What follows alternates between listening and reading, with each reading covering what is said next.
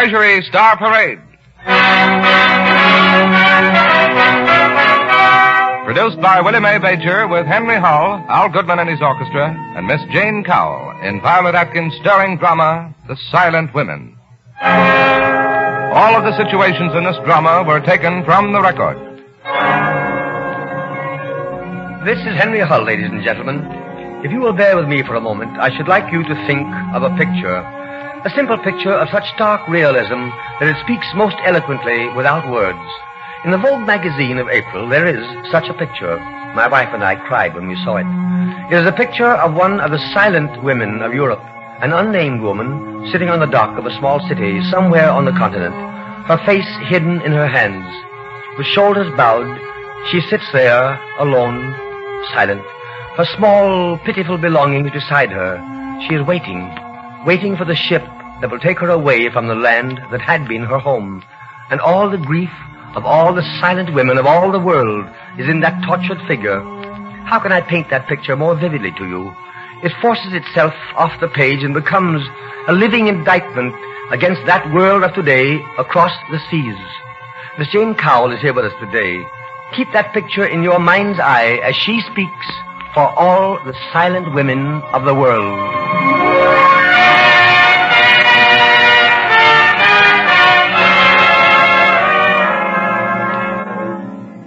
From China, Russia, Poland, Austria, France, Greece. From every land where men are dying and have died. Where children have fled like small hunted animals. From dark caves where babies are born while bombs shatter homes into rubble. The voices of the silent women cry out to be heard. Oceans separate us, but the journey of the human spirit can be swift as the movement of my hand as I turn the first page of the book in which the history of our day is being written. In blood and sweat and tears. We turn again to the picture Mr. Hull drew for you. The bowed head lifts. In that face, in the eyes sunk deep in wells of silent sorrow, the tragedy of all the women of Europe is mirrored.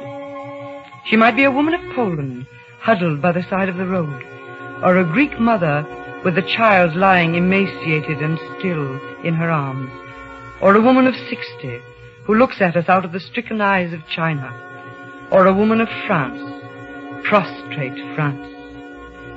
Who shall speak for these? Out of a concentration camp, one woman's husband writes, From this immense sea of sand, which is constantly swept by the simoon, this territory of inexpressible pain, I take the liberty of writing this letter. It may never reach you, but if it does, hear my cry of despair. Acute hunger, physical misery, moral degradation have not yet broken my spirit.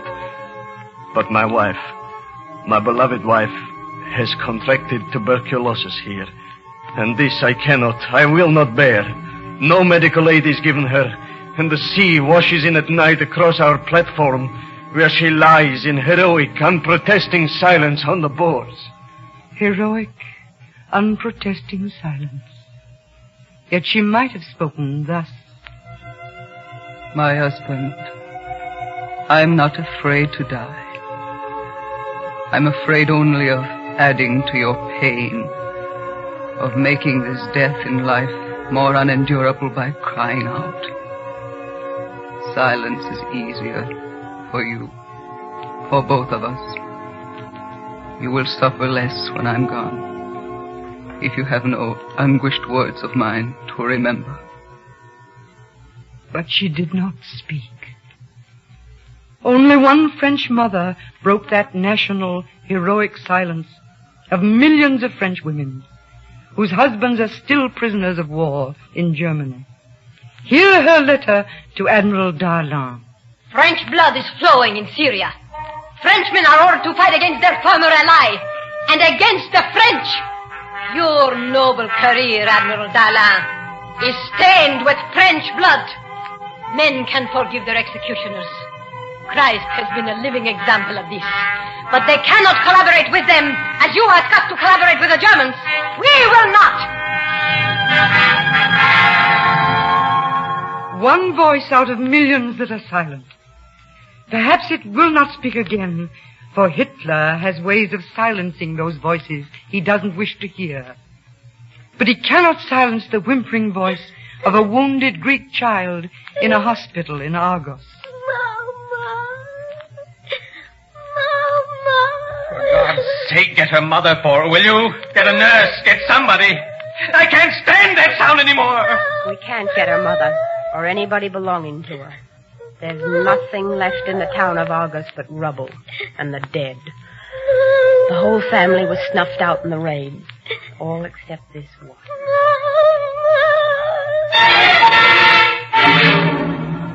Do I hear you ask, what do the women of Germany say about all this? Well, Hitler has silenced the women of Germany, too. Has even ordered them not to weep for their own dead. But a solid block of human flesh and blood, they stand shoulder to shoulder in front of the trains that take their men to Russia and useless slaughter. What would they say if they found a voice out of their despair? You will not take our men back to hell unless you go over our bodies to do it. You will not take our boys. Look at them. 16, 17, 18. With the beards still young on their faces. We know what will happen there in Russia. Perhaps the man who had his hand on the lever shut his eyes as he touched it, but he knew Hitler must be obeyed. That train must go to Russia. Did those women weep as they fell back before the remorseless engine? Did the men in the train shout warnings and pleas?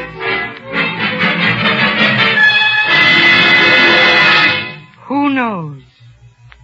The women are silent, and their men lie dead in Russia.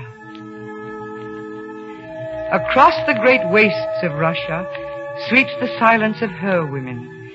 Hear the defiant silence of a young Russian girl who left high school when Hitler invaded Russia to join a band of guerrillas and become their leader.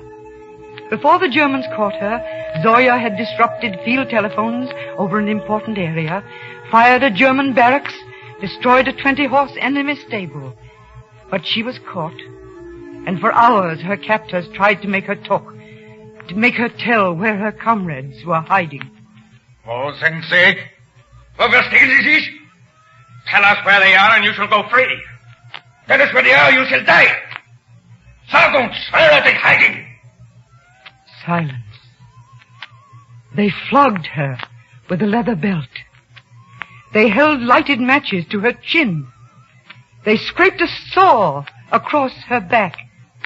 And they walked her at bayonet point, barefoot through the snow, for hours. But still she refused to speak a single word. Then they marched her off to a gallows in the village of Petrusheva.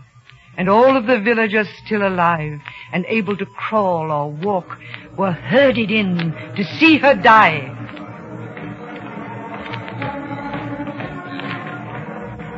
They stand Zoya on a box, put a noose around her neck. A soldier fumbles with a gag tied across her mouth. It interferes with the rope. The officer in charge is impatient. A second black uniformed officer with a camera steps up to him. He's asking permission to take pictures for the Gestapo records, no doubt. The commandant shrugs assent. The soldier finally gets the gag undone. Comrades, hear me. Do not grieve. I am happy to die. Do as I have done. Kill them. Destroy them. Burn them. You with the camera, hurry up. You hang me now.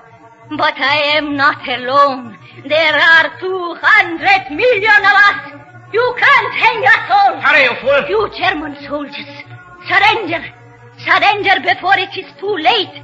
Victory will be ours. Victory!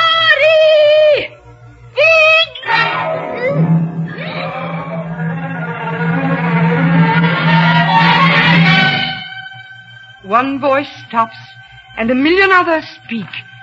One body dies, and countless others rise. One heart stops beating, and 1,000,000 go on, stronger.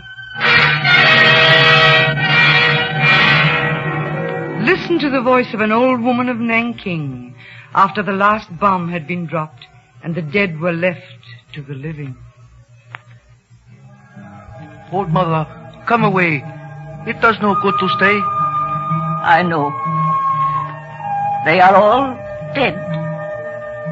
All who belong to me. My daughter there, her sons, all 3. See, this one was 8, this 10, this one 15. They will not breathe again, nor speak, nor walk, nor run. But I shall do all the things they would have done. 1,000 men shall take the place of each, and I shall teach how they must harry those who murdered these. We will live in marshes, swamps, trees, where the nightingales sang before the bombs came. And these things came to pass. 30,000 men she trained. 30,000 men came at the beckoning of a 60-year-old Chinese woman. These became her voice.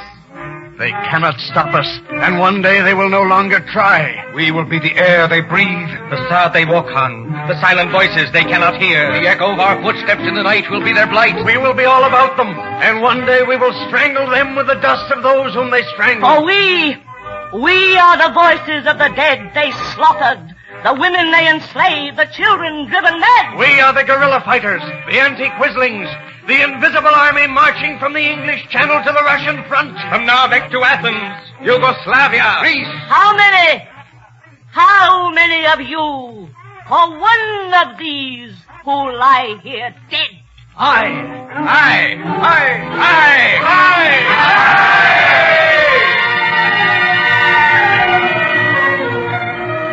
All of you silent, suffering women of Europe, in whose womb has so long rested the silence of grief, your voices shall be reborn. Yours was a good world before Hitler came. A world of men and women and children, families bound together with all the good times. The dark history of this time is but a moment which shall pass in its darkness, and light will come again.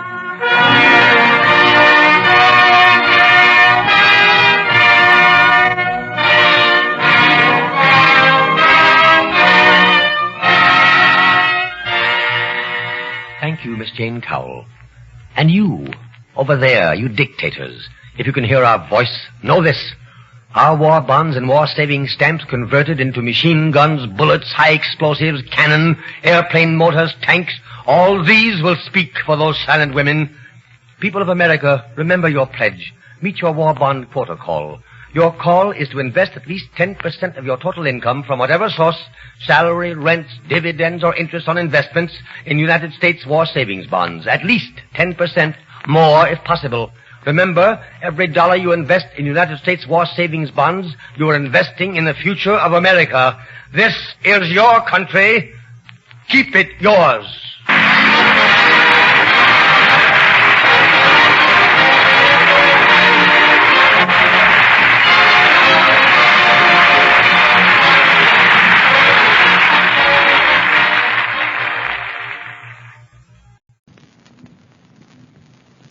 Hello, Daddy.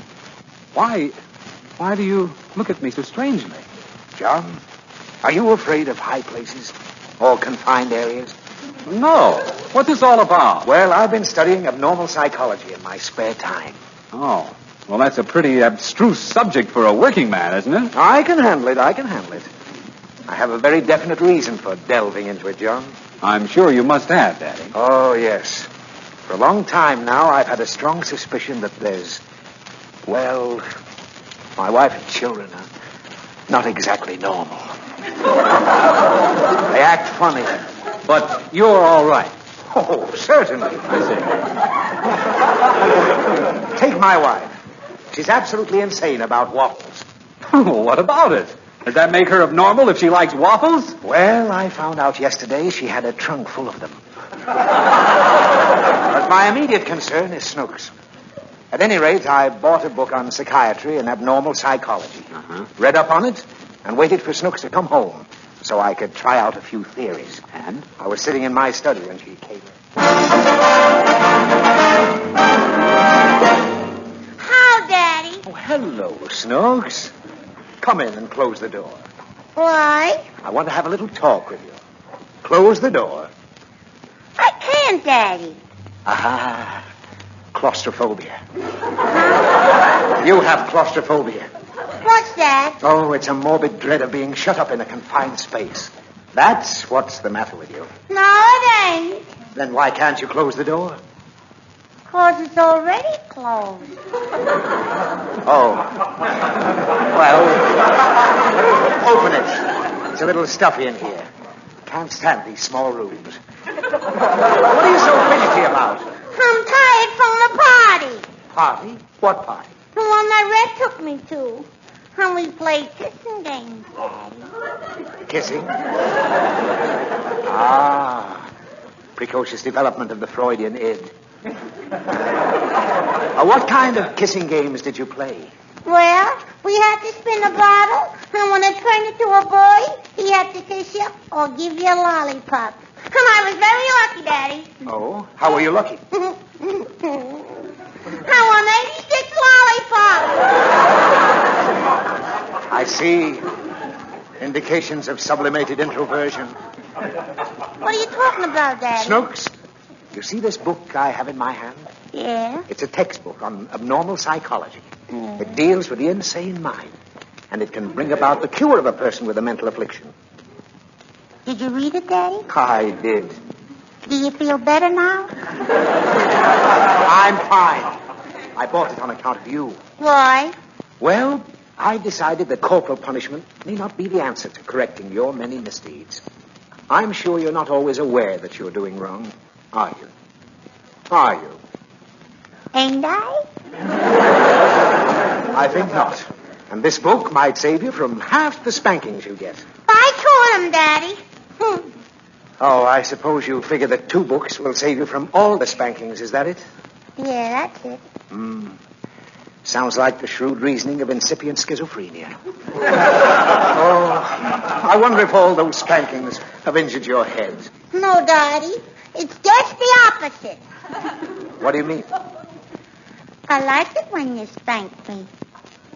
You mean you purposely do naughty things to get spanked? Uh-huh. Good heavens, this is terrible. Doesn't it hurt you when I spank you? Sure it hurts. Then why do you like it? Well, every time you spank me, I cry. Yes? And when I cry, you feel sorry for me. Well? And when you feel very sorry, you give me a dime to buy ice cream. Oh, I see. It's the ice cream you're after. No, I hate ice cream. Then why do you buy it? I don't. I buy grapes instead. Grapes? Yeah. And when I bring them home, I take them upstairs and squash them on Robespierre's nose. That's what I like. Oh, you had me worried for a minute. Snooks, I'm going to psychoanalyze you. Huh? I'll remove your repression. Do I have to take off? No. You do not have to take off your hat. I wasn't going to. Now, we'll start with a very simple test for reasoning power. Now, listen closely. I have 3 brothers, Ralph, George, and myself. That's wrong, isn't it? Uh-huh. Why? You forgot Uncle Louie. That's not the answer at all. In the first place, Uncle Louie is Mommy's brother. And in the second place, I haven't any brothers. Why did you say you had 3 brothers? It's a hypothetical question, and the brothers I spoke of are imaginary. Who put them there? Where? In a menagerie. I didn't say anything about a menagerie. I said imaginary. But let's assume that I have brothers and their names are Ralph and George. Is it right for me to say I have 3 brothers? No. Is it right for anybody to say it? Yeah.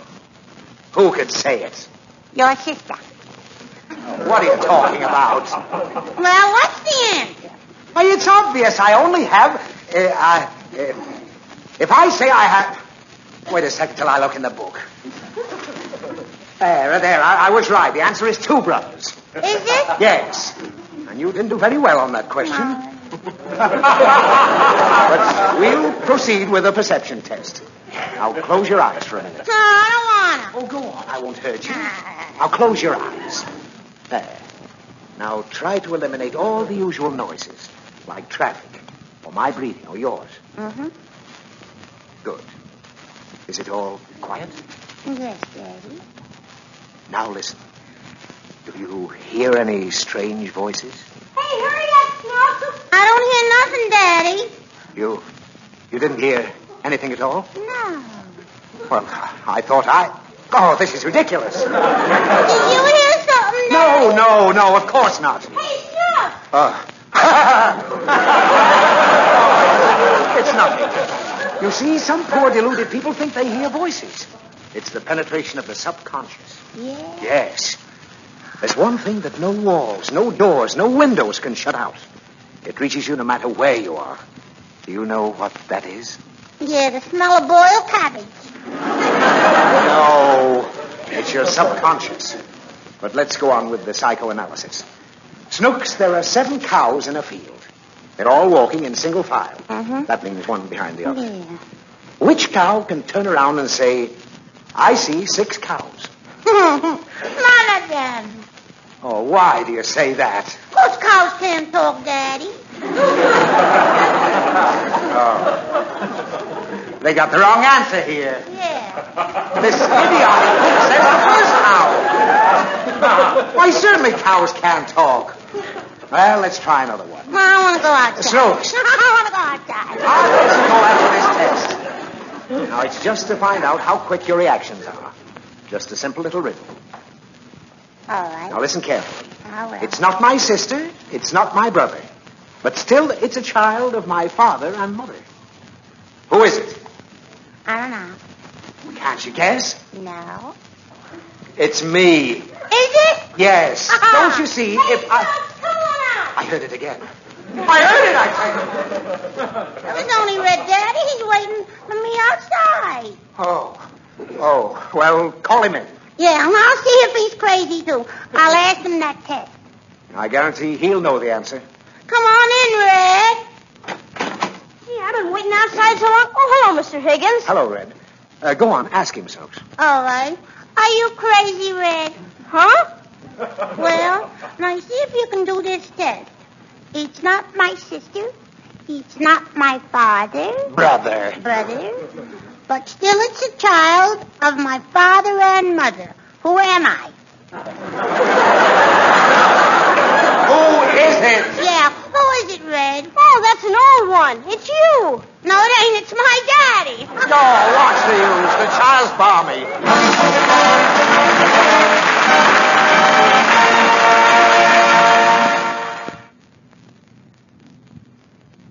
Well, Jane's 18-year-old niece Betty, who came to town to live with the Aces, has developed a crush on Marge's boyfriend, Neil Williams. At first, Marge took it laughingly, but last night when Betty came home accompanied by Neil, quite an argument ensued involving everybody. Our scene now is the following evening in the living room of the Aces' apartment. We find Jane and Mr. Ace alone. Listen. What a house, what a house. I'll never forget this day if I live to be as old as McCushla. Now, dear, you're going to have to help me figure this out. Put your paper down and listen to me. Well, what is it, Jane? I'm thankful to have a little quiet here tonight. I am, too. That's why I've got to help me figure out what's going on here. You know as well as I do what's going on. Betty's trying to steal Neil away from Marge, and Marge is mad because Well, that's just it. Who is Marge mad at? Who is Neil mad at? Who am I mad at? Eccentric. Yes, very. Beg pardon? I say the whole thing's a little too eccentric to suit me, and if you don't mind, I've got my own worries with this new job I've taken. Now you've got to help me. I'm all ready now with this pencil and paper. Ready for what? I've got to make a list of what's going on here. A list? Yes, I can't make heads or shoulders of anything. All I know is that Marge isn't speaking to Betty, Betty isn't speaking to me, I'm not speaking to Neil, Neil isn't speaking to Betty, Marge isn't speaking to Neil. Sold to the American Tobacco Company. What? I say it's 2-1. You don't know what you're talking about. I know I don't. That's why I want to get everything straightened out. Now, come on, help me. Help you what? Figure out how everybody stands and what we can do about it. Well, what we can do about it is nothing. Nothing? Oh, no, I'm going to do something. I can't just sit here twiddling my thumbs and let my only friend and my best niece get into such an argument all on account of a fancy passing. On account of a fancy passing? Yeah, that's all it is, a fancy passing. Oh, you think Betty will get over it? Oh, sure. All girls her age have fancy passings like that. Look at me. Yeah, I'm looking. I mean, look at me when I was 18. Didn't I get over Ronald Coleman? Oh, did you? Why, sure Oh, you know I did there. Didn't I marry you instead? Oh, second choice, was I? Third, there was Conrad Nagel ahead of that. Oh, third choice, was I? Well, now... Now, don't you start getting mad at me. That's all I need now. Everything around here is topsy-eve as it is. Well, all right. Come on, tell Uncle Tom all about it. Who? Go ahead. What is it? Well, now that's better. Now, let me see. First, I'll write down Marge. And then under that, all the people she's not speaking to. Who is it now? Betty. Yes, and Neil. Yes. Who else? How about you? Well, she talks to me, but only words of one cylinder, like no and maybe. Oh, and maybe. Then you're all right, and she's talking to me. She did? What'd she say?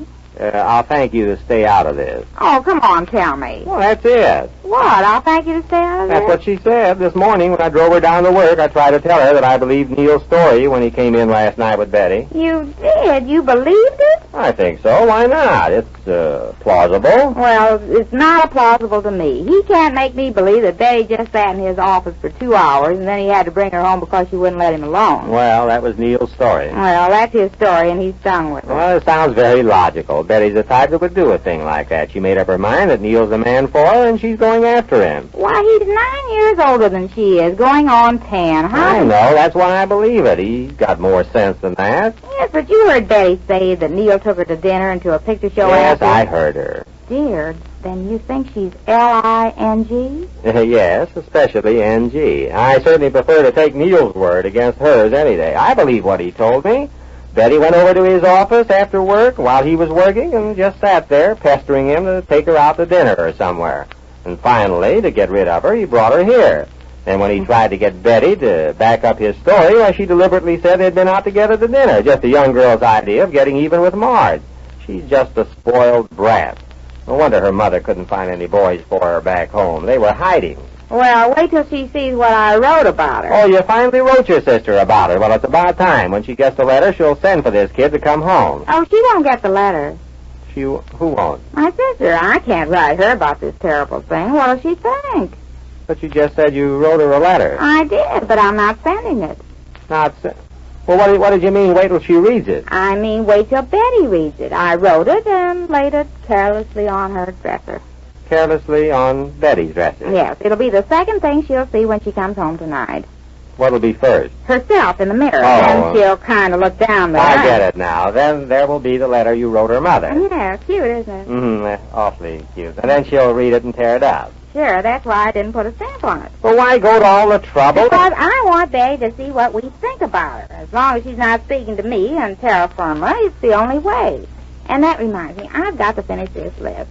Next is Neil. He certainly played hammock with everybody. I'm not speaking to him, and Marge isn't speaking to him. Are you?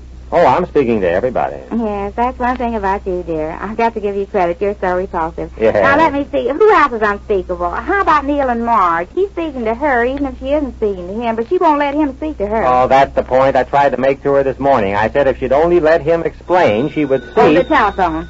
Excuse me, my dear. Oh, that's quite all right, Jane. You're welcome. Hello? You want to speak to Marge? Who is this? Hold the phone. Oh, it's Neil. Oh, he wants Marge? Yes, but what I just did, I spoke to him. So what? Tell him Marge isn't here. Oh, no. But, Jane, she isn't here. You've got to talk... Oh, give me that phone. Oh, you can talk to him. You're talking to everybody. You tell him. If you aren't... Hello, Neil. How are you? No, she isn't here. No, I'm not. She's not home. She stayed downtown this evening. Didn't even come to dinner. What stalling? Jane wasn't stalling. No, you didn't hear her talking to somebody. She was talking to me. No, I'm not giving you the runaround. Oh, who switched over to her side? I tell you... Hello? Hello? Jane, you can put me down on that list, too. All right. Under whose name? Under Neil. Under Neil. All right. Now we're getting somewhere. Yeah, now we're getting into a sort of a civil war. Well, you don't call him civil the way he just talked to you. Well, you can hardly blame Neil. He feels pretty low about the whole mess. After all, Marge is treating him rather shabbily. Yes, we have to do something. Oh, I wish somebody would come home. Who? Oh, anybody. What difference does it make as long as we're not speaking anyhow? Yeah, well, you got your wish. I wonder who it is. Well, it won't take long to find out. Oh, good evening, young lady. Hello, Uncle Abe. Been working late tonight? Working? Not me. I was stepping out again. Oh, really? Who with? Who do you think? Oh, not Neil again. Nobody else. He just brought me home. Oh, yes? Did you speak to me? Dear, tell her, oh, yes? Oh, yes? Oh, yes. And what'll Marge do about that, I wonder? Well, tell her she won't do anything about it because... I'm so sorry, Uncle Abe, but I'm so tired tonight. Do you mind if I retire? Good night. Well, there you are. If that doesn't convince you, she was out with Neil. I knew Neil was telling the truth last night. Why, that little flivver. Flivver? Yes, imagine telling a lie like that. I ought to go in there and... Oh, no, I won't. Now, just wait till she reads the letter I wrote her mother. That'll be worse than a spanking. I bet. Well, it will. You just wait and see. Wait till she comes to that part where I said she ought to be ashamed of herself. Jane, you didn't say that. Yes, I did. Oh, but Jane, after all... Well, I couldn't help it. I was mad. I believe when you have to say a spade, you say a spade. I double. What? Here comes the next person you're not talking to. Oh, do you think it's Marge? She speaks to me, but only... I know, only words of one cylinder. I'll go see Jane. Now, don't tell her what Betty said about being out with Neil. Why not? That'll convince her that Neil hasn't been seeing... Well, look who's here. Hello, Uncle Abe. Hello there, young man. Cokie, is that Cokie? In the flush. Come in. Cokie. Hello, Mother. Well, of all people, how are you, Cokie? Fine, Mother. How are you? Just fine. Well, if you're not a sight, well, so are I. Gee, I'm glad to see you. I thought you'd be glad to see this overcoat. Yeah, I was just looking at that. See the belt back there? Yeah, quite a garment. Did you get a baseball bat with it? No, I didn't. I asked the man about it. Oh, you did ask him, though. Yeah, but he said they don't give him anything anymore, especially when you buy them on time. Oh, you bought it on time? Only $2, and I haven't missed one payment till tomorrow. Till tomorrow? What happens to... Well, you see, I don't get paid till Saturday, and I won't have the money. Get paid? Where are you working? Oh, didn't you know I was working? No. Cokie, where? I'm a bouncer in a dance hall. A bouncer in a dance hall? A bouncer? Isn't that... What's that? Oh, sort of like a policeman. You know, kind of walk around and see that everybody behaves themselves. A bouncer? Why, Cokie. Yeah. Well, how is the bouncing business these days? Oh, fine. I bounced 4 fellas last week. 4. Isn't that cute, Cokie working? Yes, as a bouncer. That's so sweet. Yeah. And you see, I don't get paid till Saturday, and tomorrow I have to pay $2 on this coat, and I'd like to borrow $2 till payday. Oh, I see. Well, I think that can be arranged if you're going to be sure to pay it back. Oh, sure. What does he want there, $2? Yeah, and you understand, Cokie, that I want to be sure to get this back. You know, things haven't been going so well with us lately. Yeah, I saw Neil. He told me you lost all your money. Yes, we did, Cokie. Gee, that's too bad, old-timer. Yeah, well, thanks, my friend. Here you are, $2. Thanks. I'll sure pay you this back the first thing Saturday morning. Jane, I took the trouble of sealing this letter and putting a stamp on for you. What? I found this letter lying on my dresser. I read it before I knew it wasn't meant for me. I sealed it for you and put a stamp on it. Do you want me to mail it? Mail it? Oh, you've got it all wrong, Betty. You're not supposed... Betty, we have a visitor here. I don't think you should discuss this in front of him. Who's he? He's Cokie. I'm not asking for a criticism. I'm asking for an introduction. Oh, Betty, this is Cokie. This is Jane's niece, Betty Taylor. Oh, boy. But who is he? He's our son, if you want to know. Well, we sort of halfway adopted him about a year or so ago. He was in an orphanage, but he's on his own now and doing quite well. Pleased to meet your acquaintance. How do you do? Well, good night. I just thought I'd remind you of the letter, Aunt Jane. But, Betty, I thought you'd read it and then you'd... Oh. Well, there goes your little plan, Jane. She isn't the most obsolete child I ever saw. Gee, she's beautiful. What? She's beautiful. You think she's... Cokie, I've got an idea, dear. Oh, no, now that won't work, and there's no... You saw the way she passed him by just now. Yes, but look at Cokie. It's love at first light. at first sight. Yes, it certainly is. Well, it looks as if Cokie is going to have to step in and bring peace back to the Ace household and Marge and Neil. But just how Jane's plan works, we learn when next we meet the Easy Aces.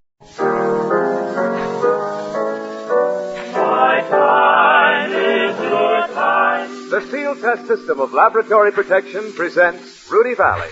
Your time is my time. With John Barrymore, Joan Davis, the Seal Test sportsman, and our special guest, Stu Irwin. There's no time like our time, and no one like. Hi-ho, everybody. This is Rudy Vallee welcoming you to another Seal Test program. With the hearty approval of the composer, we have written new words to Rudolph Frimmel's stirring melody, Song of the Vagabond. Words that we know will find an echo in all your hearts. Gentlemen, a toast to victory. Sons of conquered nations who for tribulations we have come to set you free. We are all behind you, break the chains that bind you, and fight on to victory. Onward, onward, on to meet the foe. Forward, forward, let all dictators know. Till your wrongs are righted, we are all united in the cause of liberty. You tyrants of Tokyo, you foul dictators of Germany, creators of misery. Take care, we're marching to let you know you can't deprive us of liberty, of freedom and liberty. Till the right return to rule the world once more. We will fight a total war. Sons of conquered nations, through what tribulations we have come to set you free. We are all behind you, break the chains that bind you, and fight on to victory. Onward, onward, on to meet the foe. Forward, forward, let all dictators know. Till your wrongs are righted, we are all united in the cause of liberty.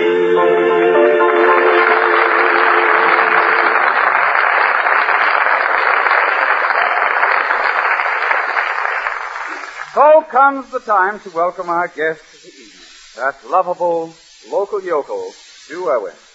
What's new, Stu? Thanks, Rudy. Thanks? Thanks for what? For not being like everyone else. You know, every time I go on a radio program, some half-wit greets me with, "What's cooking, Stu?"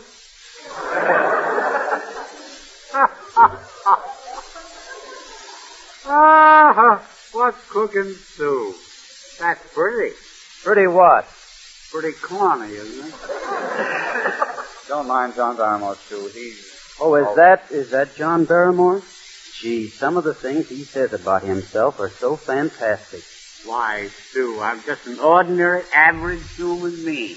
See what I mean? Fantastic.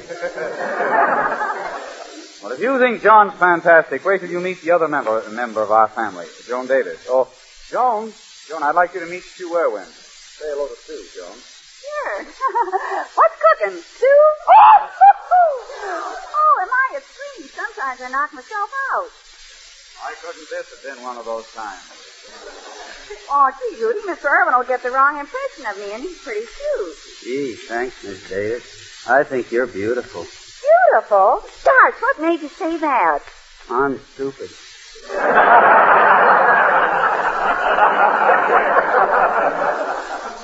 Stop this hectic lovemaking.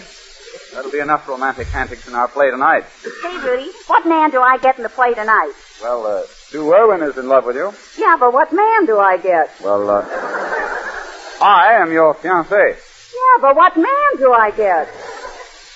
That only leaves me. And this is ridiculous. I agree with you, so let's get started. John, you own an investment company, and Joan and I work for you, and we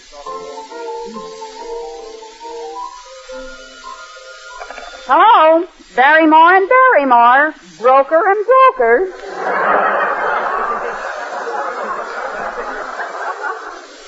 pardon me. I was in your office yesterday and invested all my money. And there's one little thing I'd like to know. Why, certainly, mister. What is it? Is the man who owns this company John Barrymore? Yes? That's the third one today. Oh, well. Morning, Miss Davis. Any messages for me? Yes, some fella called and left a message about anaconda.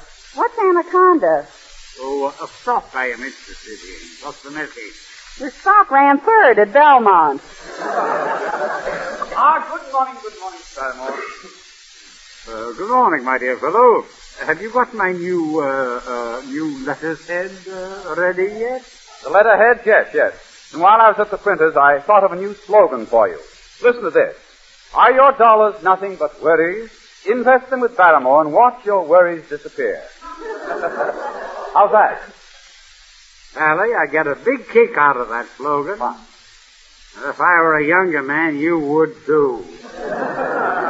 Oh, well, if anyone wants me, I'll be in the office. Oh, Rudy. Yes, Joni Woney. Don't you sometimes think our boss, Mr. Barrymore, is a little shady-wady? Maybe. A lot of people try to throw him in the clinky-winky. Well, anyhow, I don't care. Give me a kiss, will you, Rudy? Joan, we've been engaged for 12 years, and you must know by now that I refuse to kiss you in Mr. Barrymore's time. Wait till I punch the time clock.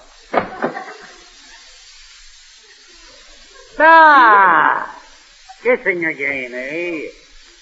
Isn't there any other way I can stop you two from kissing each other all the time? But, Mr. Barrymore, we're going to be married. That'll stop it.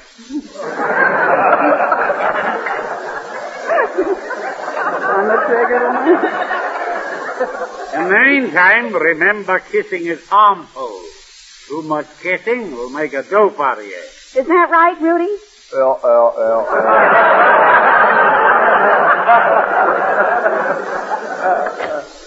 Excuse me, but is this the Barrymore Investment Company?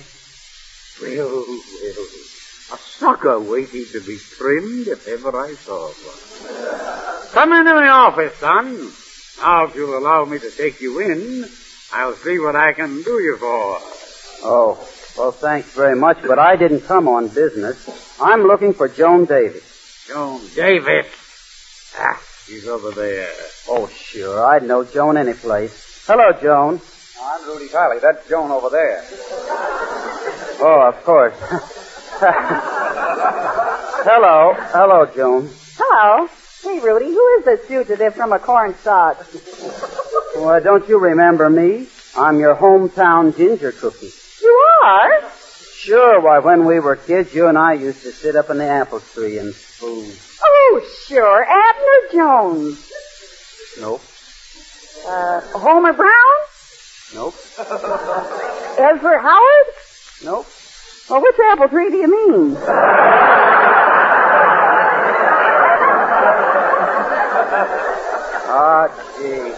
Gee, you promised to marry me, and now you don't even know who I am. Well, you gotta give me a clue.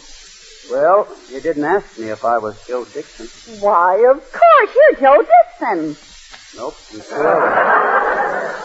Oh, Sue Irvin, now I remember you. You're the one who used to carry my books home from school. No, you used to carry me home from school. Anyhow, I've come into some money, and now I'm here to keep my promise and marry you. Marry me? But I'm engaged to Rudy Vallee, and I love Rudy Vallee. How much money did you come into? Wait a minute. What's going on here? Is this Ruth bothering you? No, she's being very nice. I just asked her to marry me. You? She's going to marry me.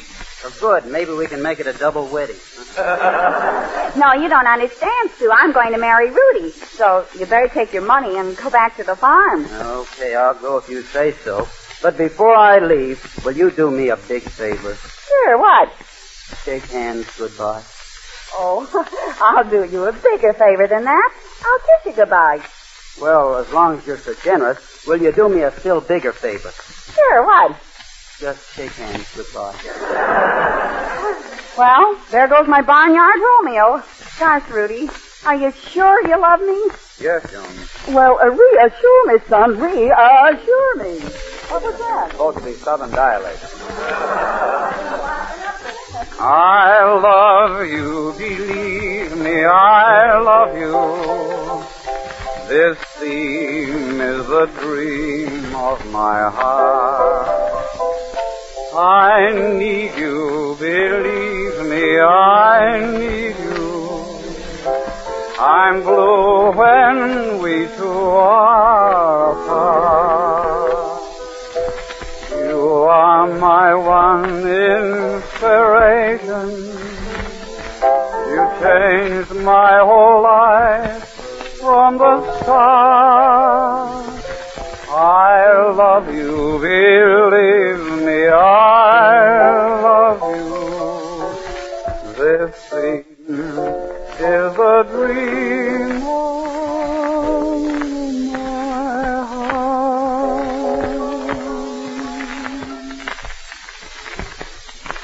Pardon me, I'd like to talk to someone about an investment. My dear Jack, fate has guided you to our doorstep. Yeah, this month's Barrymore special is a nice 4-track subway.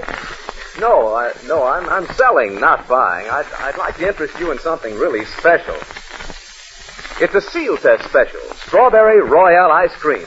Now wait till you see this seal test flavor for May. Cool, luscious vanilla ice cream made smooth and tempting with lots of golden seal test cream and other fine ingredients. And blended all through the ice cream, you'll find ribbons of juicy red ripe strawberries crushed in their own delicious juices. And there's an investment in taste thrills that'll bring you a rich return. And when you're at your nearby seal test ice cream dealer, order the new radio fountain special. It's called Strawberry Royale Whip. I wish Rudy Vallee were here. As an old soda fountain man, he could really mix it. By a strange coincidence, I am here. And suppose I do mix up the Strawberry Royale Whip while you describe it. Right, Rudy. Well, first you pour 4 ounces of cold milk and 1.5 ounces of pineapple syrup into the container. Then add 1 dipper of Strawberry Royale ice cream and place in an electric mixer. Now mix until the outside of the container is thoroughly frosted. Pour into chilled soda glass. Add a 2nd dipper of Seal Test Strawberry Royale ice cream. Looks so good, I think I'll drink this one myself. Well, go right ahead, Rudy. And you listeners can order your Strawberry Royale Whip at the nearest Seal Test fountain. And, of course, you can get Strawberry Royale ice cream at any Seal Test dealers in the famous red, white, and gray pint package or in bulk.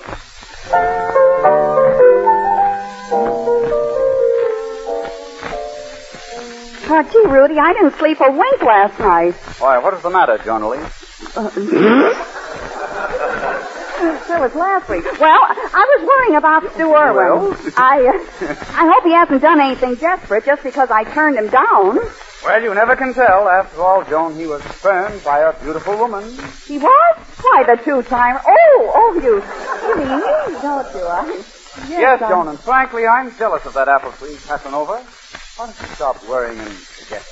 Rudy, dear, I'll make a deal with you. You promise never to look at another woman, and I'll promise the same. The same? You mean you'll never look at another man? No, that feels off. A joke, Double. Joan, I guess I love you more than me. You me more than I you? No, I love you more than you me. Oh, I see. I-O-U-C-O-D. What are we talking about? Well, when we became engaged, let's go with that one again, could we? You want? I've got no place to go. What? Let's do it again. All right, now let's do it. Why don't you stop worrying and forget it? Where is that at? Rudy, dear, I'll make it.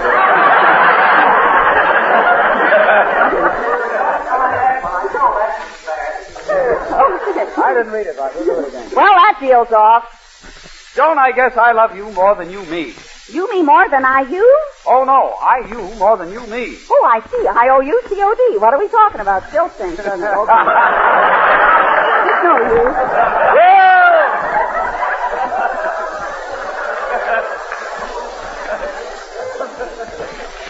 Well, when we became engaged... it really will come COD then.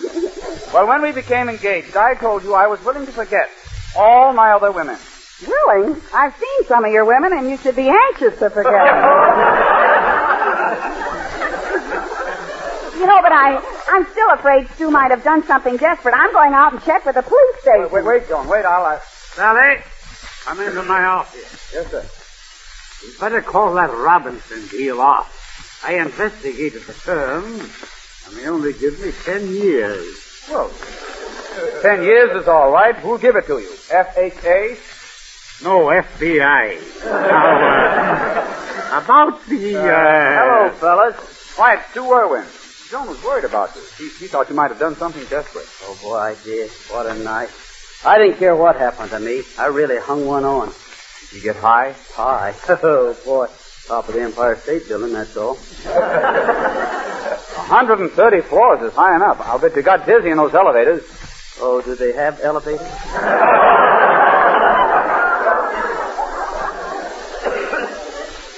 You walked up? Yeah, but I didn't mind. Of course, when I got up there, they wouldn't let me in, so I had to go downstairs again and buy a ticket. Twice up the Empire State Building. I'll bet I couldn't do it once. What a gambler.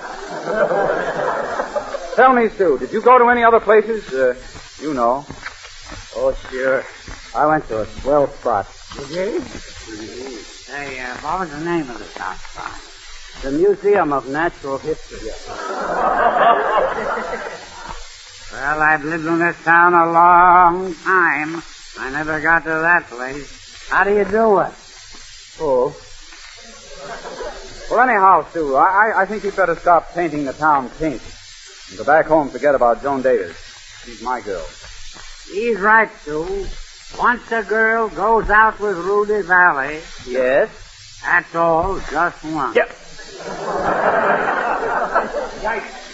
Get wise to yourself, Stu. You country boys don't stand a chance with us big town fellas when it comes to women. Oh, no? Well, women like us country boys better than you big town fellas. I say they like us big town fellas. I say they like us country boys.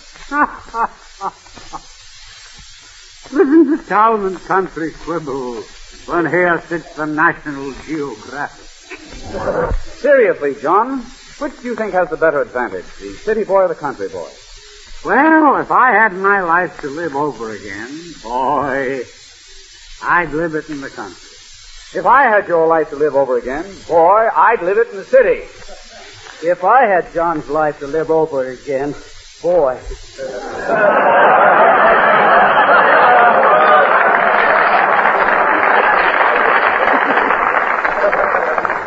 Listen, Irwin, city boy or country boy, I'm warning you for the last time. Stay away from Joan Davis. Oh, yeah? Yeah. If you're not out of town by 6 o'clock tonight, You'll what? I'll help you find a good cheap hotel room. Gee, what should it do, Mr. Barrymore? Fight for Joan or forget her? Stu, there's an old adage which says, a beautiful woman is worth fighting for. Then I'll fight for Joan. What, and spoil the old adage?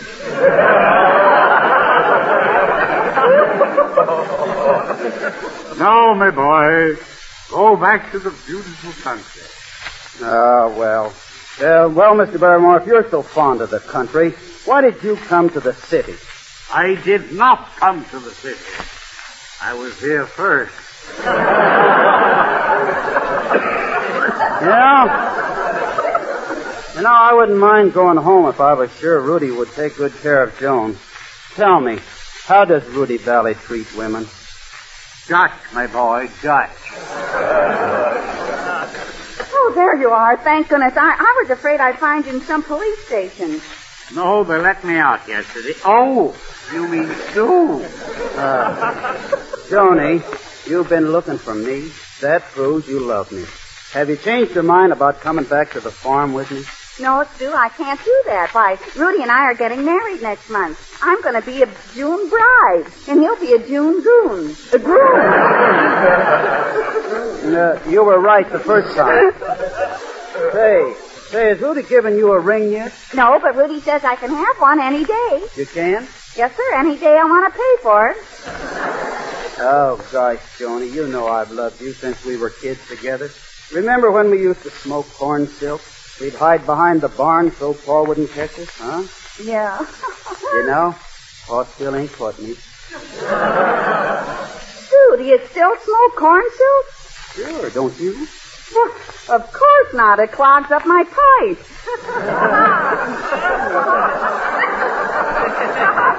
You know, Joan, everybody on the farm misses you. Remember that setting hen that used to cluck at you when you gathered the eggs? Oh, you mean the one with the peppers down over one eye? Yeah, that's her, Veronica. Oh, sure. Does she still cluck as loud as ever? You ain't heard a peep out of her since you left. Even Pa says, when you left, we lost one of our biggest clucks.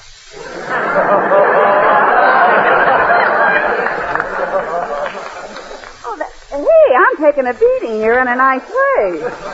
You know, you better forget me, Stu. You think more of the chickens and cows than you do of me. Now, that ain't so. Why, you're prettier than any cow I got. Except maybe 12-quart Bessie. And the only reason I say that is because she's got prettier hair than you have. You know those jerseys. Oh, shut up, will you? I guess I ain't much for fancy talk, but at least I ain't a wolf like Rudy Vallee. No, you're a lamb, Stu. Well, I'll bet that Rudy Vallee even holds your hand. I am not that kind of a girl. I'll bet he puts his arms around you. I am not that kind of a girl. I'll bet he hugs you and kisses you. Now, that's the kind of a girl I am. Oh, doggone it, Joan, you've got me to the point where I don't care what happens to me. You know what I'm going to do? What? I'm going to start inhaling that corn silk. No. Yeah. Oh. You still here? Listen, you hackney hick. I thought I told you to go back to the country and leave Joan alone. I may be a hick, but I can also be a dude. You, a dude? Yes, sir. Wait a minute, I've lost my place. Let's start over again. Sure. Back on the farm, I may rough it, but here in the city, I dude it. You know, I ought to thrash you for trying to steal my girl. It's a lucky thing for you that you're smaller than I am. But I'm not smaller than you. Well, it's a lucky thing for you I think you are. You fellas are fighting over me like I was something precious, like a queen, or a princess, or a retread.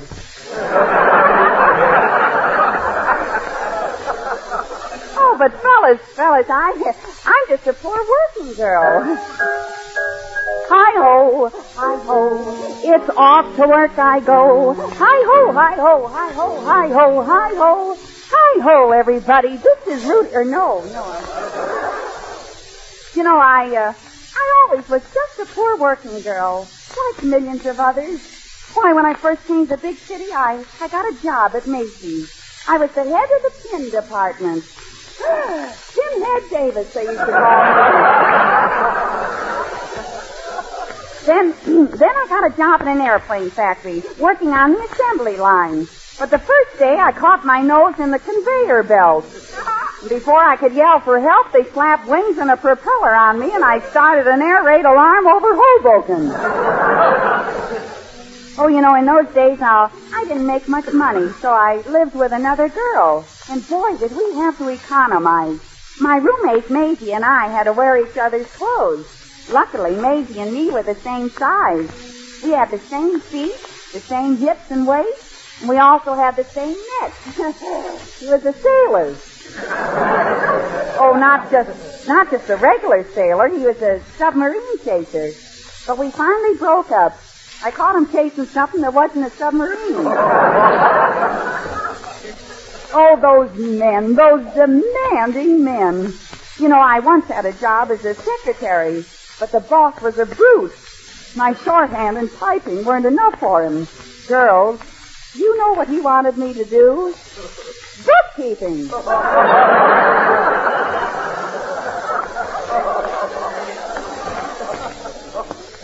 Oh, believe me, we working girls have our problems. Now, you take the subway. Fellas are always trying to get fresh with girls on the subways. Gee, I must be crazy. I take the bus.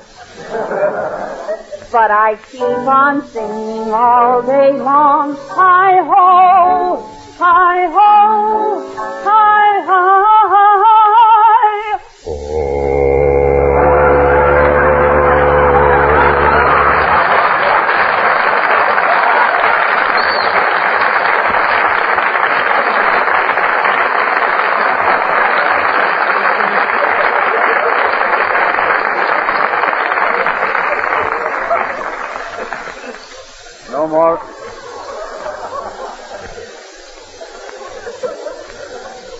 No more radishes for you, Jones.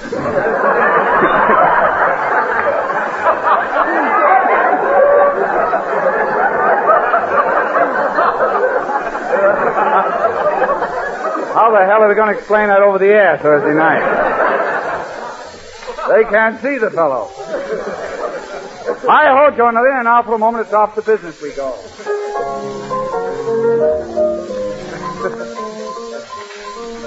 And during that minute, let's have a brief pause for seal test identification.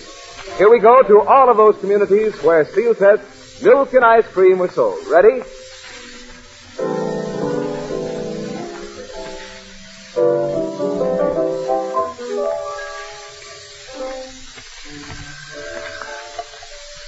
Hello, John Barrymore Investment Company. No, Mr. Barrymore is over at the stock exchange right now.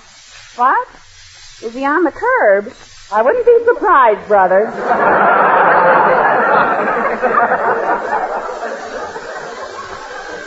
Hello, Barrymore Investment Company. Just a moment. Telephone for you, Rudy. Hello, what? Can I tell you a good, safe investment? Bet your life I can. The best possible investment today is United States war bonds and stamps. Think your last penny in them, mister, because freedom is one stock that doesn't fluctuate in value. And Uncle Sam will never sell you short. Remember, the more Jeeps, the less Japs. The more guns, the less Huns. Let's buy bonds and give those jerks the worst.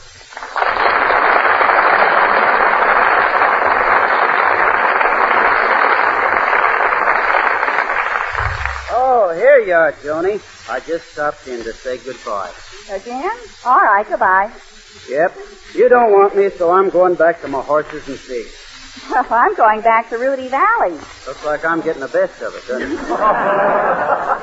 See here, Irwin, one more crack like that and I'll hit you so hard I'll close both your eyes. You do, and I'll hit you so hard I'll open yours. Well, I guess I better say goodbye to Mr. Barrymore, too. I'll just stick my head in his office. Goodbye, Mr. Barrymore. I'm going back to the country like you told me to. I'm glad you took my advice, Tom. Yep, I'm leaving just as soon as the bank sends over my $10,000. Yes, I'd leave town right away. A minute. Did you say 10,000? Yep, that's all I brought to the city with me. That's right in before you close the door. And you'd better lock it and give me the key. Now you say you have $10,000. Yep, I kind of hoped I might invest it. Have a chair. Have a cigar. Have it in cash. Yeah, and believe me, I don't know what to do with it. I do. Why don't you put your money in some good mineral stock, like Boston copper, or Bronx magnesium, or better still, Barrymore gypsum.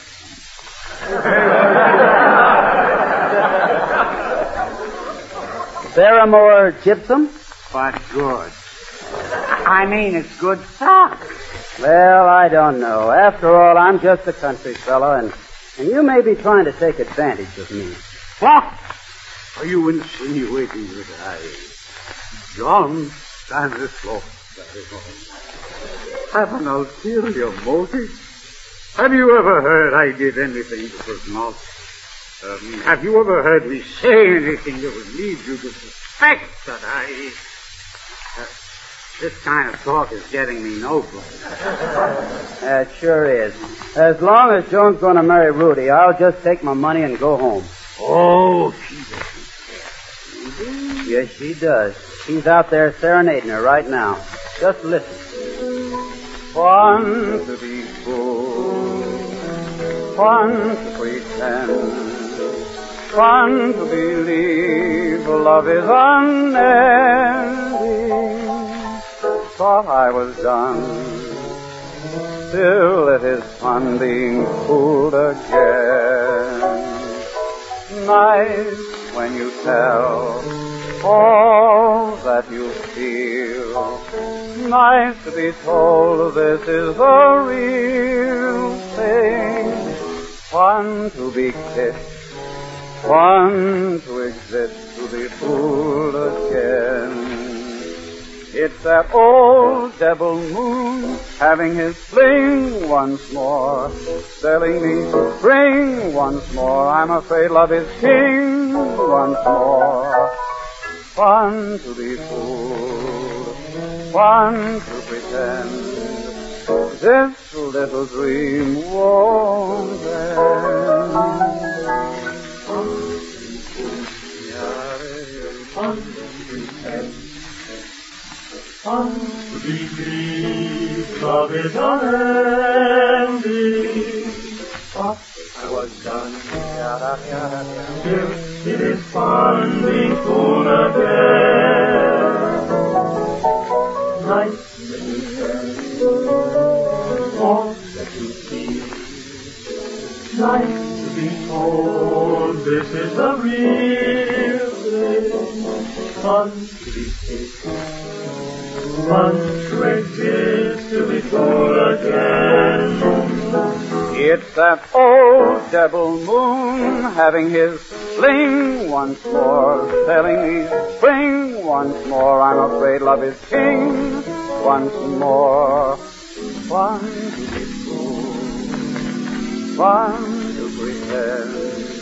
This little dream won't end.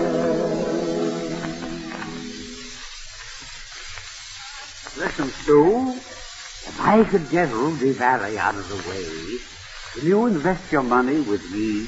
I sure will. Wait here. Oh, John, may I see you a moment? Sure, what is it, Miss Barrymore? Some bad news just came in on ticketing. Rudy Vallee has been wiped out in the stock market. He hasn't a penny left. You mean Rudy is flat? You just heard him sing, didn't you? Yes, my dear. He is broke, and so now you can't marry him. Oh, I don't mind if he's broke. You see, I've saved up $20,000 of my own. You have? Joe, I never noticed how beautiful you are before. Mr. Barrymore, don't look at me like that. Your eyes, they fascinate me. The old master still has turned on the old jaw. Don't forget these young whippersnappers. We could be very happy together. Ah, what life so long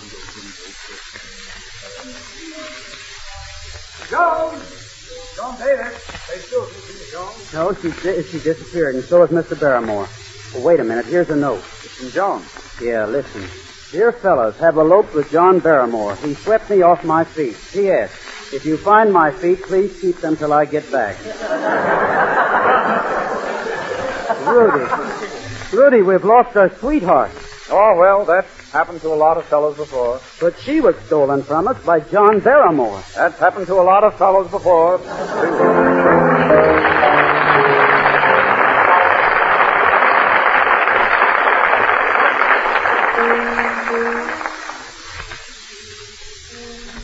Lest we forget our heroes of another war who gave their lives in the poppy fields of France. Saturday, May 23rd, has been designated as Poppy Day by the American Legion Auxiliary. Millions of these little red memorial flowers have been made up by disabled veterans. The money you contribute for them will aid the disabled men and needy families of both wars. So buy a poppy and wear it. As a remembrance of past sacrifices and as an inspiration for the sacrifices which lie ahead of us in our present struggle to preserve our freedom. On every mountainside, let's freedom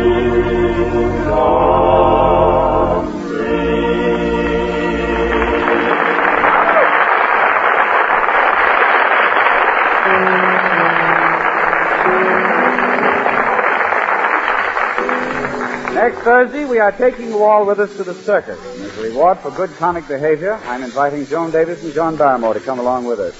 There'll be plenty of surprise guests on hand, so plan to be with us for an hilarious time under the big top. Until next Thursday, then, this is your ringmaster, Rudy Vallee, saying au revoir. Good night.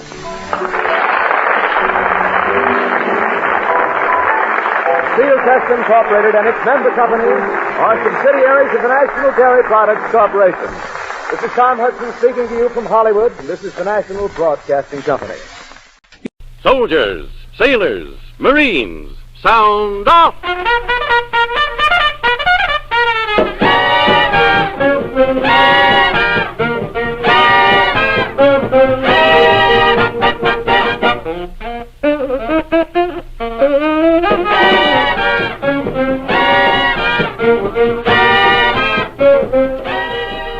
Well, hello, men, and hiya, gang. Here's something that'll hand you a bang. This is old Hepcat Harry Von Zell marching up to sound off with the 4 fine tunes you selected to hear by vote and ballot.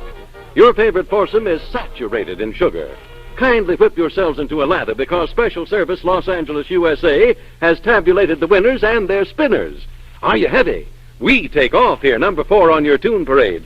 A favorite with the Merchant Marine, this ditty rolls under the banner of Old Black Magic. And it's Kay Kaiser's Kids on the Skids.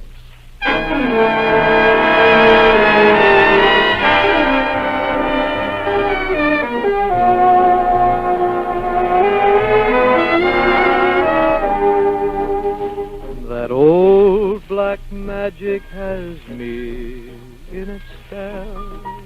That old black magic that you weave so well. Those icy fingers up and down my spine. The same old witchcraft when your eyes meet mine. The same old tingle that I feel inside. And then that elevator starts its ride. And down I go, round and round I go, like a leaf that's caught in the tide. I should stay away, but what can I do? I hear your name, and I'm aflame with such a burning desire. That only your kiss can put out the fire. For you're the lover I have waited for, the mate that fate had me created for. And every time your lips meet mine, darling, down and down I go, round and round I go, in a spin, loving the spin I'm in, under that old black magic called love.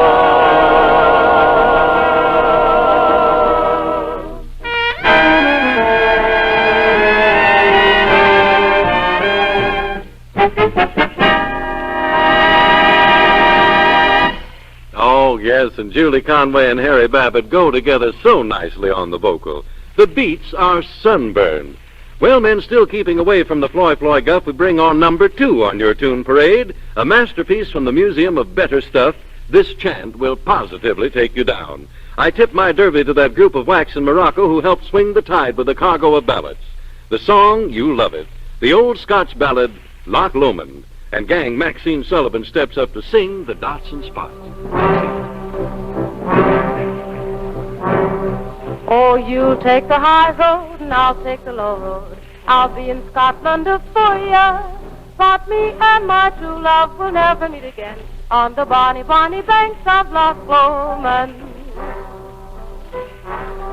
By yon bonny bank and by yon bonny brae, where the sun shines bright on Loch Lomond, where me and my true love were ever wont to gaze, on the bonny, bonny banks of Loch Lomond. Oh, you take the high road and I'll take the low road. I'll be in Scotland for ya. But me and my true love will never meet again on the bonny, bonny banks of Loch Lomond.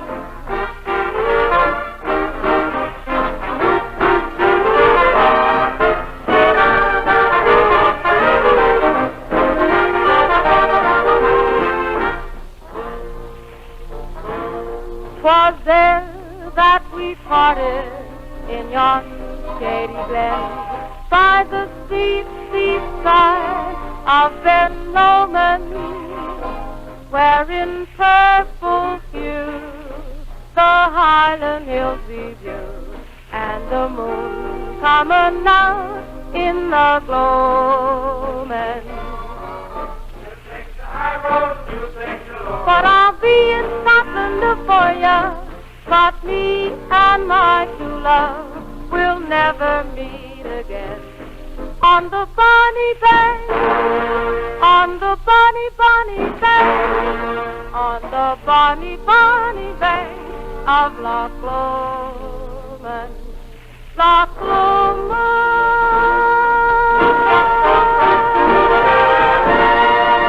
Yeah, Maxine, you take the high road and I'll take a short one, bartender. Oh, listen to me, men, I'm sharp today. Put on your glad rags and check your dog tags. Attention, men, this thing won't bend. Here comes your sound-off special for this Nocturne and Jam. A classic from the archives of Barrel House Sweetmeats. Cab Calloway has only one question to ask you cats. Are you hip to jive? Are you feeling it, Mr. Calloway? Yes, yes, yes. Are you full of pep? Yes, yes, yes. Are you happy, happy? Yes, yes, yes. Are you full of stepper? What do you know, Gates? Are you in the know or are you a solid bringer down? Listen here, Jack. Take it slow and you can learn just what I mean. Are you hep to the jive? Yes, yes. Are you hep to the jive? Yes, yes. Are you hep, are you hep, are you keeping it step, are you hep to the jive? Do you lace your boots high? Are you fly or you fly? Do you dig, do you dig, do you swing on the gigs? Are you hep to the jive? Do you get in the groove? Does the beat make you move? Do you send yourself jack and then fiddly on back again? Know that it's smooth. Oh, are you hep to the jive? Are you hep to the jive? Are you hep, are you hep, are you keeping it step? Are you hep to the jive?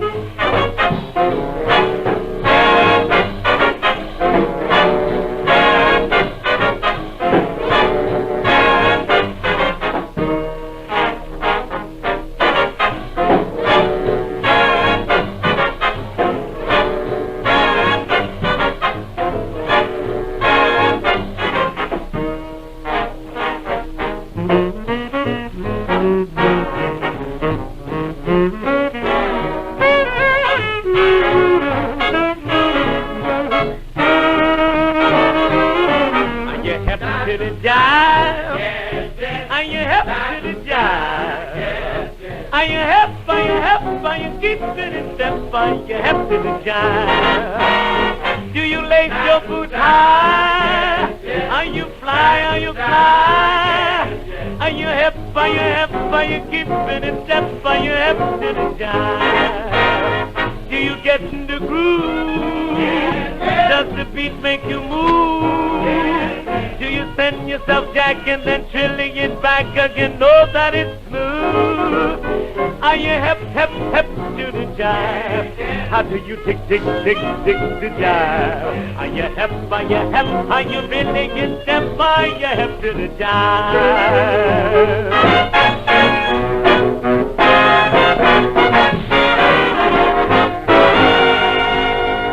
Now that little overture is strictly out of this Cosmo.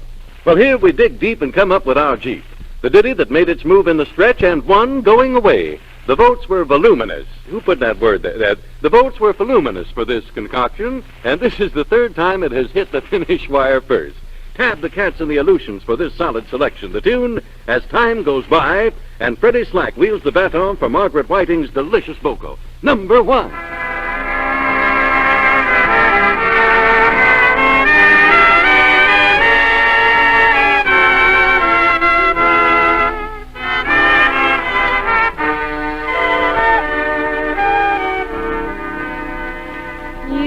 must remember this. A kiss is just a kiss. A sigh is just a sigh. The fundamental things apply as time goes by. And when two lovers woo, they still say, I love you. I'm glad you can rely.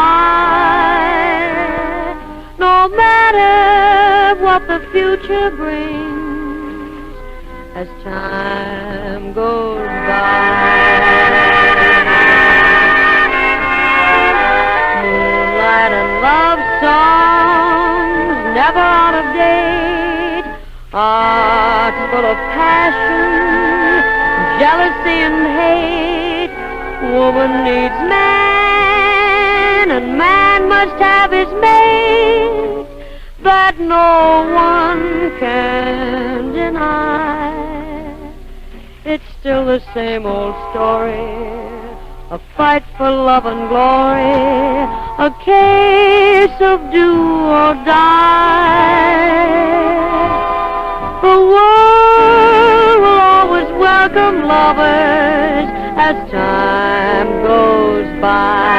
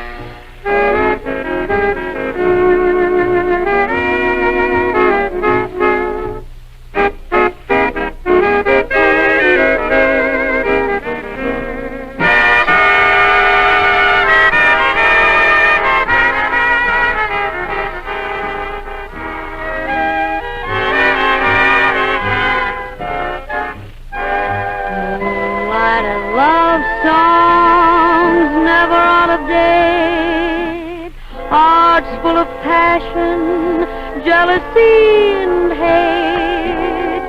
Woman needs man, and man must have his mate. That no one can deny. It's still the same old story, a fight for love and glory, a case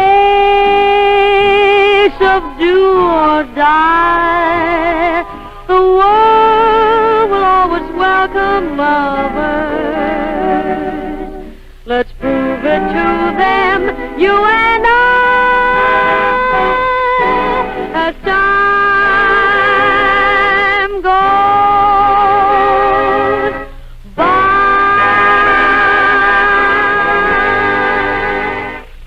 The fire is out, gang. You've heard your favorite four on this sound off, so why not get busy as beavers and scratch up some more stuff for another Gut Bucket get-together? The process is simple. Just pick out the song you like best and get all the votes you can for it. Maybe you'll snag the blue ribbon. Send all ballots and votes to Special Service, Los Angeles, USA. That's Special Service, Los Angeles, USA. Good luck and good picking. This is old Hepcat Harry Von Zell reminding you that Sound Off is presented for you fighting men of the United Nations by the Special Service Division of the War Department of the United States of America.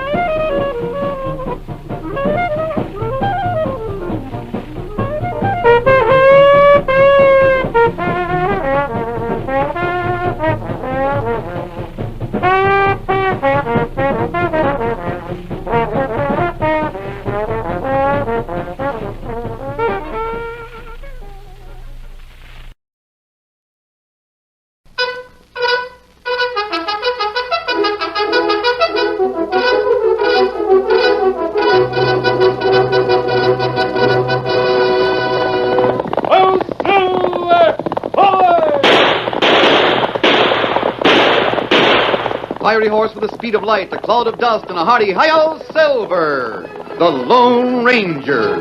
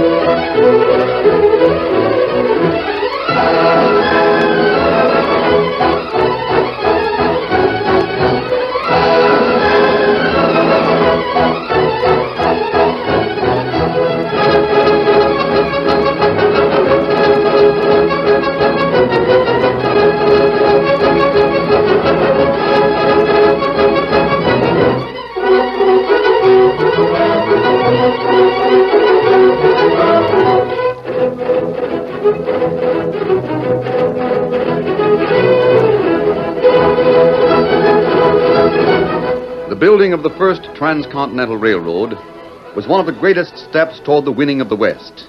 The railroad was of prime importance to the future of the country, but powerful forces, cattlemen, stagecoach lines, and steamship companies opposed it. Outlaw opposition sprang up, and the Lone Ranger was commissioned by the President to lead the fight against the enemies of progress. Return with us now to those thrilling days of yesteryear. From out of the past come the thundering hoofbeats of the great horse Silver. The Lone Ranger rides again. Come on, Silver! We've got to find Tonto! I'll Silver! Away!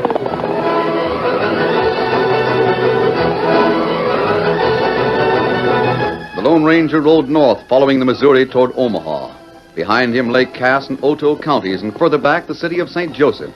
He had traveled far since dawn, hoping to reach the end of his trip by sunset. Ahead of him, he could see the woods where Tonto should be waiting. And then he saw a girl on horseback, a slender girl who broke from the shelter of the trees and raced toward him with a speed that spoke of desperation. Silver, that looks like Joan Barkley. Come on, boy! It was Joan Barkley, the girl who had aided the masked man many times, the girl from Washington who had been stationed in Omaha by the President. Wait! Rein up! I've got to speak to you! Whoa, Silver, steady, Silver. Whoa, boy, whoa. Why are you on this side of the woods? Why aren't you in Omaha? Wait.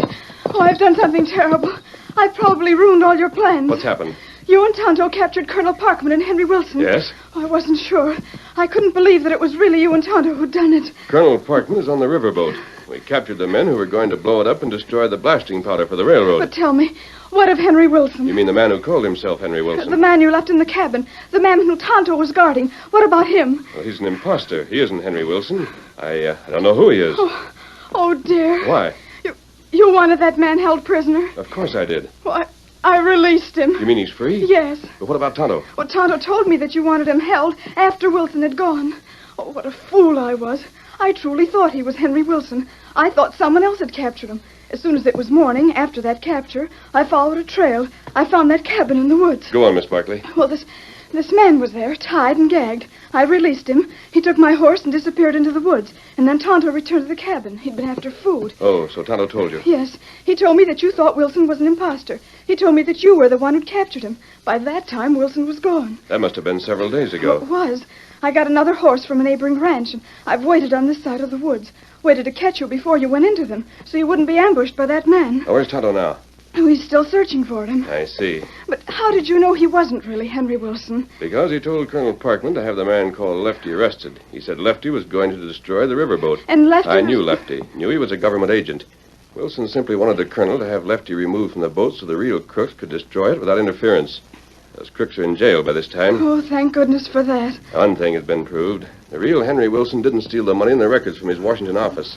This other man did it. He's using those records and letters to fight every effort to build the railroad. Oh, he must be found. You must get back to the city. And go close to the river and follow it north. Then you won't have to go through the woods. And you? I'm going to find Tonto. You leave a blaze trail from the cabin so I can reach him. But the imposter is somewhere in the woods. I'll be on guard. He knows you're aware of what he's doing. He'll kill you if you can. Oh, be careful, Lone Ranger.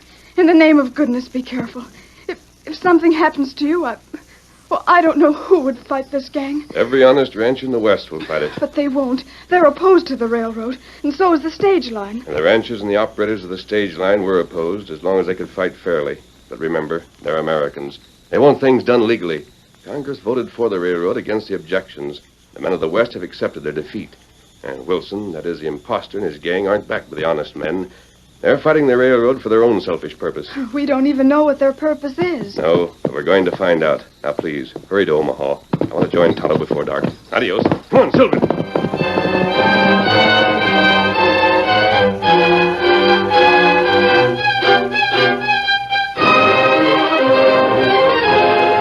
The Lone Ranger traveled on after leaving Miss Barkley.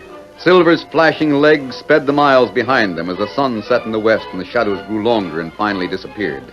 After the sun had set, they came to a thick woods bordering the river. In the gloom, the ranger's sharp eyes caught a white blaze on a tree trunk. A slight pressure of the Lone Ranger's knee and the white stallion turned away from the river, traveling swiftly but surely through the heavy underbrush. A little later, he saw a gleam flickering ahead. It was Tonto, his friend and faithful companion. But Tonto, you built a fire here. That's right.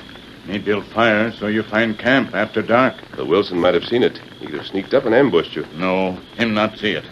Him go west from woods. Tonto follow trail. Oh? Him ride trail west from here. Now you back, we follow him. Kimosabe, it might be a good thing that he escaped. Huh? Maybe he'll lead us to more of his gang. Maybe we can find out what happened to the real Henry Wilson. You ride long way. You plenty tired. Silver needs rest before we go on. We'll stay here till daybreak. Then we'll see why Henry Wilson headed west.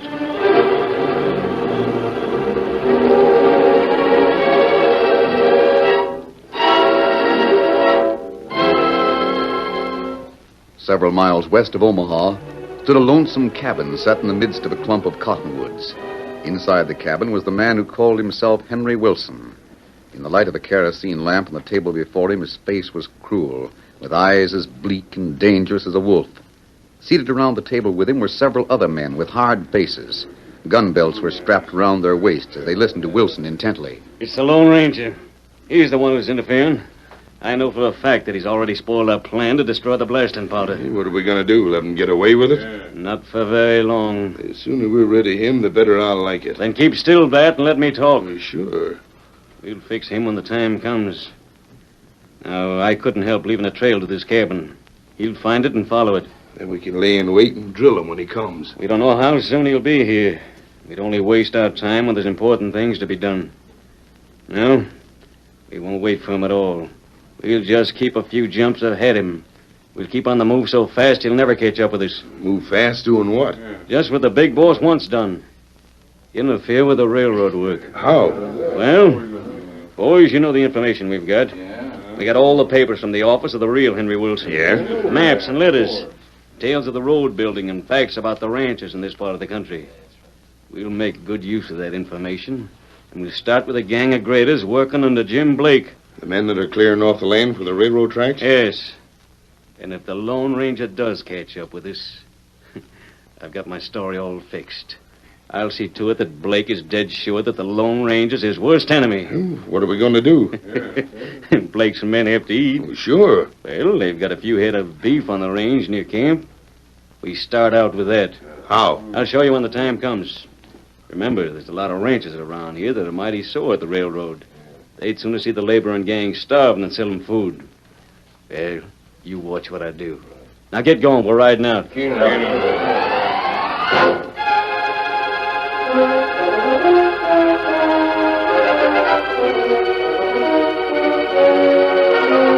The next day, the Lone Ranger and Tonto struck out west from Omaha. They had no trouble picking up the trail. Wilson had made certain that it wouldn't be missed, but the masked men and Tonto had no idea that the trail had been deliberately left for them to follow. They sighted the clump of cottonwoods in the cabin which Wilson and his cronies had left the night before. There are the tracks, Tonto. That's right. Now, Wilson came here alone, but he left with half a dozen men. We look in cabin. Make sure no one there now. We'll look, but I think we'll find the place deserted.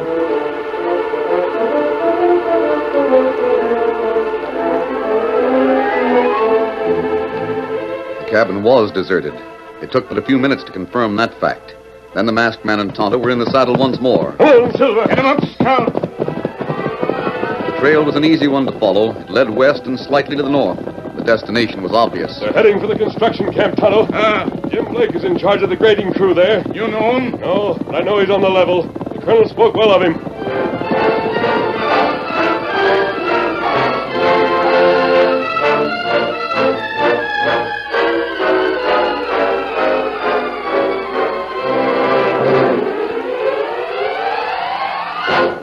2 hours after dark, the Lone Ranger and Tonto reached the camp.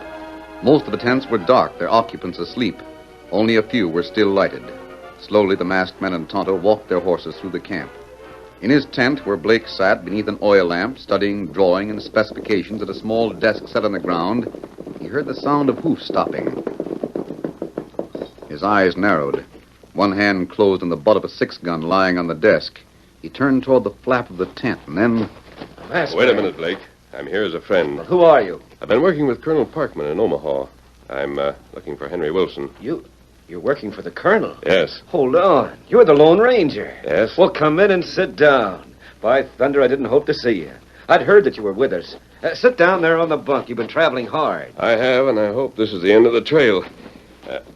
Where's Henry Wilson? Henry Wilson? Well, that's the fellow in Washington who tried to block the railroad. He disappeared. Yes. Well, how do I know where he is? Not the real Henry Wilson. I'm speaking of a man I trailed from Omaha to this camp. He's an imposter. I haven't seen him. He had about 6 men with him. Well, there were some men here around noon. 7 of them. But I didn't hear the name Wilson. Where are they now? They rode north. How long ago? Oh, half an hour after they came. They left a little past noon. I've got to find those men. Blake, why did they come here? Well, they sold me some cattle. Beef for food. Where did they get the cattle? They haven't delivered it yet. I don't... Say, you won't have to follow them. They'll be back here. They will be? Yes. They're coming back tomorrow, the day after, with 20 steers. Did you give them the money? No, I told them I'd pay on delivery. They said they'd been sent to sell me beef. There was no reason to suspect anything wrong about them. You sure they're the ones you're after? I'm sure enough, Blake. Well, they'll be back here. Now, all you have to do is wait for them. I'll fix you up with a place to sleep. No, don't bother. But you need rest. Tonto and I'll make our own camp. Suit yourself, but I'd be honored. We'll ride north a little way. I don't want Wilson, or whatever his name is, to get word that we're here. He probably wouldn't come back. We won't be far away, Blake. Well, that's a shot. Trouble. You come. Tonto, where was that shot? It's not far. Come on. Which way, Indian? Yonder. That way. Steady, big fella. Come on, Blake. Ride on Silver with me. My own horse is over there. They're out to shoot. You see them? Yes. Give me your hand, Blake. Save time. Right. Up you come. Get him up, Scout. Come on, Silver. I saw that gun flash. It's right over there. Come on, you fellas. There's trouble. It's near the cattle. The boss right away. Steady, Silver. Steady, Robo. Whoa. You blazing blind shooting fool. What's the idea? Keep back, Mr. Blake. Keep back, I tell you, or me and Pete will have to rope you. Thanks. It's all right. We know what we're doing. There's another one. Put down your rifle. Hey, we gotta shoot the longhorn. There's another one down. Poor critter. You drill him, Pete. I gotta reload. What's happened to those steers? They're acting as if they'd been poisoned. That's just what happened. Good shooting, Pete. You got that one the first time. Hank, you say the cattle's been poisoned. How did it happen? The only way it could have happened was for someone to poison a water hole, Mr. Blake. We're shooting them to put them out of their misery. A poisoned water hole. Henry Wilson. I wonder if that beef can't be eaten. No, of course it can. And if your men aren't well fed, you'll have trouble. Come on, Tonto. We're going to try to find Wilson. But he said he'd come back. I just hope he does. We won't take a chance on that. We'll go after him. Come on, Silver.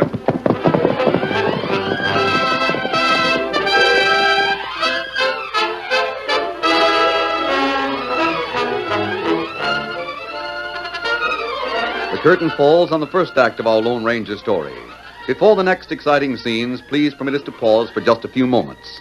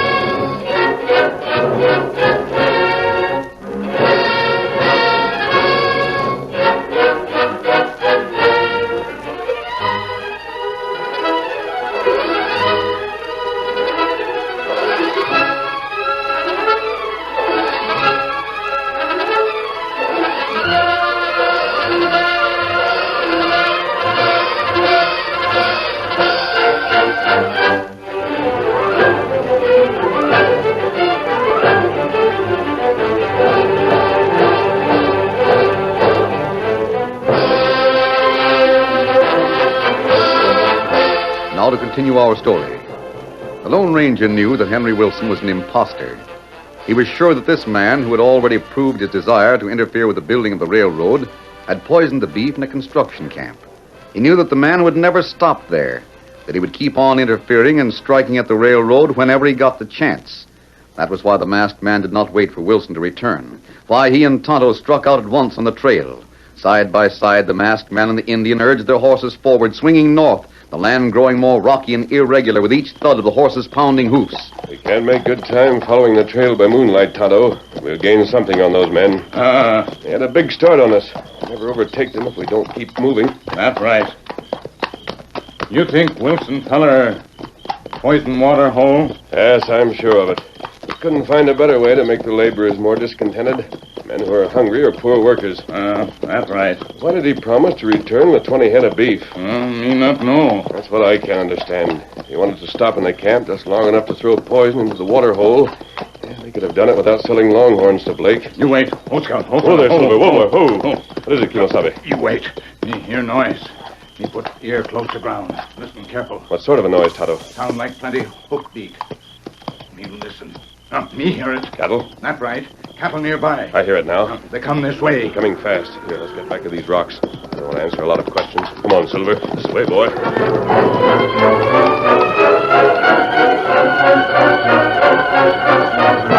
Quickly, they guided Silver and Scout behind an outcrop of rock, then turned and watched the trail ahead. In the gloom, the thunder of hoofs grew steadily closer and louder. Their ears caught the deep sound of cattle before the longhorns surged into view around a bend in the trail. Steady, Silver. There come cattle. You see them? Yes. 15, 16, 18, 20 head. I wonder if Wilson is really taking beef to the camp. Plenty quick we see who drive cattle. Tonto, keep Scout quiet. Keep him well back of the rock. The moon's too bright. You look. See fellow on west side of cattle. Him look like Henry Wilson. It is Wilson. Tonto, we're going to find out what scheme he has in mind.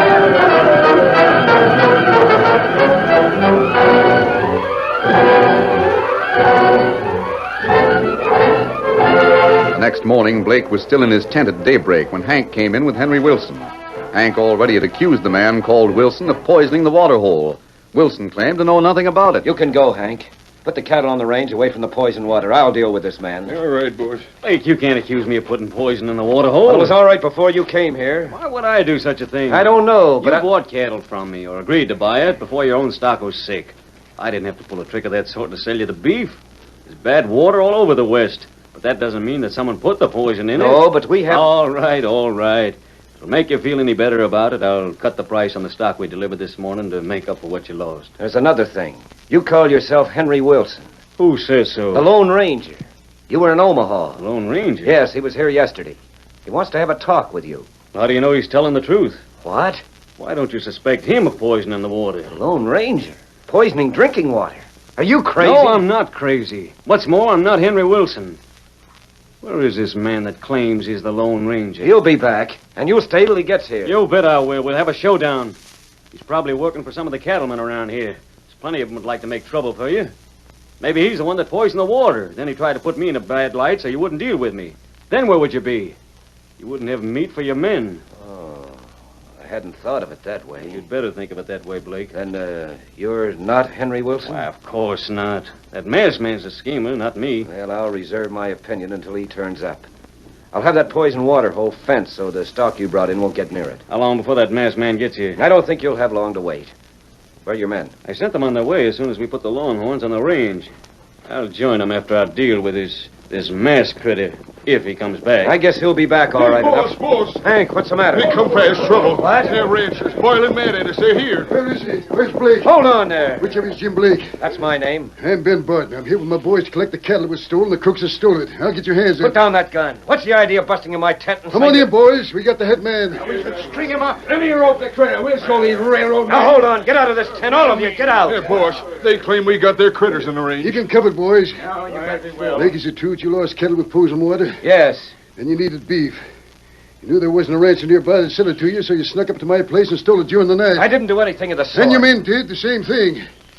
We're taking you and the cattle back with us. We'll make an example of you. You stole the cattle. Me? Now, Mr. Blake, you can't pass the blame on to me. Why, you... I'm downright sorry for you, Blake. You should have known that you'd be heard taking the cattle and that good cowhands could follow the trail straight to your camp. That's all I need. Rope that one, boys. Hey, you leave my boss alone. Rope that old galoot, too. Keep watching the workers so they don't start gunplay. I'm just a stranger around here, Bart. Stand back. You put no ropes on me. Barton, I tell you, this man did it. He had 6 men with him. You shouldn't say things like that, Blake. Because Mr. Barton will just ask you to point out the 6 men that were with me. And when you can't do it, it'll prove you're lying. Why, you... Let go of me. Let me at that smooth-talking crook. Oh, you struggling, Blake. You have all the mangy tricks. He did have 6 men. He left the Longhorns on the range and his men rode on. Blake, you can't talk your way out of it. If I had 6 men, they rode away from here, there'd be tracks, wouldn't there? Stop trying to blame it on me. There'd be tracks like we saw all the way from my ranch. Lone Ranger was right. Why, you double-dealing, scheming crook. He told me what you were, and for a minute you had me doubting him. Barton, the Lone Ranger, can tell you what kind of a crook this man is. The Lone Ranger? Yes, he'll be back here, if you'll only wait. Wait till your men get the chance to jump, my boys, huh? They'll jump. They'll jump plenty when they see you trying to take me and Mr. Blake away from here with ropes on us. They'll be the toughest scrap you was ever in. You just try moving us in this tent, see what happens. Hank's right. We'll take a chance. Be ready, boys. We're bringing 2 of them out. All ready. Mr. Barton, if you're going to have a trial, I'd be glad to give my testimony. You might need it if the Lone Ranger's on the side of the railroad. Yeah. He's choosing sides against the ranch, he said. Shooting, gunplay. Hey, Barton, it's a cattle. It's being moved. Wait, Captain, let me see. Jeff and Red, stay here. Guard these 3. Keep them all here. Look yonder, the cattle. Those 2 riders are driving them away. We gotta get after it. Get after them. Get after them, boys.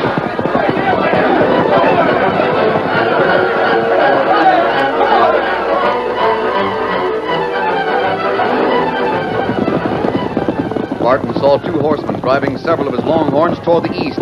Infuriated at the boldness, he urged his cowhands forward. Get after them. We'll run them down. A couple more of the railroad men. We'll show them.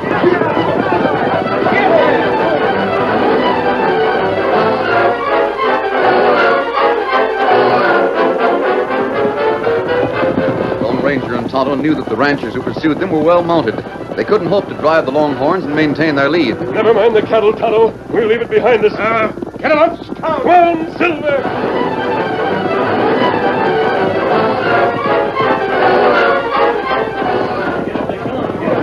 The pace increased. Barton and his men dashed past the cattle. Get after them. I want those men. We'll pick up the cattle later on. Close in. Get after that white horse.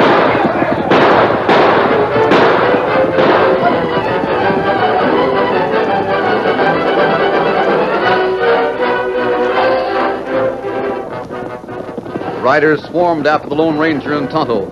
Spurs digging into their horses, they raced to catch the stallion in the paint. They fanned out, firing their 6 guns in the dead run. The masked man and his companion made no effort to outdistance the pursuit. They maintained their lead easily, the horses running lightly on the hard-packed ground that had been prepared by the graders for the laying of tracks. Bullets whipped past them, but the Lone Ranger knew that the pace was too fast and the distance still too great for accurate shooting. Then so suddenly that Barton and his men could hardly realize what had happened, the masked man signaled to Tonto. Their knees touched the horses' ribs. Silver and Scout dug in their heels. Barton shouted in amazement as he saw them come to a halt. Hey, freed up! Come on, we get them now. They've got their hands up. Hey, one of them's an Indian. The other's masked. Masked and the white horse. Keep guns ready, boys. Keep your hands up. We'll make a move for your guns. I don't intend to, Barton. Who are you? You the Lone Ranger? If you are, why'd you side with the railroad? Why'd you steal our cattle? Wait a minute. One thing at a time. I want to know what... There are people who want to start a war between you and the railroad workers. Yeah, that war's already started, and it won't end till we put a few people in their place. I borrowed some of your Longhorns to make sure you'd come after me. What? I wanted you here, right where you are, beside those big rocks near the right-of-way. Why? So you'd find the men who really stole your cattle last night. Men who take their orders from an imposter who calls himself Henry Wilson. Well, hold on. What do you mean, the men who really stole my cattle? Who do you think stole it? Well, Blake and his railroad workers. No. Then who? The man you saw with Jim Blake. He and his men took the cattle and ran it to the camp. And the rustlers traveled east along the hard-packed ground of the railroad where the hoof marks wouldn't show. You mean that... Yes. Look behind those rocks. He's right, Barton. There's 6 of them there. All hold tight as neat as you please. All right. What are you going to do about it? There, you rustlers. If you doubt it, match the tracks of those horses over there with the tracks you followed from your ranch. What you got to say about this? Nothing. What do you know about Henry Wilson? Speak up, you crook. I got nothing to say. Wilson planned to join them here as soon as he slipped away from Jim Blake's camp. You can prove what I've said by waiting here. Barton, it was these men who poisoned the water hole to make the frame-up more convincing. But how'd you know? Todd and I saw these men driving the cattle during the night. We followed to see what they'd do. We trailed them when they came here from the camp. Managed to get the drop on them and rope them. But dread it, you're against us. Against you? You're siding with the railroad. I'm for the railroad because it's the best thing for the West and the people in the West. Think what it will mean, Barton, to have a railroad to take your cattle to the markets. A railroad to bring you things in the eastern cities. Yes, but dread it, all people will come here and take up land and start busting the rangeland up. You listen to me, Barton. I'll tell you what the railroad really means.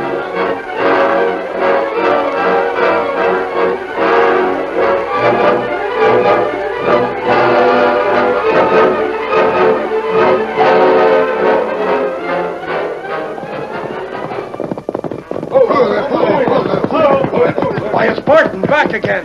You, Barton, you gotta listen to me. Blake, you shut up. I'll do the talking. Boys, take them ropes off Blake and his friend. Right. Yes. What's the matter? You mangy coyote. Why, what the... Here's something to start with. I'll rope him. We'll take him to jail with his 6 partners. They're being watched by the boys a couple of miles east. Great day. You found the others? Old Ranger found him. He showed me what a doggone fool I've been. Blake, you need beef. Well, you got it. Keep what Wilson brought here and pay me whatever it's worth to you. If you need more, let me know. You mean you're on our side now? And I see what underhanded double-dealing conniving is done by the critters that are working against the railroad. I couldn't be on the same side and keep my head up. Anyhow, I got told why the railroad is good for the West. Doggone. Someone sure must have given you a talking to. Someone did. And that someone is known as the Lone Ranger.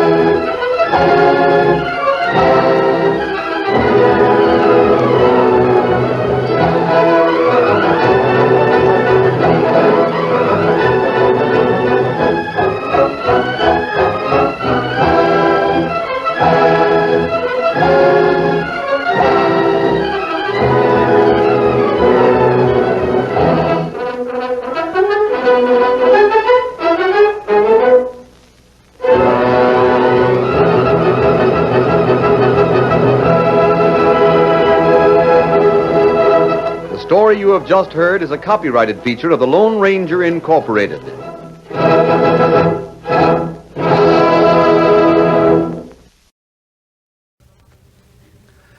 It's 8:30.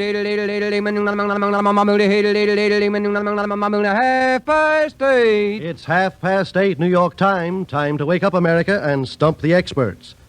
Each week at this time, Lucky Strike sets up a board of almost infallible experts and challenges you to trip them up. You furnish the questions, and our experts try to answer them.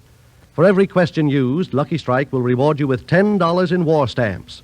If the question is muffed, you get a total of a $50 war bond, plus the 24-volume set of the Encyclopedia Britannica.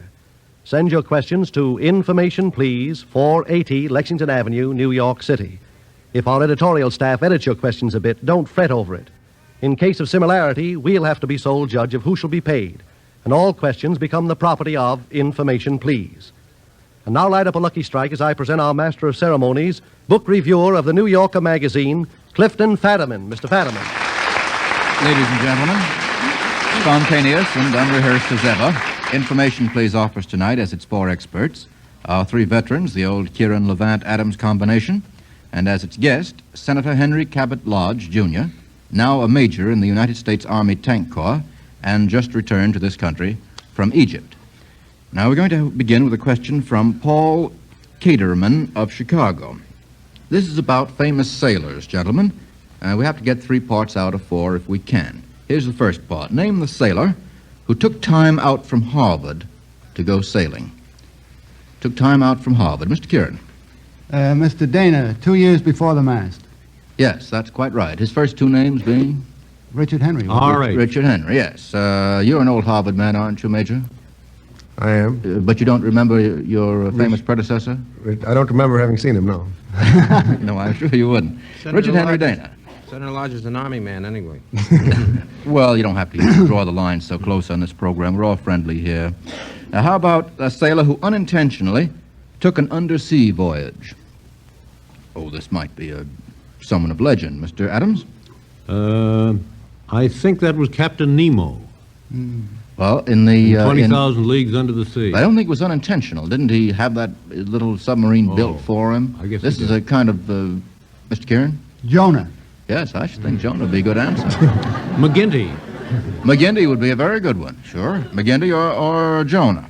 Or Geppetto in the movie about Pinocchio. Wouldn't that be right, Mr. Levant? Yes, Siegfried used to go underseas and have his fortune told once in a while with the... No, he was on land, that's right. They would swim up to him. Yes, it's better that way. Name the sailor who landed once every 7 years. Got that, Mr. Levant? The Flying Dutchman. Flying Dutchman, that's the legend of the Flying Dutchman. Very good. And name the sailor who's jailed for carrying letters for an exile to his followers. Got that, Mr. Levant? I'm sure I'm wrong. Monte Cristo? No, you're right. I don't see why you should be so sure you're wrong. 1 letter. Pardon? Well, 1 letter. A letter, yeah. Is that what got you off, Mr. Kieran? Yes. I'm sorry. Edmund Dantes. How about this? Makes me feel funny being right the way he talks. You look funny. Helen Jean Hultman of Dayton, Ohio, sends this one in. Well, this will send our memories traveling back a bit. Who was president when the following things happened? All these things happened during a single presidency. An income tax was levied. Benny Leonard won the lightweight championship from Freddie Welch on a technical KO.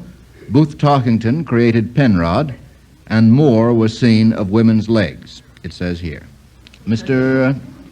Yes, Major. Wilson. Yes, Woodrow Wilson. All those things happened during Wilson's administration. Now, here's another. The first subway opened in New York City. The Tinker to Evers to Chance combination helped win 3 successive pennants. Maud Adams was packing them in with Peter Pan, and everybody was dancing to the Merry Widow Waltz. Mr. Adams. Theodore Roosevelt. Theodore Roosevelt is right. Mr. Levant had his hand up, too. I was going to say, Mr. Levant. Theodore Roosevelt. Absolutely. How about this one? It was a happy period. I was about 2 years old. Yeah, have you got a picture of yourself? No. No? Here's another. The Boston Post exposed get-rich-quick Ponzi. Red Grange was playing football at college. The World War I peace treaty was signed. The crossword puzzle book, first one, was published. And Al Jolson was on his knees singing Mammy. How about that? Yes, Harding. Pardon? President Harding. Yes, and during also... Coolidge. Yes, Harding and Coolidge, a single 4 years. That's quite right. Well, that gives us 3 out of 3. How about this one from Charles C. Smith of Portchester, New York? Here's a simple musical question. Now, you're going to hear 3 songs played. What places that are not mentioned in the titles are named in these songs? In other words, each of these songs has a place name as a title, but there are other places mentioned in each of the songs. What are they? Ready, Mr. Kahn? Let's have the first. Yes, Major Lodge. Leicester Square. Leicester Square, yes. And Piccadilly. Piccadilly and Leicester Square are the 2 other places mentioned. Very good. Mr. Kahn, how about the next one? Mr. Levant? It's too fast. I sing it slow. In old Manhattan, where silks and... in old Manhattan, Bronx and Staten Island, too. Very good. That gives us Bronx and Staten Island, too. You sing it slower? Well, I don't articulate very well. Not as well as Mr. Kahn does. Rodgers and piano. Hart in the first Garrigatty. Yes, and a very good one, too. And there's another place mentioned. It's very funny on Old Delancey Street, you know. Isn't that one of the verses? Yeah. The subway charms us so. How about this one, Mr. Kahn? Another place mentioned in that song, Mr. Kieran. Herald Square. Herald Square. What's the song? Give my regards to Broadway. Remember me to Herald Square. How does it go on? Tell all the boys at 42nd Street that I will soon be there. Does that scare you, Senator? Oh, it's all right. It's all right. You have to be prepared for anything. I suppose it was easier out there in Libya. You only make more noise than that in Congress. Mr. Adams, who wrote the song? George M. Cohen. George M. Cohen. That's quite right. Words and music. Words and music. All right, how about this one from Robert J. Greenstein of Louisville, Kentucky? Here's a military question. Under what circumstances on the battlefront is each of these methods of communication used? Let's see if we can get 2 out of 3. Now, the first method is called walkie-talkie. Walkie-talkie, Senator Lodge. That's infantry man-carried radio set that is used with ground troops. Yes. Foot troops. Might be used by paratroopers, too, could it not be? It could be paratroopers and could be used by horse troops. Yes, any advanced elements, I suppose, which aren't in direct contact with each other. That's right. And the radio, of course, works two ways, two-way radio communication. That's exactly right. How about blasts on a whistle? And that doesn't mean the kind you'd be apt to hear in the Navy. In other words, not on a boat. Mr. Kieran. Well, they did use it for infantry commands. Meaning? Can you give us some, Mr. Kieran, see whether you can remember any of them. Beg your pardon? See if you can remember any of them. No. That's too long. I mean, how many whistles for this and that? That's it. No, that's too long ago. Major, can you help us out? No, we don't use those in the armored force, but I know they're used in the infantry within the company. Well, short, Mr. Levant? Well, the motorcycle cop says pull over there with a blasting whistle. Yes, that's what most of us would have heard. Well, a short blast on a whistle means attention to an order, and a long blast means cease firing. And 3 blasts would mean air or tank warning. Would that be right, Major? Do you remember that in your experience on the other side? Those are the blasts that are given on the horn in an armored unit. Yes. For a ground attack or an air attack, they have a great big electric horn that they use instead of a whistle, so you can hear it much further. I get it. How about kicking as a method of communication? Mr. Kieran? That is the direction, the way that you direct a tank chauffeur to turn his tank. Well, now, can you explain that? Well, because he can't see, the driver of a tank. I should explain this with well, that's what I was beginning to wonder. With the tank expert alongside me, but I know how it works. The tank driver can't see. He's like flying blind, only he isn't flying. And the observer has his head in the clear up above, and he has his feet on the shoulders of the driver of the tank, and they have signal kicks. Now, Major Lodge, how about that? Within a light tank, that is true. You tap the driver on the right shoulder to go to the right, and on the left shoulder to go to the left, and in the middle to go between the shoulders to go faster. In a medium tank, it's too big, and you have an interphone. The man in the turret has a voice telephone with which he communicates with the driver. And in the heaviest of tanks, is the same thing true? The heaviest of tanks, the same would be true. Telephone communication. Interphone, yes. But that's pretty good for Mr. Kieran, who, after all, has probably never been in a tank. Well, he's always pretty good. He's always very good. I was caught in a draft with Bob Hope, the whole sequence. Yeah, that's how you remembered, and I knew there was some reason. Well, that gives us 3 out of 3. This is a very good squad here this evening. How about this one from Leonie Perdue of Jonesboro, Georgia? Now, each of these quotations are going to be very short. Each of them is about something. What are these somethings? Here's the first something. Something borrowed. Something borrowed? Mr. Levant? That's when you get married. Something borrowed, something old, something new, something blue. That's right. You want to put a little borrowed, more expression. something blue. Yes, that's right. Into your voice, Mr. Levant, when you say that. Yes, an old wedding rhyme. Now, how about something attempted? Something attempted, Mr. Adams? Something done has earned a night's repose. Perfect. And what's the quotation from? Village blacksmith. Yes, by whom? H. Wadsworth Longfellow. Very good. H standing for what, Mr. Adams? Henry. Henry. That's very good. All right. Now, here's the hardest one. Something, nothing. Gee whiz. Senator? Well, that's Shakespeare. That's right. Who steals my purse, steals trash. Tis something nothing. Tis something he nothing. who filches my good Whose name. mine 'tis his and has been slave to thousands. Yeah, I left that out. But he who filches my good name, isn't that right? That's right. Is a Palooka. Very good. Thank you, Senator. That gives us a perfect response on that question. Now, Mr. Cross wonders if cigarette smokers sometimes feel like the man who couldn't see the forest for the trees. Well, ladies and gentlemen, with many different brands of cigarettes to choose from, it may be hard to remember that the same fundamental fact applies to them all. In a cigarette, it's the tobacco that counts. Yes, better tobacco means a better smoke. That's true whether you're looking for more mildness or finer taste. So, smokers, clearly, when you buy cigarettes, it's fine tobacco you want. And Lucky Strike means fine tobacco. At market after market, year after year, we consistently pay whatever it costs to get the better quality leaf. For example, in Greenville, Tennessee, at auctions of the 1939 crop, the American Tobacco Company paid 26% more for the tobacco it bought for its cigarettes and other tobacco products. Yes, 26% above the average market price published by the United States Department of Agriculture. And that crop, properly aged, mellowed, and blended with other fine crops, is in the Luckies you buy today. Mr. Fadiman, have I demonstrated that Luckies give smokers what counts, fine tobacco? Mr. Cross, you've made the facts crystal clear, and in just 59 seconds. Now, how about this one from Ruth Ann Brady of Nashua, Iowa? Here's a rather more difficult musical question.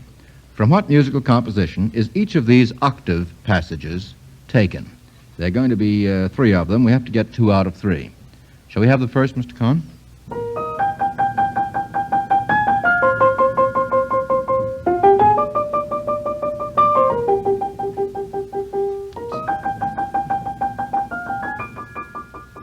Certainly sounds easy to compose. Mr. Levant? I would answer it with a float. I don't know. I knew you wouldn't know this one. I was positive that you Probably wouldn't know Verdi, this one. that's why. What were we going to say, Mr. Kieran? Verdi? No. No. He never could stretch it. No. Any idea, Senator? One of those salute the pest I'd draw a things. blank I don't on know. that. It's a tough one. It was, this, by the way, was written by somebody named Badarjevska. Does that make it easier? Was that for the you? Maiden's Prayer? Yes, that's I never right. heard it, but I've often wondered about it.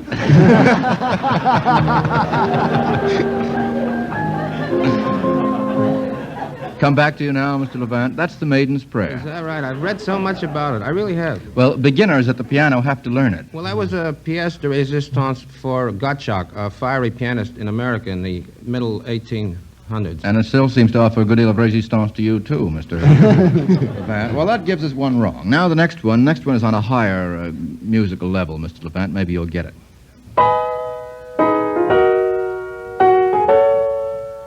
I knew he would. Mr. Levant? It's a funny place to pick, and that's the Revolutionary Etude of Sure it Chopin. is. That's very good. How do you like my French? Chopin. I think that's very good. Say it again. Chopin. How would you say it if it were Polish? Chopin. Very good. Very good. Famous Revolutionary Etude. And now the third and last.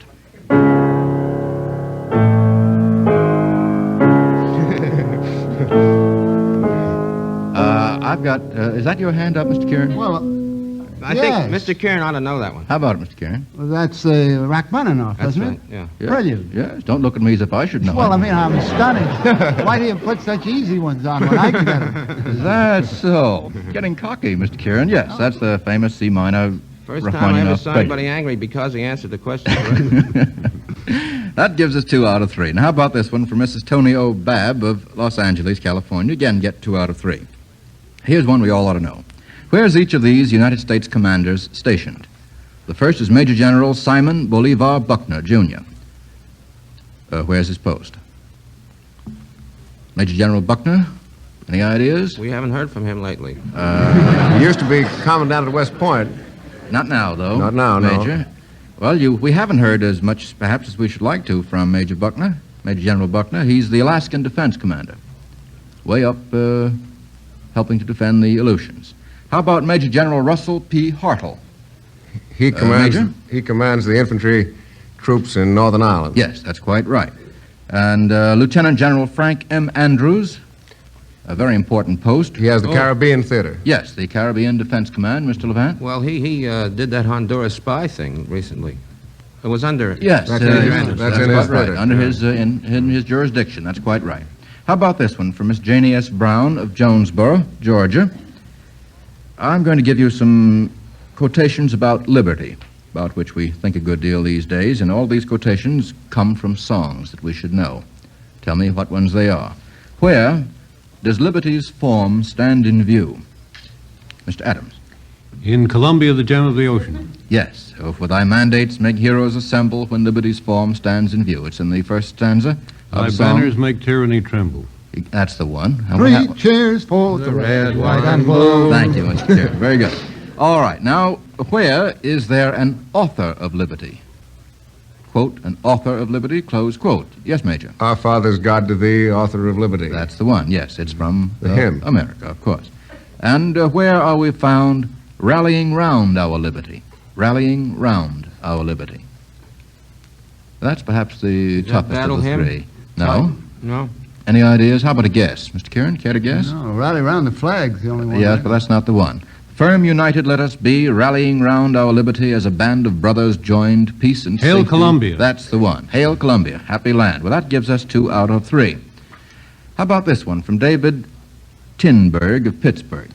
What are these measurements descriptions of? Now, the first set of measurements is this. Length, 300 cubits. Breadth, 50 cubits. Height, 30 cubits. What's being measured, Mr. Adams? The Ark. Yes, the well-known ark belonging to whom, Mr. Adams? Noah. Well, it belonged really to Noah. I suppose he was the skipper. I suppose he was, yes. Captain He was Noah. the lessee. Sure. And the cook and Captain Bold. How about this one? 59 inches around superstructure, 57 inches around midships, 32 inches from center of gravity to keel, weight 386 pounds. Weight 386 pounds. That could be a very personal question. Well, whom are you referring to, Mr. Levan? I won't refer to it. I have a feeling. No, I better not. Any ideas? Does this structure sing? No, I don't think this structure.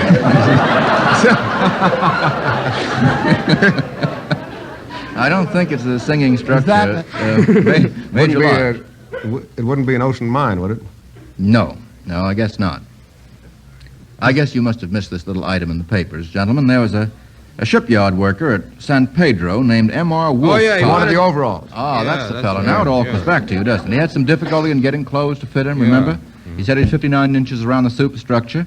That means the chest, Mr. Levant. 57 inches midships and 32 inches from the center of gravity to his keel and weight 386 pounds. And I think the president got him fixed up with a suit of working clothes. Give him a special priority. I have no doubt. That sends... By the Tent and Awning Company. made by Omar the tent maker. Here's another one. Weight 27 tons, mount 75 millimeter gun and 37 millimeter gun, 4 machine guns and a Tommy gun. Well, we have, I think I'll let the musician out of this, have the senator answer. That's the M3 medium tank. Yes. General Grant. So-called General Grant. General Grant.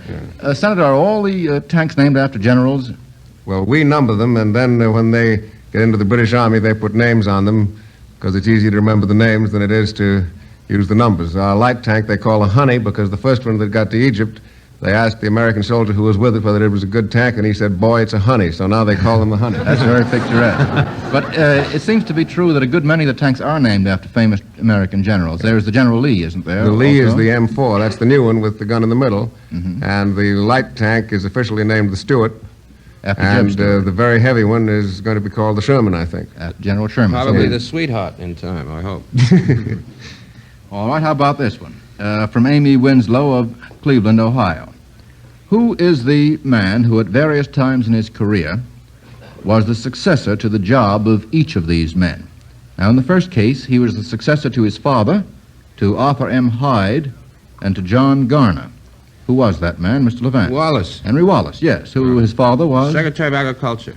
Well, he succeeded his father as editor of Wallace's Farm. or Yeah, as but a his farm father magazine. also was Secretary of Agriculture. Yes, and how about John Garner? Vice President. Vice President, He of is course. now. Arthur M. Hyde, Secretary of Agriculture. How about this one? Successor to Colonel Theodore Roosevelt, to Homer Cummings, and to Justice Butler. Who is that? He was the successor to all of those three men. Shall I read them again? Colonel Theodore Roosevelt, Homer Cummings, Justice Butler. Well, that would make him a Supreme Court judge. Well, go ahead. I'm not going to give you the answer. That's pretty good for me. Mr. Kieran? Philippines. Hughes, Charles Evans Hughes. I don't think it would work out. Was he governor of New York? Yes. And he was... He wasn't Attorney General. I don't think he was ever Attorney General. Was he, Senator? Jackson?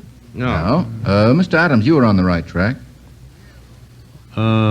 Governor General of the Philippines. Yeah, well, who is this fellow? Murphy. Murphy, yes. Frank Murphy. Frank Murphy, yes. Colonel Frank Murphy. He's in the Army now. He's in the Army now. Succeeded Theodore Roosevelt as Governor General of the Philippines. He succeeded That's Homer Theodore Cummings as Roosevelt. Attorney General. Junior, that's Junior. a trick. That's a trick question. Ah, yes, it is. Well, we have to be a little unfair. We have fellows as bright as you on the program. I think I'll call that wrong. Now we have to get the next one right. He was the successor to Joseph Kennedy, to Roscoe Pound, and to Fiorello LaGuardia. Mr. Adams. James M. Landis. James M. Landis, yes. Succeeded Mr. Kennedy as chairman of the SEC, Roscoe Pound as dean of Harvard Law School, and Mr. LaGuardia as director of the OCD. Now, before we go on to the next question, Mr. Cross has some questions for you. Well, ladies and gentlemen, if you're smoking a cigarette now or have one handy, I wish you'd take a brief look at it, at that slender tube of white paper containing tobacco. And let me just ask you this. Was tobacco for your cigarette bought at the auctions down south? The answer is yes, of course. And were independent tobacco experts present at those auctions? Yes, again, at every one of them. Independent experts, auctioneers, buyers, and warehousemen saw just who bought what tobacco. At auctions all over the South, year after year, they see the makers of Luckies consistently pay the price to get the finer, the lighter, the naturally milder leaf. And so, with these independent experts, with men who know tobacco best, it's Luckies 2-1. Smokers, isn't that something worth acting on? Remember, tobacco experts know that Lucky Strike means fine tobacco. And in a cigarette, it's the tobacco that counts. Thank you, Mr. Cross. That took just 57 seconds. Now, how about this one from Eileen Wynn of Atlanta, Georgia? Can you recite for us lines of poetry from different poems that mention 3 different articles of military ordnance or ammunition? Well, that takes in a lot of territory. Mr. Kieran, start us off. Cannons to right of them, cannons to left of them, volleyed and thundered. Very good. I think it's cannon instead of cannons, you know? Well, either way. Either way. Mr. Levant. Johnny, get a gun, get a gun. Perfectly okay. And Mr. Adams? Shoot if you must, this old gray head. Yes, but that's not a head is not a part of not an ammunition. No, but what the shot was yes. might have been carried with was. Oh, yes. Don't you think you're quibbling a bit? I'm quibbling. Yes, I think so. Mr. Kieran? The pen is mightier than the sword. Yes, that's a very good one. Mr. Levant? It's always that way with passion, so cowboy, learn to behave, or else you're liable to cash in with no tombstone on your grave. There isn't anything in there at all.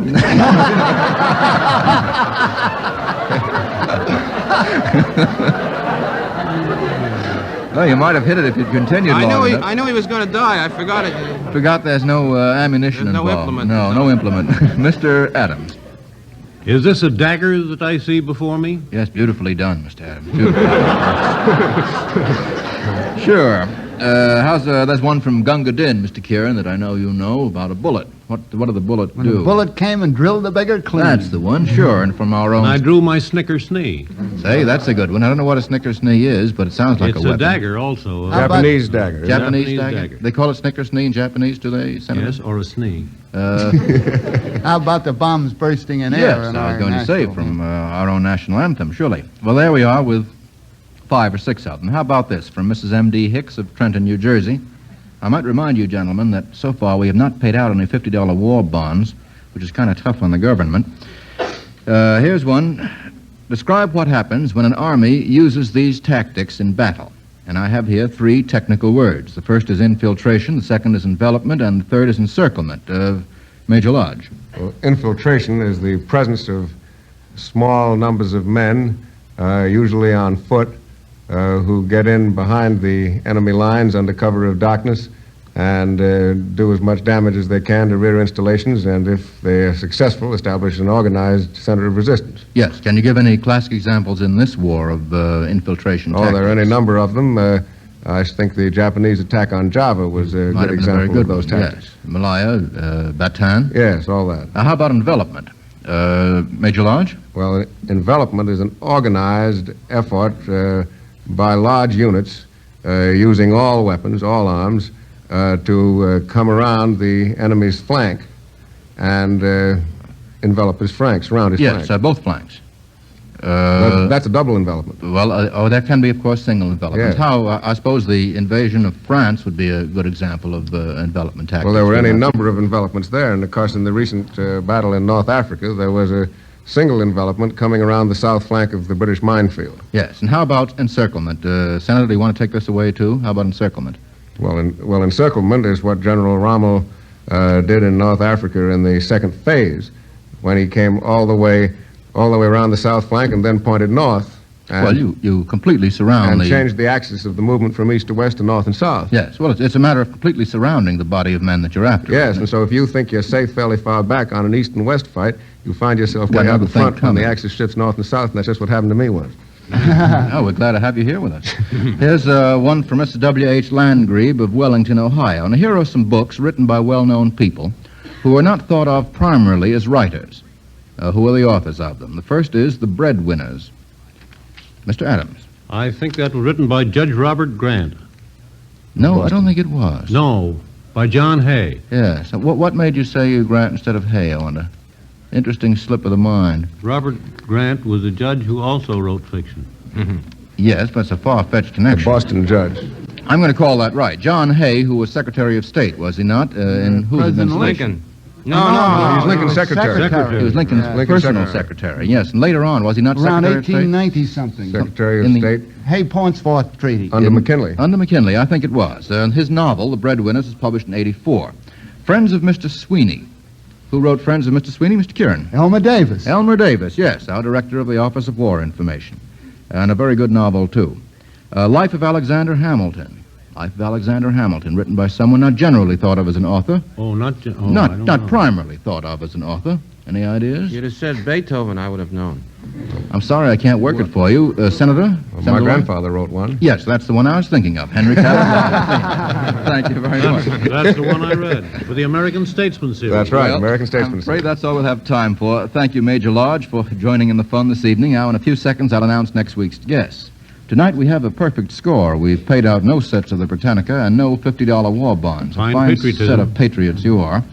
And we're glad to report, by the way, that the 10% Club's membership is increasing by leaps and bonds. To join this club, you agree to use 10% of your income toward the purchase of the best and safest investment you can make. War bonds and stamps to keep yourself and your family free. If you're not already a member of the 10% Club, join now. Now, next week, Mr. Kieran and Mr. Adams will do their stuff, and our guests will be first the author and sports expert, Mr. Paul Gallico, and second, the eminent attorney and currently the successful author of City Lawyer, Mr. Arthur Garfield Hayes. Remember, those who are listening, to send your letters with questions and the correct answers to information, please, at 480 Lexington Avenue, right in New York City. And now we'll listen to a parting message from Mr. L.A. Speed Riggs.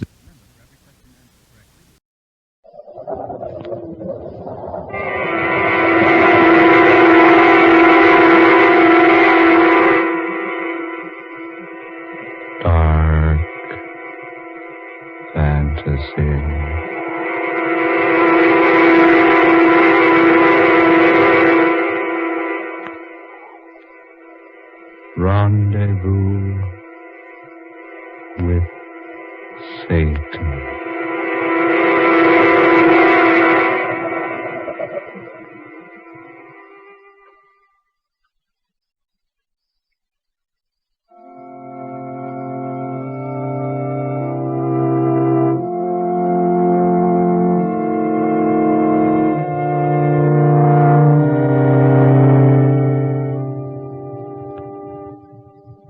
Good people, let us remember him who has passed, not for what he was, not for what he did, but because he was, as all of us are, a temple of God.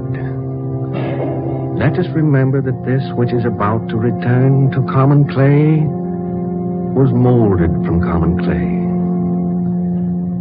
Today we gather here to pay our last tribute to this now still flesh, lying here before us clothed in the coldness of death. Let us always remember, let us always remember Did you see him? It was his hand. What are you saying? It was his hand that toward his head. Madam, please. Oh, no. No, surely you're mistaken. I distinctly saw his hand move. Couldn't have. Carl. Oh, my darling.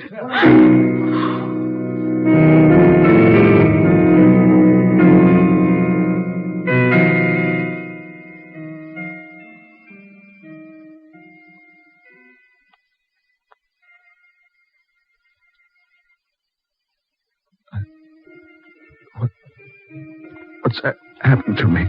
Just lie still, Carl Fisher. This craft is most fragile. Where am I? Where would you be after death? Death? You say death? Yes. Am I dead? They have your body in a church, Carl. Imagine. You in a church. No. No, you're mistaken. This is no church. I'm right here. Apparently you are, yes. But we are most careful when we bring you here.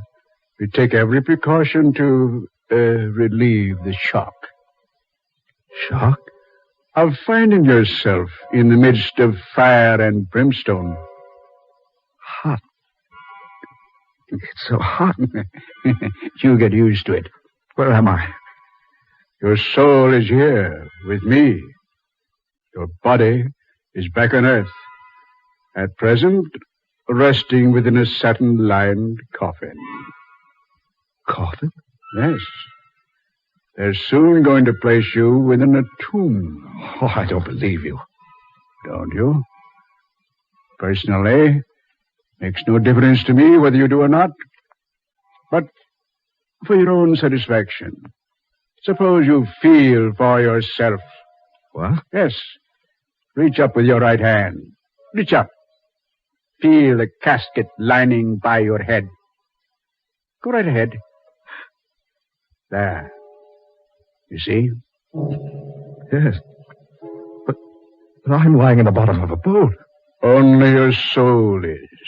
This is some trick. The boat is satin-lined. I'll admit, Carl Fisher, I am generally most concerned about my own comfort. But as far as lining one of my boats with satin, no, I fear that would be too much, even for Satan. Satan? Yes. Here, let me prove to you the boat is not cloth-lined. There. You see? You devil. That's irony. You are a devil. Yes, I am. But not just a devil. The devil. You mean I'm really dead?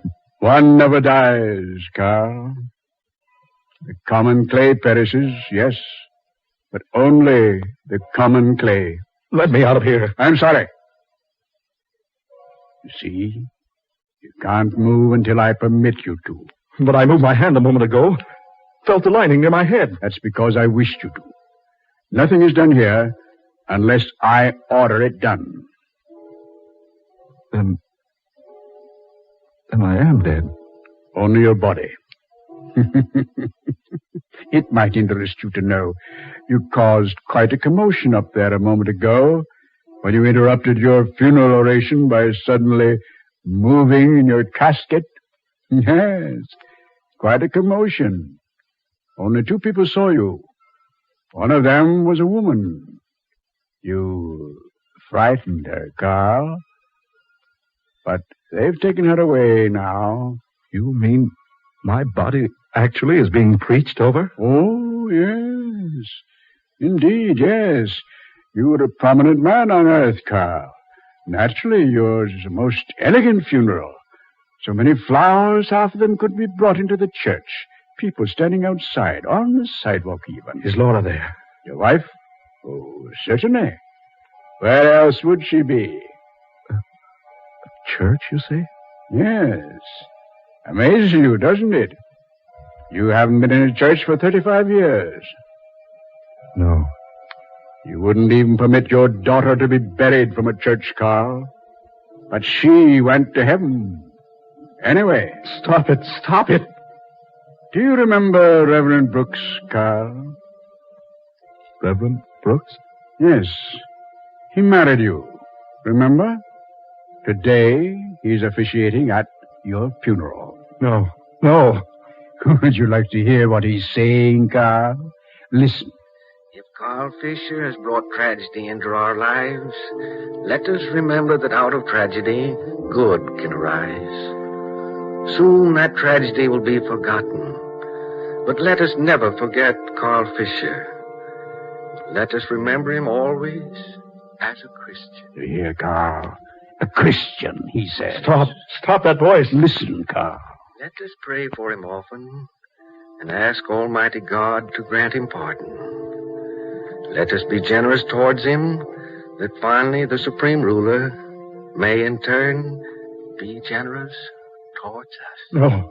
No, stop him. Stop him. I don't want to hear anymore. Did you hear what he said, Carl? He asked your friends, your family, your wife, to forget your evil, to remember only what was good about you. Yes, Carl, but that leaves them nothing to remember.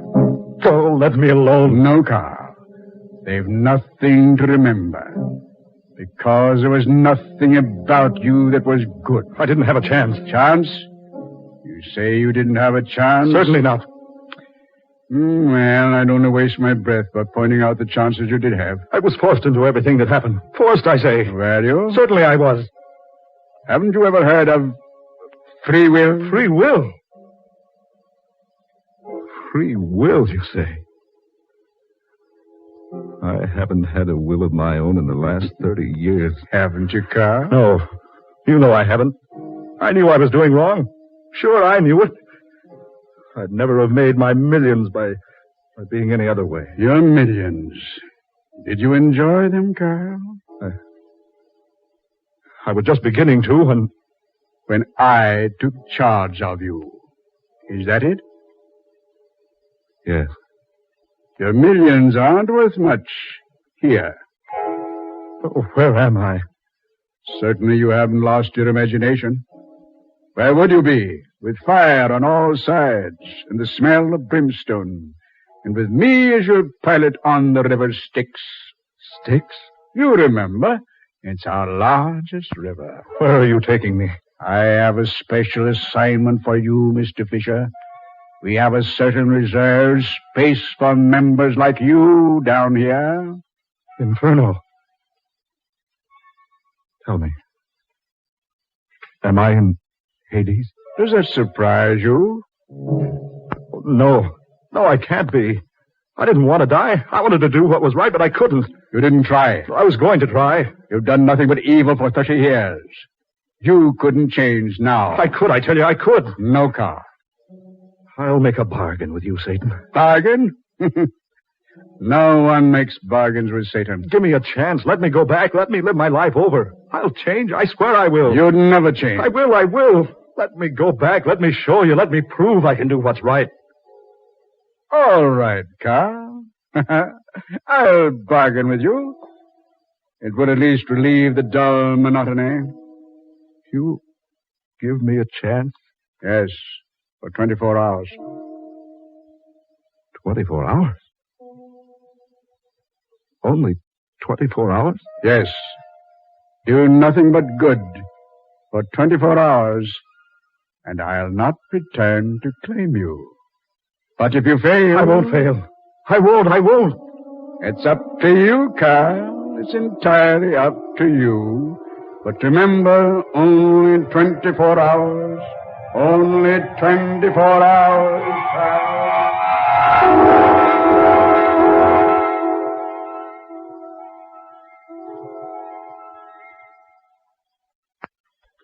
You really shouldn't have come tonight, Laura. You should rest. I know. But I couldn't rest. Poor Carl. He needed someone so badly those last few days. And I was away. Never dreaming what was happening. You mustn't blame yourself, Laura. No, I can't help it. I feel I deserted my husband just when a man needs his wife most. There'll come a time, Dr. West, when I'll be afraid to come out here to the mausoleum. I wanted to come tonight to tell him goodbye. Goodbye? Yes. I loved my husband, David. Despite everything he did, he was the only one I ever cared for. Here, my dear, I have the key. I say, Laura, it's not locked. But I saw you lock it after the services this afternoon. I did lock it. I'd swear I did. Open the door. Yes. Do you have a light? Yes. Pocket flash. There. Oh, David. Empty. The casket's empty. David, for heaven's sakes, what's happened here? I don't know, but Carl always said he'd come back. What? Yes. He told me once he had no fear of death because he knew he could always make a deal with Satan. Carl told you that? Yes. I laughed at him at the time, but now I wonder.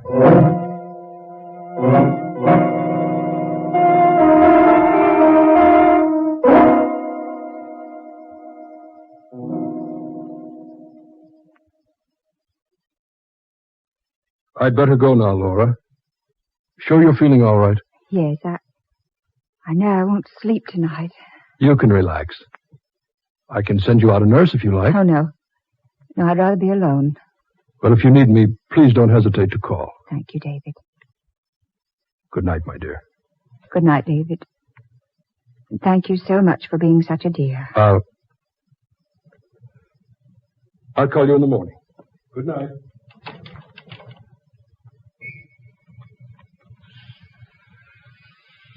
That's strange. Yes. I'm not hearing things. That's an electric razor running. But it can't be. There's no one in the apartment but myself.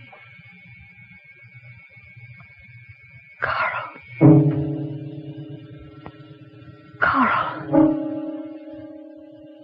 Carl.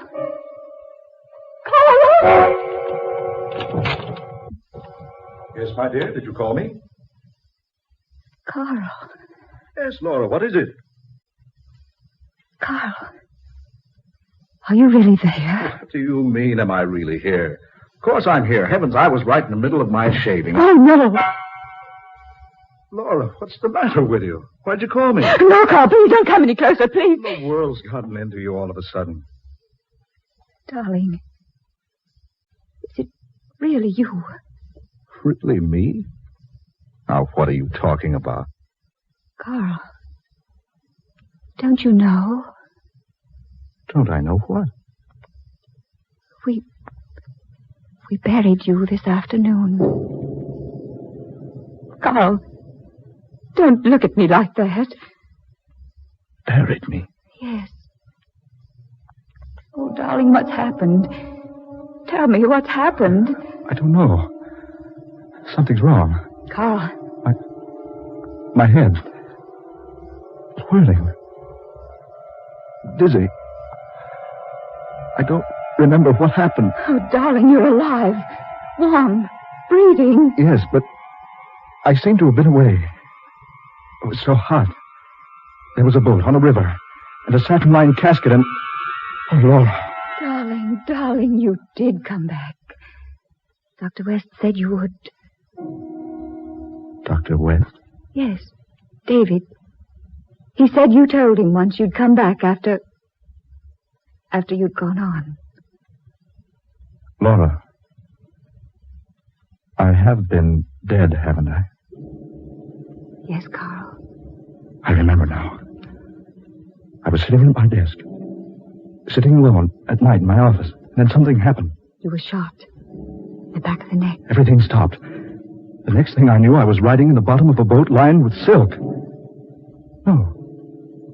It wasn't the boat that was lined. It was the casket. He told me to move my hand and I'd feel it. Who, Carl? Who told you? It was the devil. Carl. Yeah. I died. Went to Hades. But I bargained with Satan. I bargained with him. He took me up, gave me 24 hours. 24 hours. Darling. Darling, I don't understand. 24 hours to prove I could do good here on earth. Oh, is it true? Can it be real? Yes, it is true. It's real. I can't believe it. Things like this just don't happen. This happened. But Carl, how? I made a bargain, I tell you. A bargain with Satan. And I have a rendezvous to keep with him. In 24 hours. I'm so confused, Carl. If only...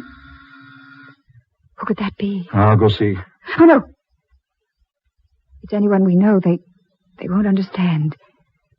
You go back into the bedroom, dear. I'll see who it is. But the world's got to know sometime. People will know soon enough. Please, dear. I'm too upset for a scene to try to explain to anyone tonight. All right, my dear, if you wish. Thank you, darling.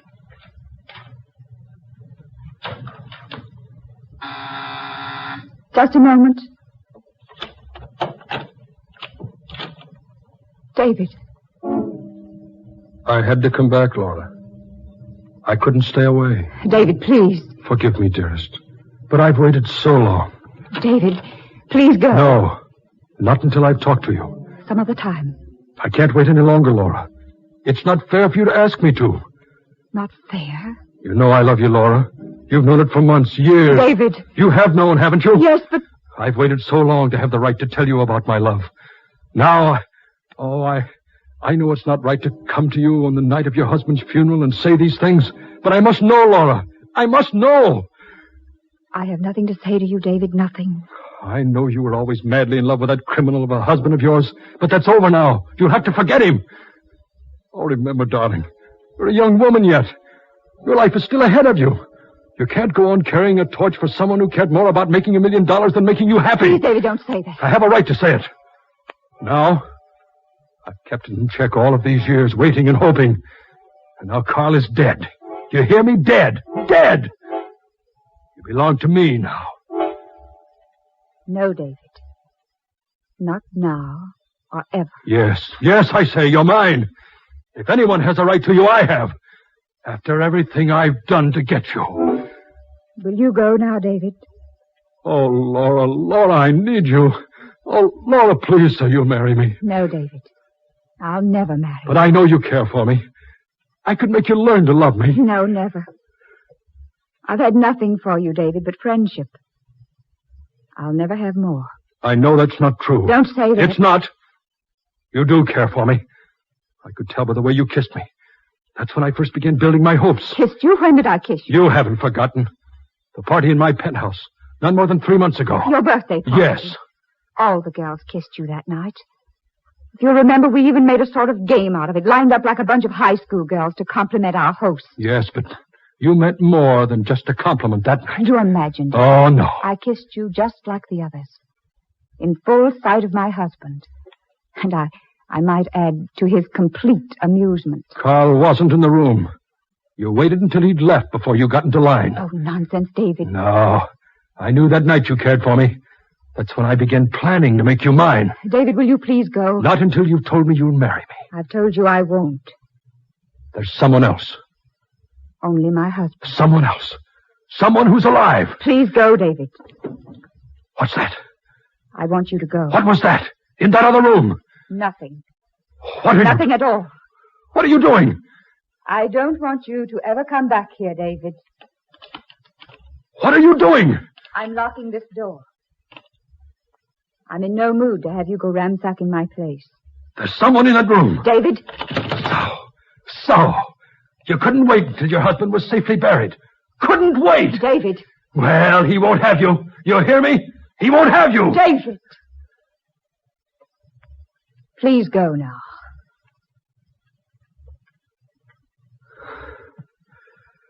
Very well. But I'm telling you this, Laura. He won't have you. Whoever he is, he'll never have you. I promise you that.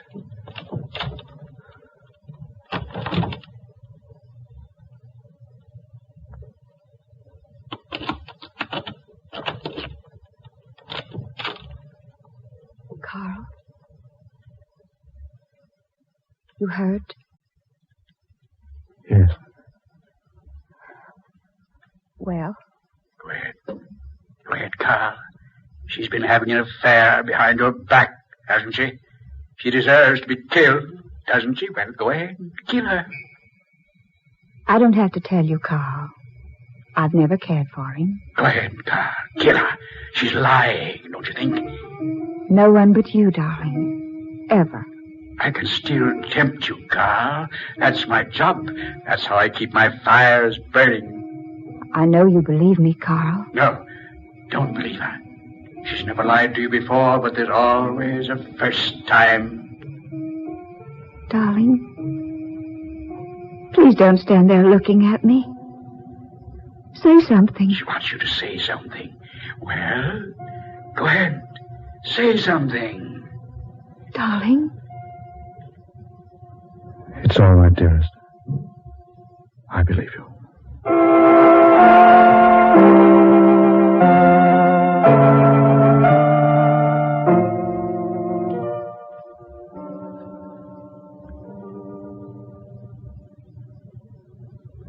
I wonder what people will say when I walk out into the world again. Carl, don't you think it would be best for us to go away quietly?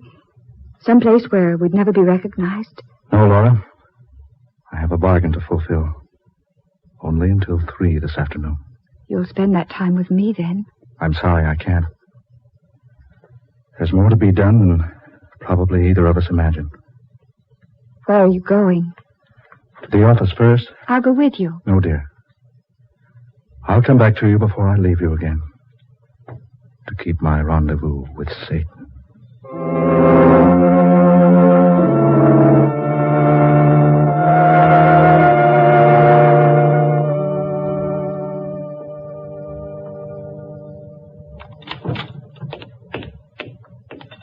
Good morning, Miss Walling. Good morning, Mr. Fisher. You're early this morning, Mr. Fisher. Mr. Fisher. Oh. Oh. Oh. Confounded girl. How she'll made a scene. I'll spend all morning explaining. Nothing doing. I'll lock myself in the office. West. Come in, Carl. I've been waiting for you. Sitting in my chair. At my desk. Yes.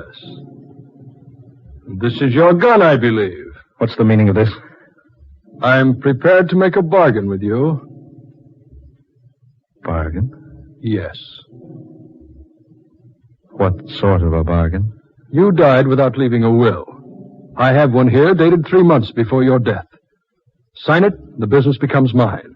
And I'll permit you to take away half of your $7 million and Laura. You permit me? Yes. You couldn't operate your business now. People wouldn't want to do business with a dead man. Do I look dead to you? Don't be facetious. I'm serious. I know all about what happened to you. When I came back to see Laura last night, I heard you talking before I pushed the buzzer. I don't understand it all, but I'm prepared to give Laura up for your business and half your cash. You killed me. What? You killed me. Fisher, keep back. I see it clearly now. I see now that Laura wasn't lying to me last night. She's never cared for you. I warn you. Keep back, Fisher. I remember what you said to her. You said, if anyone has a right to you, Laura, I have. After everything I've done to get you. This gun is loaded, Carl. Yes, I see it all clearly now. Stay back. Stay away from me. The night she kissed you at the party. Remember what you said about that last night? That was the night you began planning to make her yours. If you come any nearer, I'll shoot. I'm not going to harm you, Dr. West. You'd like to get your hands on this gun. You'd like to kill me, wouldn't you? Kill you? No, I can't kill you. I've made a bargain not to. Then keep back. I could kill you, though. I've been proclaimed legally dead, you know. You can't hang a dead man. Keep back. One step farther and I'll shoot. I told you I don't intend to harm you. Stop where you are. I just want you to take a good look at me, Doctor. Stop. Not one step farther. Not one step farther.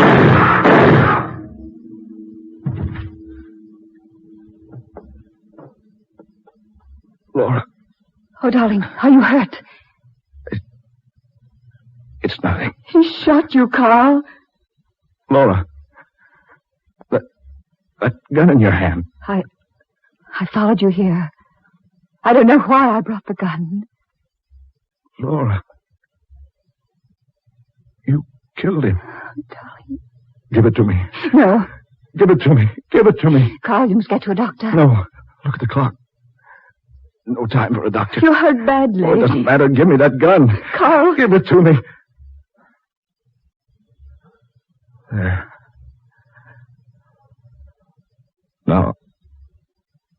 Now they'll think we shot each other. Carl! Carl! Carl! Oh, my darling. My darling. You have won your bargain, Carl Fisher. There's no place here for you now.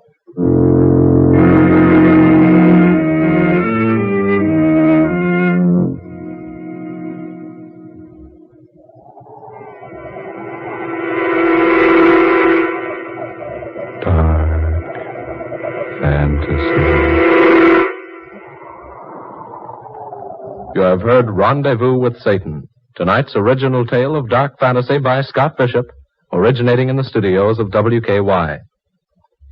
Ben Morris was Carl Fisher, Blois Wright played Dr. David West, Eleanor Naylor Corrin was Laura Fisher, Fred Wayne took the part of Satan, Muir Height was heard as Reverend Brooks, and Georgiana Cook Height played the secretary. Next Friday at this time, listen for Scott Bishop's I Am Your Brother. Tom Paxton speaking. Dark Fantasy comes to you each Friday night from Oklahoma City. This is the National Broadcasting Company.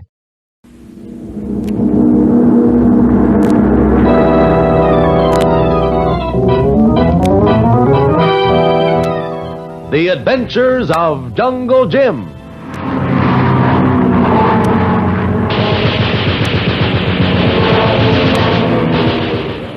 The Adventures of Jungle Jim is based on the characters to be found in the action pictures of the same name, which appear every Sunday in the Comic Weekly. If you haven't read this delightfully entertaining comic section lately, you have a pleasant surprise in store for you. It's the tops in entertainment for the whole family. You'll find the best cartoonists, humorists, and artists in the Comic Weekly.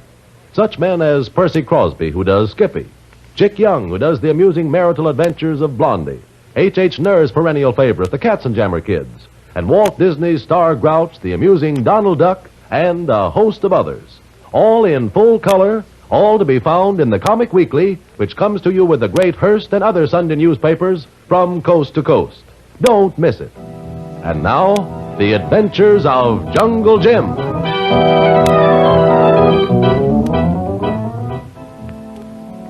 Jungle Jim Bradley and Kolu started out to drive to Knowlton, where Jim's old school, Grayson College, is located. Kolu thought that would be the perfect place for Jim to rest and recover from the effects of the gunshot wounds he acquired capturing 2 Nazi spies. Interrupted momentarily, Jim and Kolu have finally arrived in Knowlton, and we find them staying in a little cottage overlooking the campus. Why, just look at that campus. Beautiful old trees and buildings. Why, it seems like another world, Kolu. It's a good place. Forget well quick. I feel better already. Tomorrow, I'm going to look up some of my old professors and call on Dean Willard. They'd be glad to see you again. If they remember me. After all, it's been quite a few years since I've been back here. Oh, they know you. You got big reputation. And they probably never heard about it. You don't know the place the way I do. It's so isolated from the rest of the world and so calm and peaceful. Why, the only things that are important here are the local happenings. Little school matters, Kolu. Why, they don't probably even know there's a war going on. But, Tuan Jim... Good Lord, what was that? Explosion. Look, it started fire there in that building. But the chemistry lab. Tuan, if they not know about war, they make sounds like it. Come on, Kolu. Looks like we're not going to wait tomorrow to pay calls. We're going to start right now.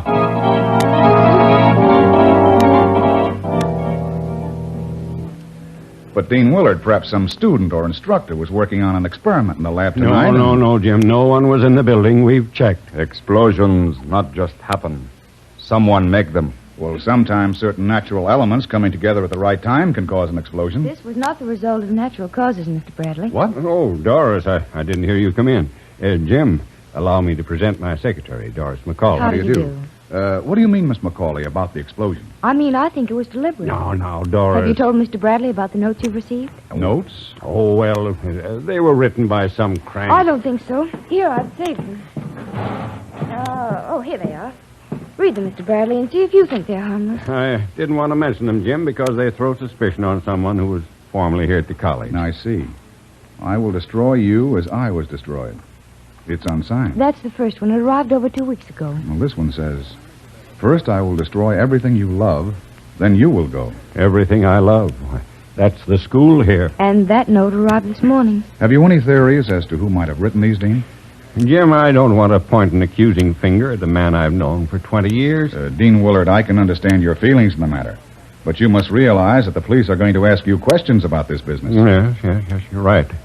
Well, Jim, it was my unpleasant duty to discharge Professor Wiley about 3 months ago. Do you remember him? I should say I do. We used to call him Professor Loco. He always seemed a little mad. Yeah, he's gotten much worse in the last couple of years. Neglected his classes, his appearance, talked to himself. He was constantly complaining that people hated him and were attempting to injure him in some way. Persecution complex? Exactly. Well, I put up with it as long as I could, but the chemistry department began to go to pieces, and I was forced to ask for his resignation. He made plenty of fireworks over that, Mr. Bradley. I was in the office when it happened. Yes. He said that at last he knew who it was who hated him, who had blocked his advancement. He meant you, Dean Willard. Yes, Jim. Ridiculous. Of course. I think I'll have a little talk with Professor Wiley. Perhaps we can clear this whole thing up tonight. Here we are. Up the stairs, Miss McCauley. I guess we better ring the bell. No answer. Does he live here alone? He has an old housekeeper, but she's probably gone home at this hour. Well, either he's not home or he doesn't want company. Say, wait a minute. What is it? The door. It's open. What are you going to do? I'm going in and have a look around. But suppose he comes back and catches you. I'll cross that bridge later. I'm going with you. Come on. All right. Pretty dark in here. I don't want to put on a light until I have to. I feel as though someone were watching us. There's another door. It leads into the professor's study. No one seems to have heard us. Reach for the light switch on the wall. Right, it ought to be over here someplace. Oh, there it is. I've got it. Well, there's nothing here. What'd you expect to find? I don't know, but I was getting so frightened walking around in the dark, nothing would have surprised me. I'm not used to this. I'm not used to it myself. Now, let's see. What are you looking for? Typewriter. Typewriter? Do you mean to say we broke in here to use Professor Wiley's typewriter? Yes, Miss McCauley. Why? Why? Because the threatening notes sent to Dean Willard were typewritten. You see, every typewriter has definite characteristics. Even the same make varies enough to identify the machine by the writing. Oh, I see. Do you, my dear? Professor Wiley. May I ask the meaning of this? Professor Wiley, I believe I can explain. Can you? Well, you'd better explain quickly before I call the police. What do you mean by breaking into my house this way? I wouldn't call the police if I were you. You might find it difficult to explain a few things yourself. Just what do you mean, young man? I mean the mysterious explosion that wrecked the chemistry building. So, that, too, is being laid at my door. I'm to be blamed for that, too. I tell you, there's a plot to discredit me. Someone is trying to ruin me completely. Where were you when the explosion occurred, Professor? Well, right here in my study. What right do you have to question me? Well, please understand, I want to help you if you're not guilty. Not guilty? Of course I'm not guilty. Then where were you just now? Where did you come from? Get out. Get out of my house. You realize that if you don't answer, you're pointing the finger of suspicion at yourself. Oh. At last you've all succeeded. Succeeded in your plot against me. There's no plot against you, Professor Wiley. Get out! Get out! Send for the police. Have me put away. Justice. There is no justice. You're out of your mind, Professor. Perhaps Perhaps I am. Persecution's done it. Persecution.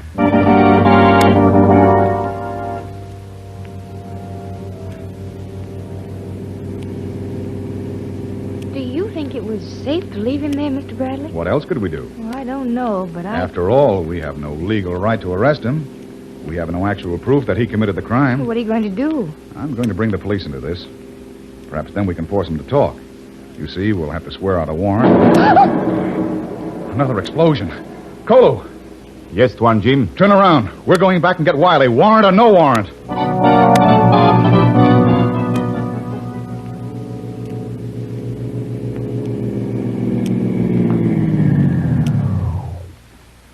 Here's Professor Wiley's house again. Come on. Kolo 2, Tuan? Yes, Kolo, I may need your help. Here's the door. Jim. Dean Willard, what are you doing here? I got worried about you and Doris coming here, and I went after you. You heard the second explosion? Yes, just as I was coming up the front steps here. Well, there's no doubt in my mind any longer about who set the explosions. It's Professor Wiley. Well, the man's definitely out of his mind. We'd come back to get him and have him put away. I'm afraid that won't be necessary. What do you mean? He's dead. Suicide. Dead? But he was alive not 10 minutes ago. A moment after the second explosion occurred, just as I was about to go into the house, I heard a pistol shot. I rushed in and found him dead in the study. Let's go in. There he is, lying on the floor before his death. He's dead, all right. He's still holding the gun in his hand. Yes, I see. Well, then, who set off the second explosion? It couldn't have been Professor Wiley. Why do you say that, Doris? Well, you said that you heard the pistol shot only a moment after you heard the explosion. Professor Wiley couldn't be in two places at once. Probably set a time bomb. Don't you think so, Jim? No doubt about it. But that isn't what puzzles me. Huh? Look where the gun is. What do you mean? In his right hand. Kolo understand, Tuan Jim.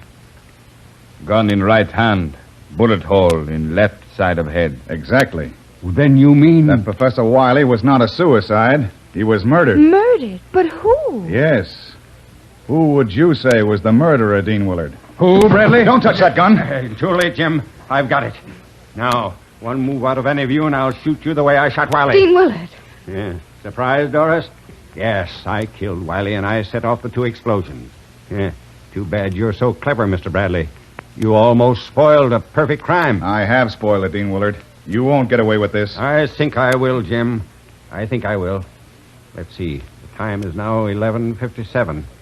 I have exactly 3 minutes to talk to you. What do you mean? There's a time bomb under this house that will blow it to kingdom come at 12 midnight. Oh, no. Oh, yes. You see, I knew that Wiley had perfected the formula to harden steel beyond anything known today. There was a fortune in it, but Wiley, in his mad way, wasn't interested. I planned to get that formula for myself, and I've succeeded. But why did you blow up the chemistry lab and the science building? I was afraid that there might be some of Wiley's notes still around somewhere, and I was taking no chances.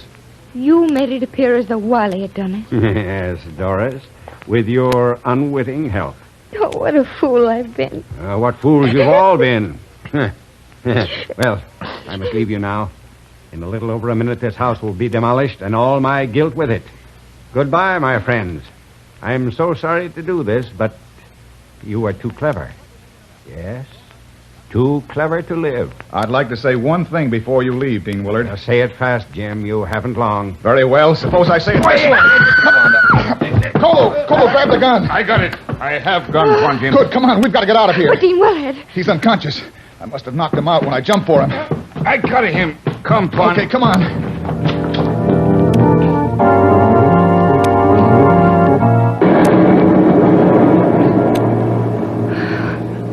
Miss Macaulay, are you all right? I'm all right, I think. Kolo? Kolo, all right. Oh. He all right, too. This Dean Willard. Oh, that was just a little too close for comfort. What we do now, Tuan Jim? We're taking this man to the police and turning him in. Then? I don't know, Kolo. Kolo, no. We go back to city.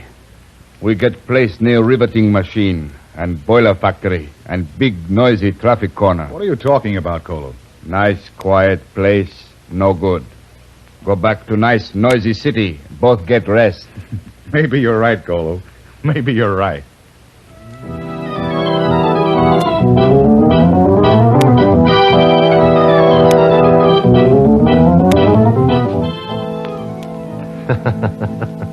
Perhaps there's something in what Kolu says after all. We have a private little theory about Jim Bradley. We think that he's just one of those men who don't have to look for adventure, because adventure looks for them. Listen in again next week for another exciting adventure of Jungle Jim. Remember, you can follow other adventures of Jungle Jim every Sunday in the Comic Weekly. Pages and pages of comics and action pictures in full color. Join the 11 million adults and 6 million youngsters who look forward to Sunday reading for amusement and interest with the Comic Weekly. It comes to you with the great Hearst and other Sunday newspapers from coast to coast. Don't miss it.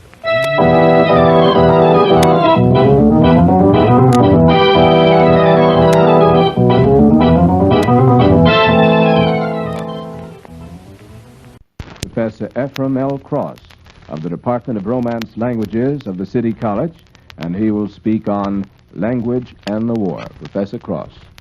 Fellow citizens of the USA and foreign friends of our cause, you have been told over the radio, at public meetings, and in newspapers, posters, and circulars that fighting men and skilled workers, mechanics and white-collar technicians, guns, airplanes, tanks, and ships, medical science, chemistry, and engineering will win this war. The people's war against Nazi fascist oppressors and Japanese militarists who are of the same fascist breed and creed as their European masters, and by this victory ensure the triumph of political, social, and economic freedom for our own country and indeed for the entire world.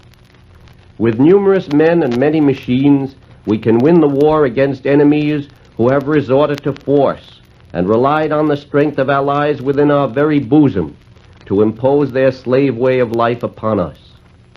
With numerous men and many machines, we shall win the war because with such material instrumentalities, we shall speak the language of the enemy, the language of force, the force that happily is ours as no other nation's, the language which our enemies preeminently understand beyond any possibility of misunderstanding, a language whose elements and sounds, issuing from a mightier endowment than they command, must cause them deadly fear, not only for their Nazi fascist cause, but likewise for the future safety of their own persons. This will be our answer to tyranny. Force, the force exerted by a free people, not held down by the dread of tomorrow, nor depressed and cowed by the terror imposed upon disarmed and unarmed fighters for liberty. Now, we have other equipment for use in our daily labors and our task of building the house of victory and freedom. We have our hands, our eyes, and our ears. We do not think of these as a worker's tools because they have been part of us from birth, and we take them for granted. Day by day, with little or no thought of the organs through which each of us carries out the plans of the mind for the conquest of our world, we create the goods and perform the services of civilization, measure the mountain we are to cross, and read the thoughts of the living and the dead, listen to the power of the waterfall we are to harness, and hear the messages of joy and sorrow, of sense and nonsense, of truth and falsehood that only man can utter. This is the value, the preciousness of the hand that holds, the eye that sees, and the ear that hears. But the hand that makes conventional strokes with a pen, the eye that perceives the characters that transmit ideas, and the ear that catches the sounds that express the truths or untruths in other men's minds, are dealing with the most marvelous implement ever developed by man. So marvelous is this implement that during many centuries it was considered a gift made in heaven and bestowed upon man to enable him to defy destruction. Divine, they labeled it. We know, however, that unlike the hand, the eye, and the ear, language was not born with us. It is not inherited along with the color of our hair and skin. It is a thing acquired. It has to be painfully learned by each individual. But speech has such mysterious power over us that we prize it only when it is gone. We are ensnared by it without knowing what has betrayed us, and we are freed by it without realizing that the power to lift up can become the power to destroy. For language is a two-edged tool. A lie can be formed into a correct sentence so that linguistically it stands alongside of truth. An enemy can tell the truth, and a friend can say something that is not true. A lie may be stated in bold and beautiful language, and the truth may be expressed in faltering, imperfect speech. Truth clad in polished, sonorous drapery is no more than truth. Truth in simple dress is none the less truth. Untruth gilded by the spell of fair words and a sweet-sounding tongue does not become golden truth. Untruth in tattered garments is still the opposite of unadorned truth. An old maxim, actions speak louder than words, while it applies a test, records the experience of the ages as to the might of speech, the power to throw us off our guard, the power to numb our mental faculties, the power to frustrate our most reasoned determinations. We find our way to the truth by the proverbial test, and a faculty which we should keep ever keen.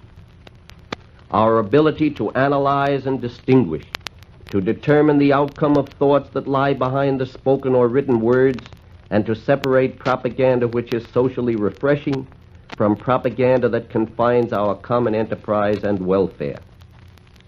Language, the world of speech, embraces, of course, not only our own tongue, but hundreds upon hundreds of foreign tongues.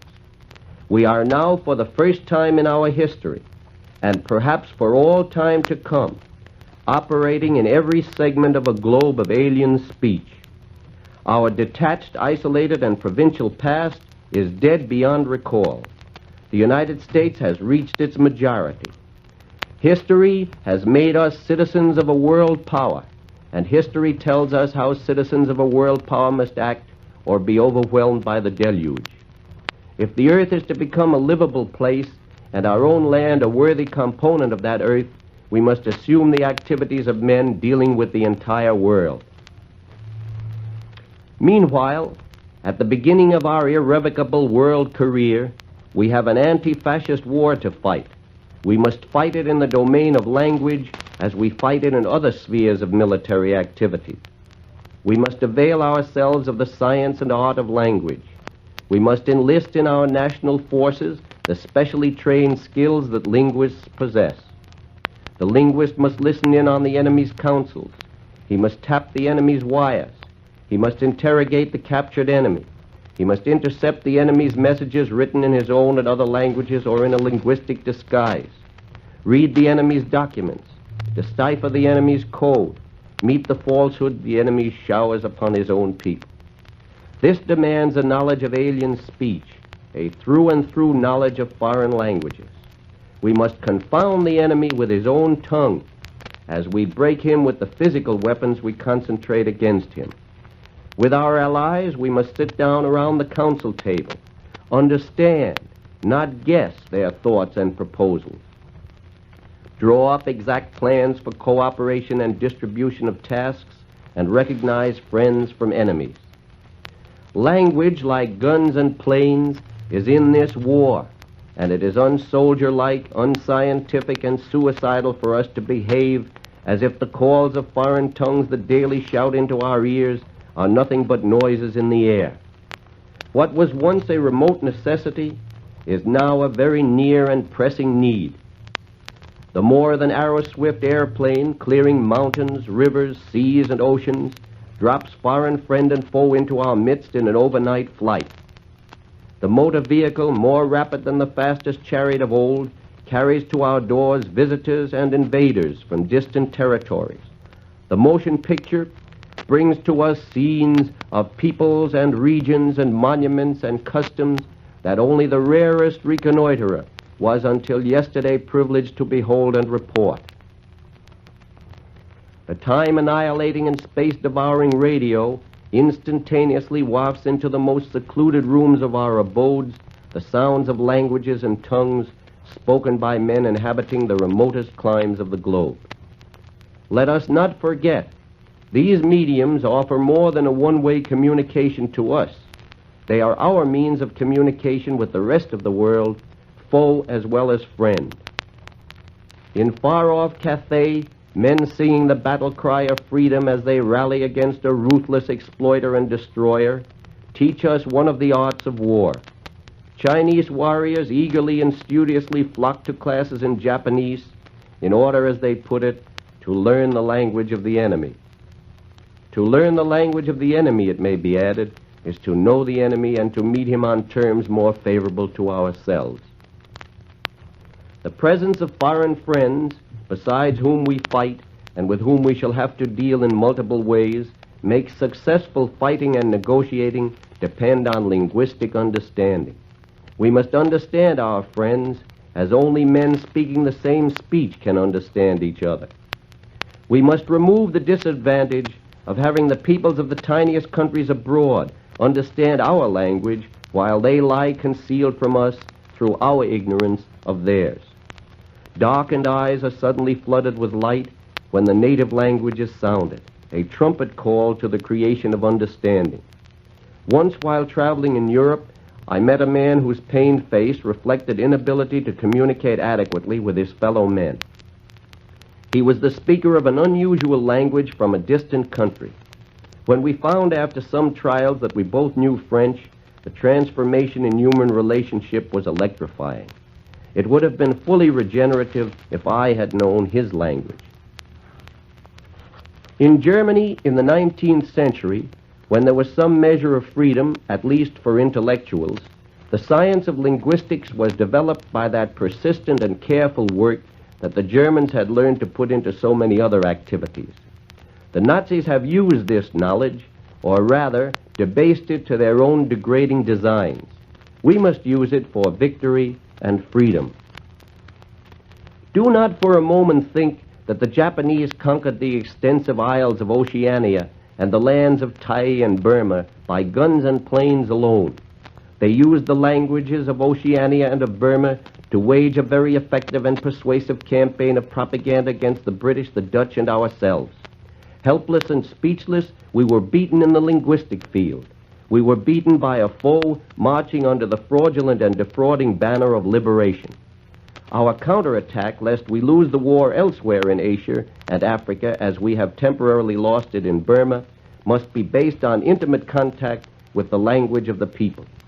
At the conclusion of the present global war, the United States of America will most probably emerge as the Earth's leading military, economic, and educational power. To fully avail itself of the mighty resources at its disposal, and to perpetuate its ability to promote the progressive march of civilization, the enrichment of mankind both materially and spiritually, it will need citizens whose organs of speech can command words of liberty, justice, fraternity, and fair dealing in the chief languages of Europe, Asia, Africa, and America. Pending the glorious day, we salute our Chinese allies with the war cry of Seng Li, Sir Yu, our Russian allies with Pobjeda и Svoboda, our Dutch allies with Overwinning and Freiheit. That also for our Belgian allies with Victoire et Liberté, Victoria y Libertad, for resurrected Spain and our neighbors from the northern border of Mexico to the southern tips of Argentina and Chile, for Brazil, Vitória y Liberdade. Seier og Frihet for Norway and Denmark, for the unchained French people, a new reinvigorated Liberté, Égalité, Fraternité. Befreiung for the cleansed people of Germany, Rinascenza for the awakened people of Italy, and so on around the great circle of the globe, back to English with victory and freedom. Thank you, Professor Cross. Your city station has brought you Professor Ephraim L. Cross of the Department of Romance Languages of the City College in a talk on language and the war. This has been the last in a series of discussions of the role of science in the war, presented in cooperation with the City College Civilian Defense Council. A new series will be presented at a later date. If you would like a copy of today's discussion or of any of the other talks given during this series, Send 10 cents in stamps to the City College Defense Council, 138th Street and Amsterdam Avenue in Manhattan. This is the Municipal Broadcasting System. The Treasury Star Parade. Buy another bond for Uncle Sam. Buy another bond for Uncle Sam. Victory is on the way. Invest your dollars every day. Americans must be free wherever we may roam. Let's keep America our home sweet home. The Treasury Star Parade presents one of America's outstanding conductors of one of the nation's best-known and most popular bands, Fred Waring and his Pennsylvanians. Buy another bond for Uncle Sam, for Uncle Sam.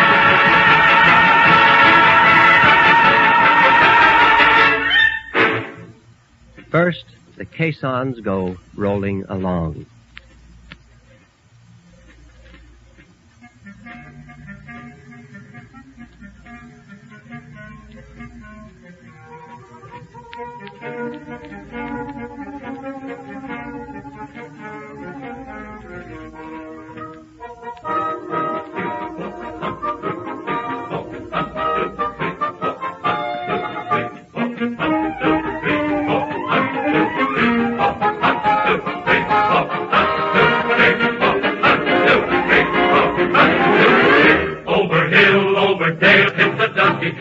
And those caissons go rolling along. Round the march, ride the pub, hear those wagon soldiers shout, while those caissons go rolling along. For it's high, high, he in the field artillery. Call off your numbers loud and strong. And wherever we go, you will always know that those caissons are rolling along.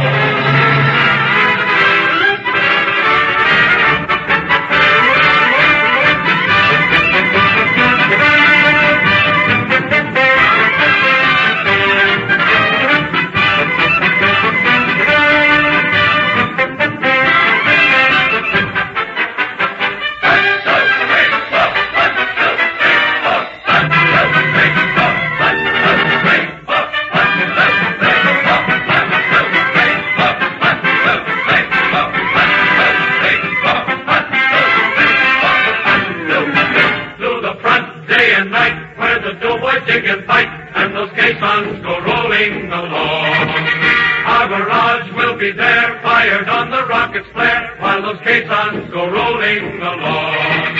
For it's high, high, he in the field artillery. Call out the numbers loud and strong. And wherever we go, you will always know that those caissons are rolling along. That those caissons are rolling along.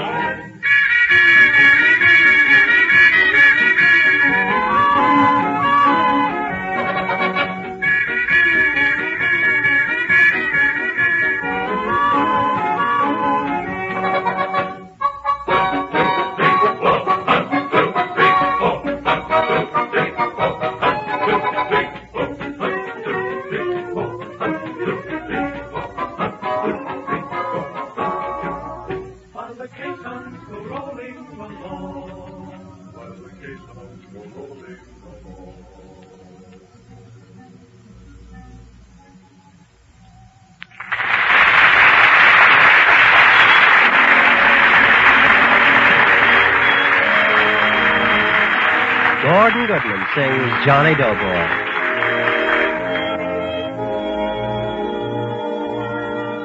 Johnny Doughboy found a rose in Ireland, sure the sweetest flower that e'er ever grew. And the blarney in her heart took him back to old New York, where his mother spoke the sweetest blarney tune.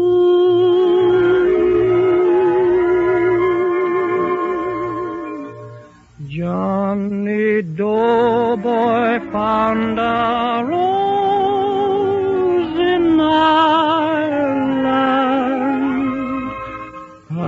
she stole his heart with smile and eyes of blue.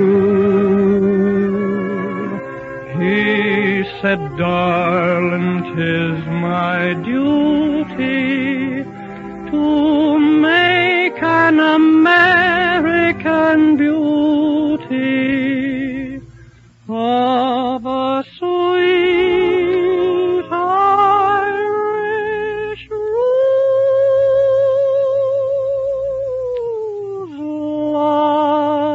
like you.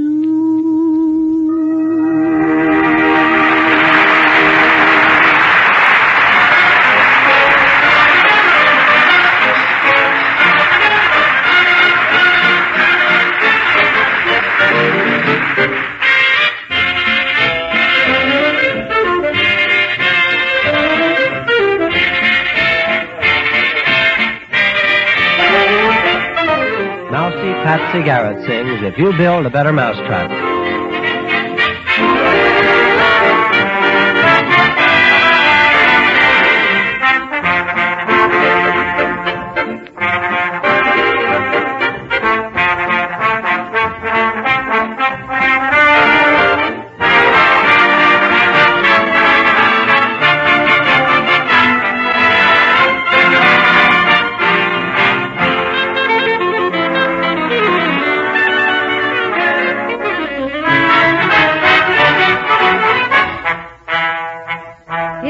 Build a better mousetrap, bake a better bun, mix a better toddy, you'll have everybody coming on the run. If you wash a better window, sweep a better floor, climb a higher steeple, you'll have all the people knocking at your door. That's the way to be successful. So I'm getting wise.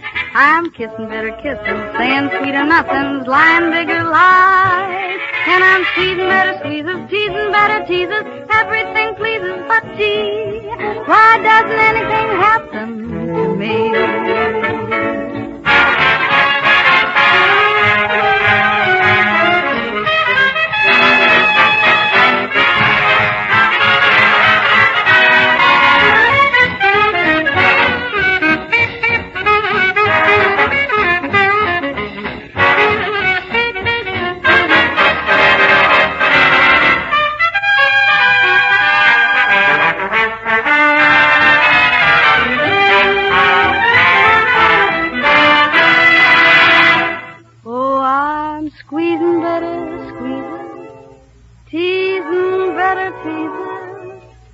Everything pleases but G.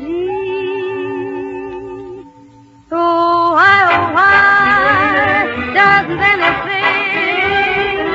why doesn't anything happen to me?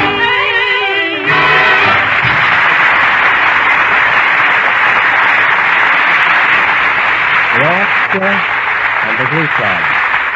Blues in the Night.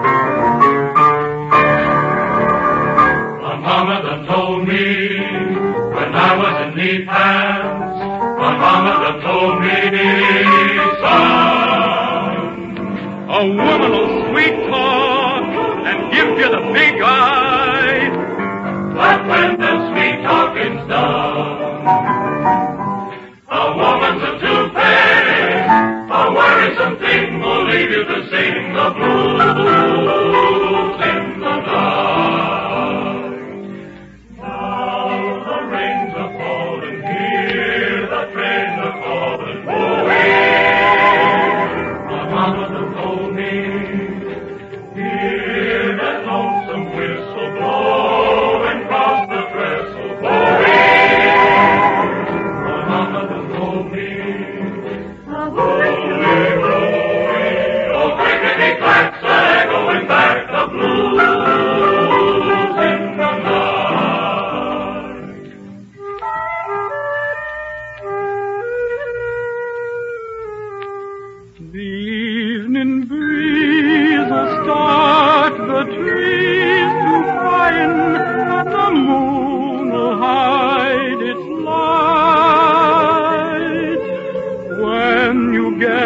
the blues in the night.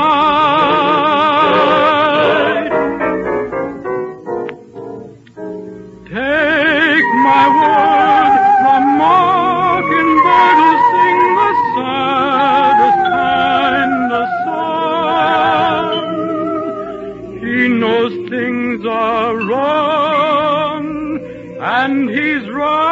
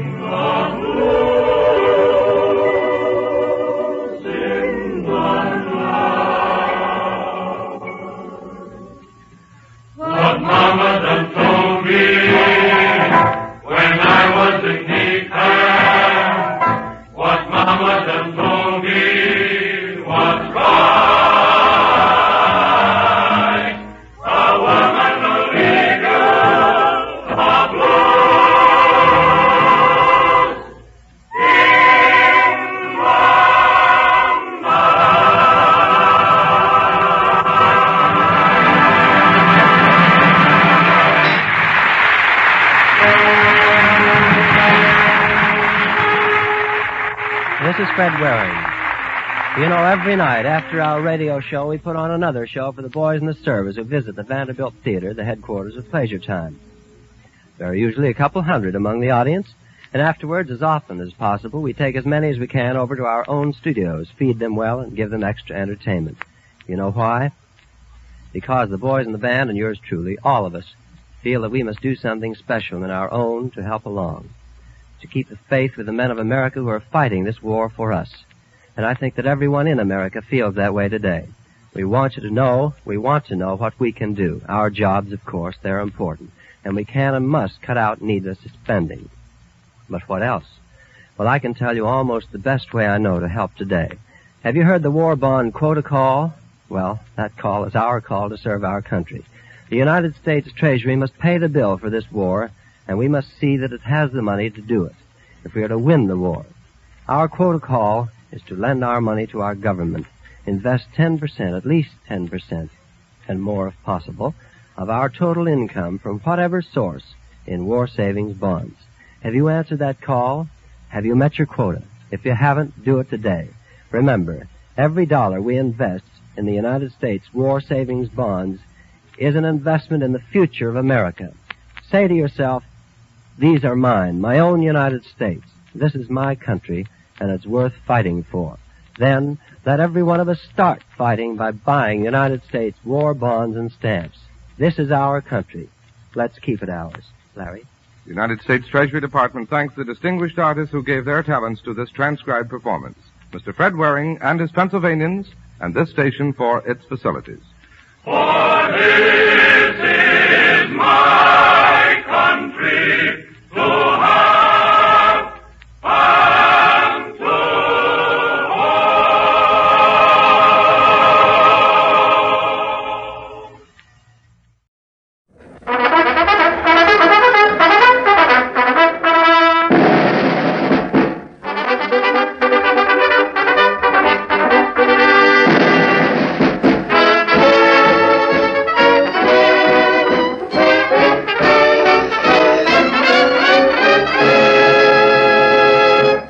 Commend Performance USA, the greatest entertainers in America, as requested by you, the fighting men of the United States Armed Forces throughout the world.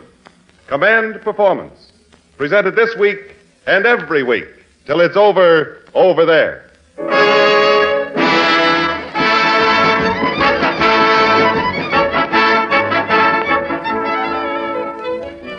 Greetings to Uncle Sam's Armed Forces from the American Entertainment Front, shooting another command performance out on 20 beams of shortwave to every nook and cranny of the world. Tonight, Broadway stars and Hollywood stars twinkle together in a special sky, high above Cleveland, Ohio, where the convention of the National Association of Broadcasters is assembled to hear the letters you men have written in and the stars you have commanded to appear. Tonight's first letter comes from Seaman First Class L.J.H. in the U.S. Naval Hospital at Pearl Harbor. He says, Dear Command Performance, since that certain Sunday morning when unexpected visitors dropped in on us, I've been looking at the world from a cot. I'll be up on my feet again any day now, but in the meantime, as a certain Red Cross nurse sitting here beside me puts it, I've got to depend on other people's legs.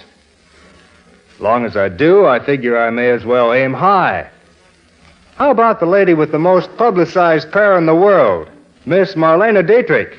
Seaman L.J.H., your wish is our command. Here she is. Lovely, charming, ravishing Marlene Dietrich.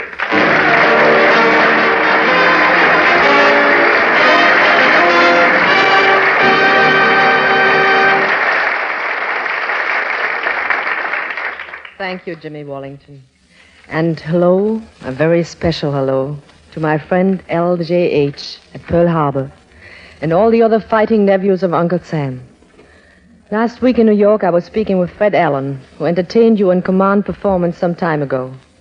Following his appearance, a group of you boys in Australia wrote him a wonderful letter of appreciation. Fred let me see that note, and as he handed it to me, he said, "Don't lose that letter, Marlene. It's the biggest salary check I've ever received."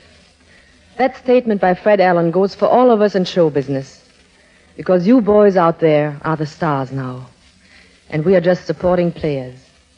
As they say in Hollywood, we're bit players, doing our little bit for you fellows who are doing so very much.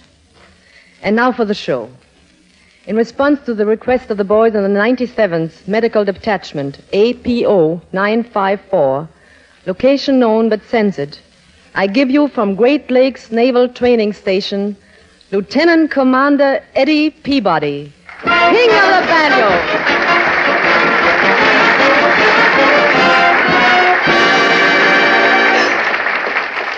Miss Dietrich, it's a pleasure to appear on command performance. With the assistance of Bob Moonen, musician second class, I'd like to play a little something we've cooked up special for the boys in the service. What do you say, Bob? Okay?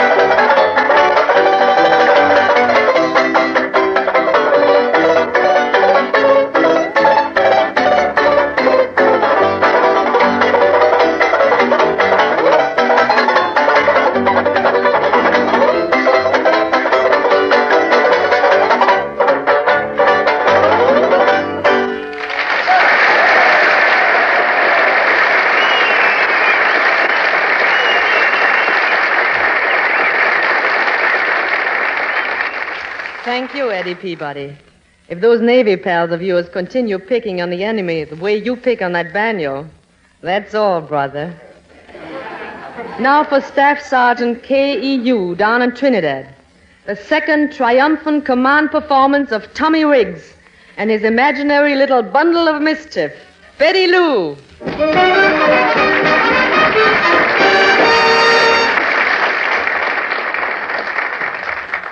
Give a man a horse he can ride. Give a man a horse he can ride. Give a man a Why, horse... Betty Lou, that's an odd song for a little girl to sing. Oh, hello, Miss Dietrich. That's a very special number I'm singing for a very certain person, don't you? Don't I what, Betty Lou? Well, don't you know that Mr. Tommy went horseback riding? Horseback riding? Yes, but all the horses he tried to ride, they had a very patriotic motto. A very patriotic motto. What was that? Keep 'em flying, too. Speaking of horses, Betty Lou, I understand that Jimmy Wallington took you to the races. Is that right? Well, I thought it was right at the time, until I made a bet on a horse called Itchy. Itchy? Are you sure the name of the horse was Itchy? Well, it must have been. They had to scratch him in a third race. Don't you know it's wrong for little girls to bet on the horses? Well, I know it now. I see. So your horse lost the race, is that it? Yes, but he almost won. At the finish line, he was neck and neck with the horse that beat him. If both horses were neck and neck at the finish line, how could your horse lose? The other horse stuck out his tongue. Well, that's too bad, Betty Lou. Did you bet him on the nose? No, I bet on the whole horse. Well, all in all, Betty Lou, I guess you didn't have a very good day at the races. Well, I was doing okay until Jimmy Wallington touted me onto a nag in the toid and I lost my shirt. Oh, pardon me, Marlena, but Betty Lou, what language? Oh, hello, Mr. Tommy. I'll be back in a minute. No, now, don't run away. I want you to answer some questions for me. Well, that's where you have me at a disadvantage. What do you mean I have you at a disadvantage? Well, you ask the questions, then turn right around and put the answers into my mouth. Silly, isn't it?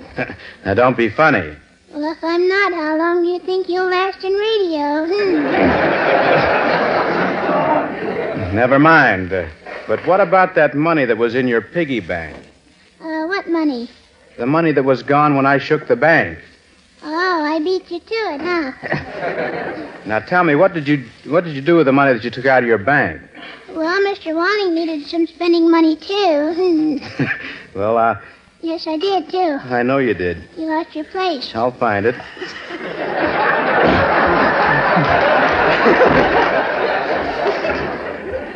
But I'll bet you don't know what happened after the races were over. Well, I'll bet it was nothing trivial. Oh, nothing like that. But one of the jockeys let me gallop all the way around the track on the winning horse. Well, sit down and tell me about that. I can't. You can't tell me about it? No, I can't sit down. But oh, pardon me, Mr. Tommy, there's Mr. Wallington, and I've got a little financial discussion with him. Oh, Mr. Wallington. Hello, Betty Lou. It's a beautiful day, isn't it? Never mind the weather.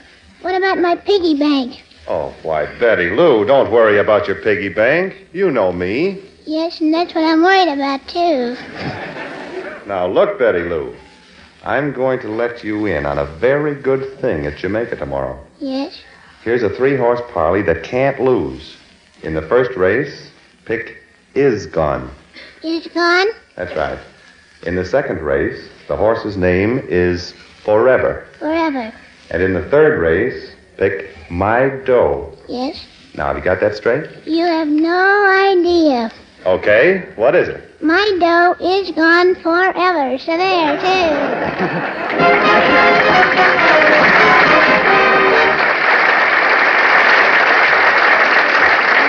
Thank you very much, Tommy Reed.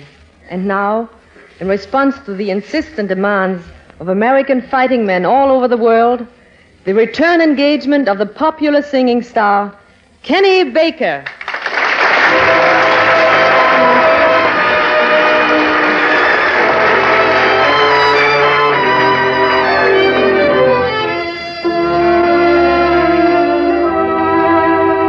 You are always in my heart, even though you're far away.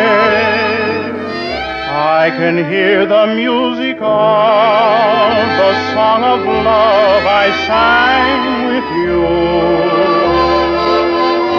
You are always in my heart,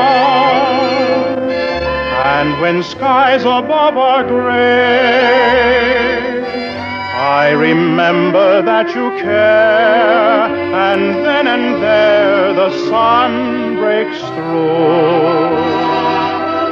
Just before I go to sleep, there's a rendezvous I keep,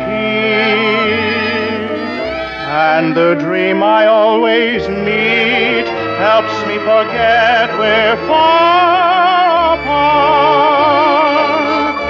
I don't know exactly when, dear, but I'm sure we'll meet again, dear. And my darling, till we do, you are always in my heart.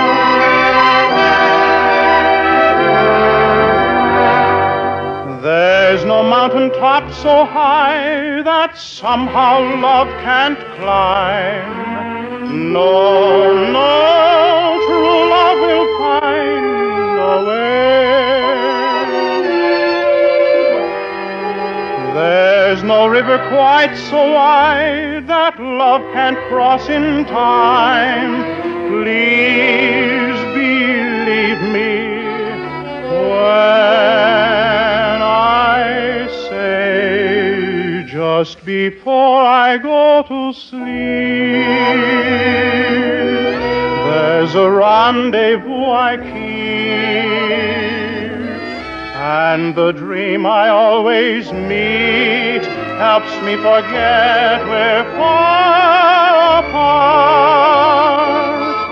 I don't know exactly when, dear, but I'm sure we'll meet again, dear. And my darling, till we do, you are always in my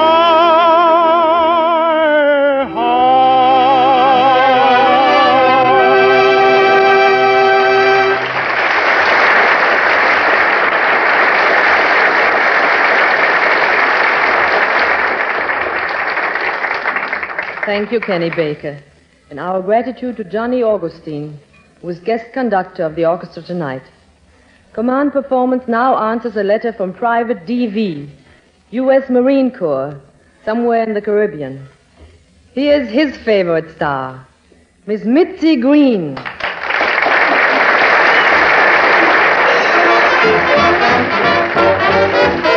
Beat me, Daddy, A to the bar. The people gather around when he's on the stand. And when he plays, he gets a hand. The rhythm he beats puts the cats in a trance. Nobody there bothers to dance when he jams with the bass and guitar. Ah, beat me, Daddy, A to the bar. Now the way I imagine the same song might be sung by Miss Katharine Hepburn. It's really amazing the way the multitude gathers about when he's on the stand, really it is. And when he plays, they demonstrate their appreciation by giving him a hand for which he's so beholden.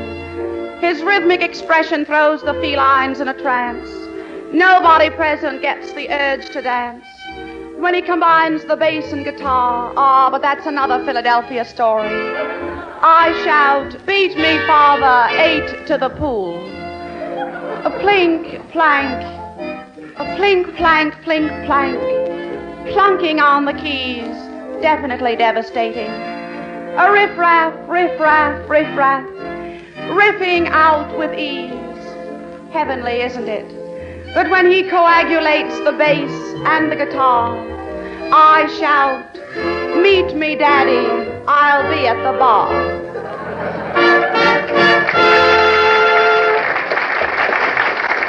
And now, Miss Greta Garbo. The public's congregating when he's on the stand. And when he gives the music, they clap with their hands. Such tempo, such technique puts me in a trance. I'm floating on air and I don't want to dance. But when he yams with the bass and guitar, they're calling, beat Mr. Kowski, A to the bar. I think, I thank, I think, tank, think, tank, think, tank. I think I go home. Such a riff-raff, riff-raff, riff-raff. I want to be alone. But when he yams with the bass and the guitar, I'm calling now, beat Mr. Popsky, hey to the bar. Bar.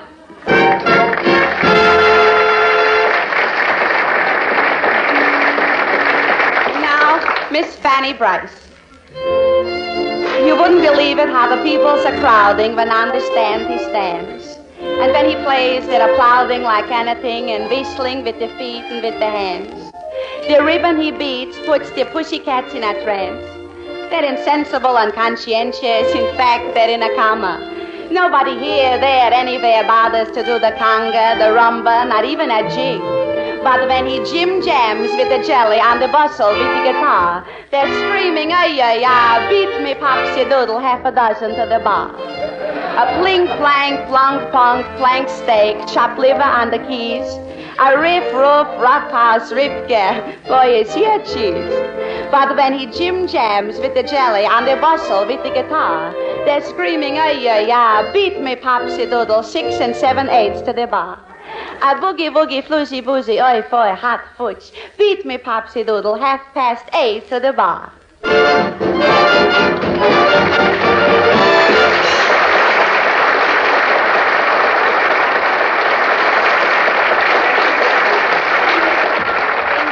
Reached command performance recently from two fighting Americans thousands of miles apart.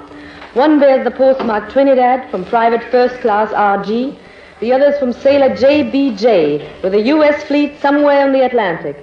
He is the truly great star, both letters asked for. Al Jolson.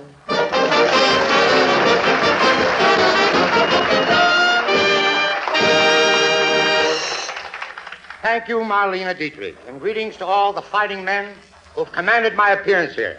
I'm especially glad to answer that letter from Trinidad, and I might tell you boys down there that this tonight is just a preview, because very shortly after you've heard this broadcast, I'll be on my way to Trinidad, where I hope to meet each and every one of you in person.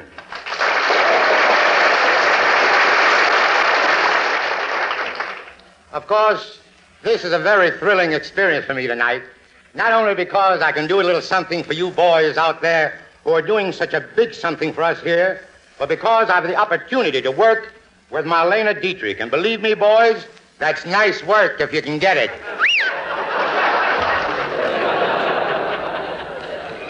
Just think, Marlena, what the boys out there in the service would give to be in my shoes now. Of course, later I'd like to be in my socks. Do your feet hurt? I beg pardon? Do your feet hurt? Quiet, Gracie. You know, Marlena, one of my ambitions has always been to play a love scene with you in a picture. Oh, are you in pictures? Insult number one. I was in pictures. The last time I worked in Hollywood, they released me and kept the picture. But I'd still like to do a love scene with you. Marlena, put your arm around me. Hold me tight.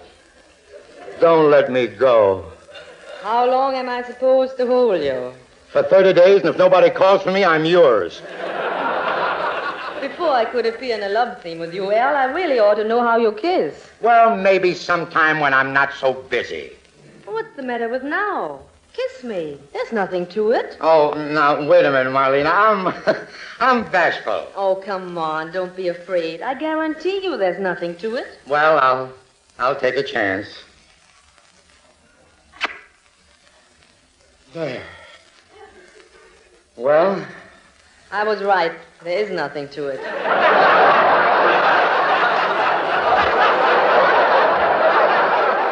Well, both of us have been traveling around the country appearing at a lot of army camps.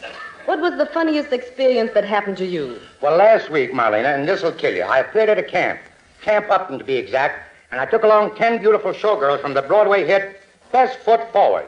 I arrived at camp, and the CO, that's the commanding officer, took one look at the girls and said, Al, I'm afraid to let you take these 10 beautiful girls in the camp. And I said, why not? And the commanding officer said, after all, look, Al, we've got thousands of boys here.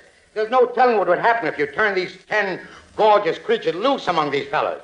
Well, I placed my hand on his shoulder and I said, Colonel, I'm afraid you got us all wrong. These are high-class girls. Many of them have a fine background.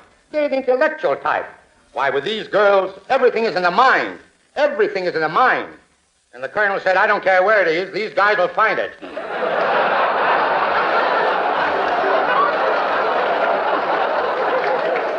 Wait a minute, Marlena. Where are you going? I'm going to that camp. No. Well, that wasn't the only funny experience I had. On my trip up here to Cleveland to broadcast for you boys, I stopped somewhere in the hills of Ohio at a little garage. And I said to the fellow who ran the garage, I said, give me 10 gallons of gas. And just as he went to go for the gas, I said, by the way, have you got a radio here? He said, sure, why? I said, well, I want to hear the news. I want to hear what General MacArthur is doing in Australia. He said, General MacArthur? Who is he? I said, you mean to tell me you never heard of General MacArthur? And he said, no. And I said, well, after you get the 10 gallons of gas, get me 4 new tires.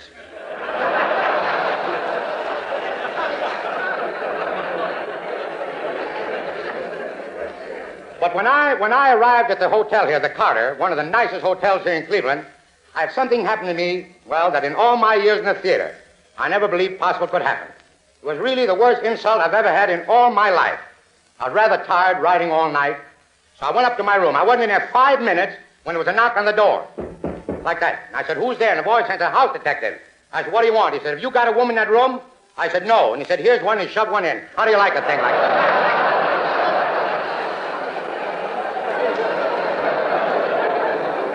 I wouldn't have cared, but the price I'm paying for that room, he should have shoved 2 in.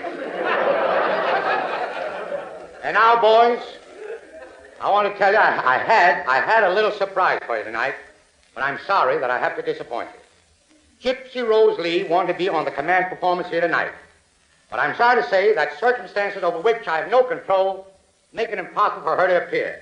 But she sent me a wire, which, if you don't mind, I'd like to read to you. Quote, Dear Al, sorry I can't be with you tonight, as I'm appearing as guest star on the Bear Aspirin program, unquote.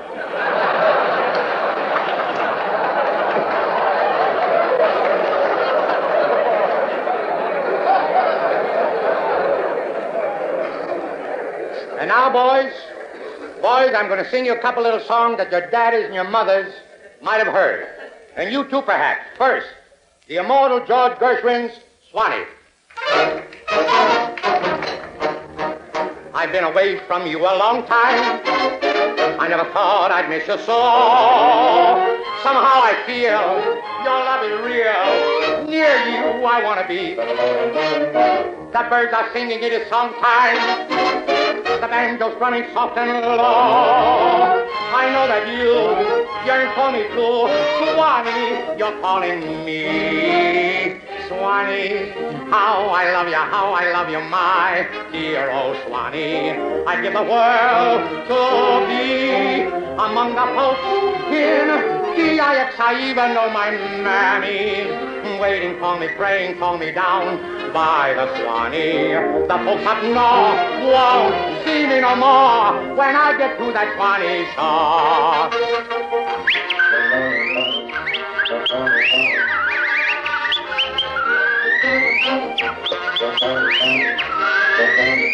I love the old folks at home.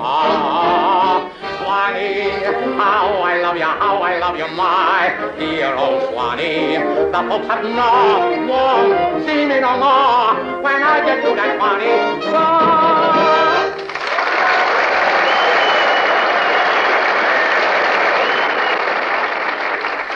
And now, boys, a little song that helped me pay the mortgage on my farm. I hope you remember it.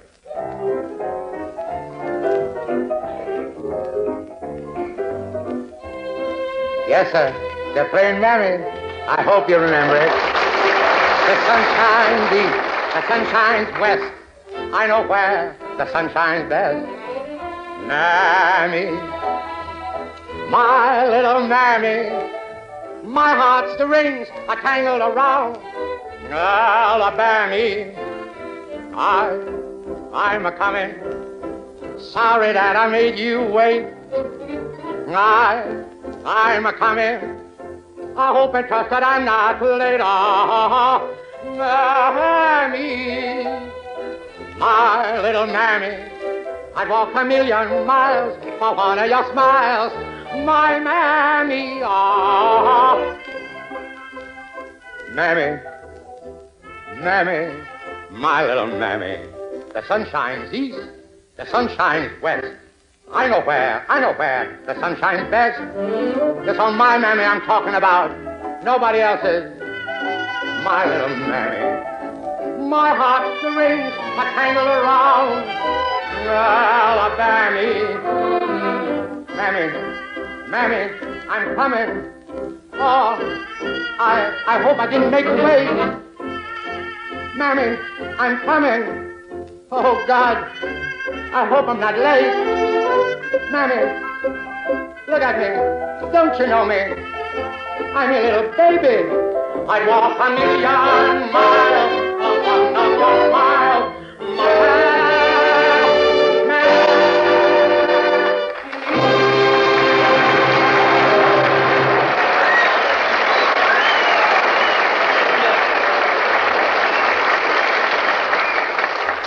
And here, boys, is a song a lot of you asked me to sing. Hit it, Martin.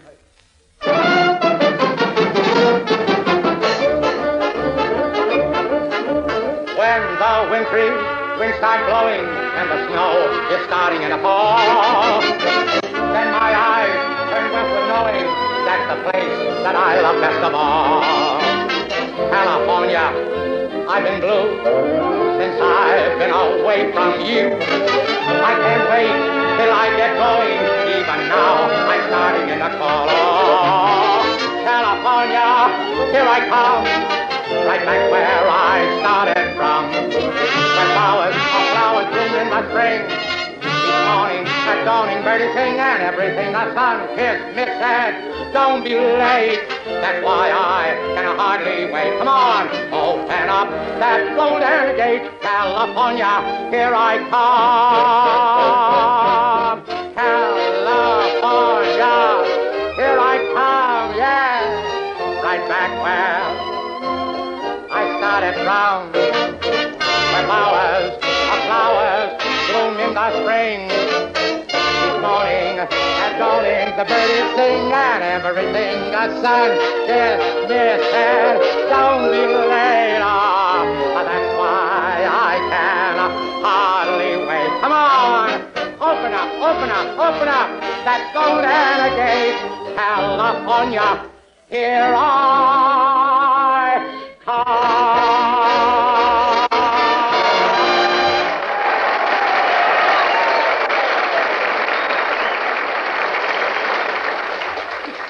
Thank you very much. And now, before I leave, I want to say this to you guys out there on the fighting front.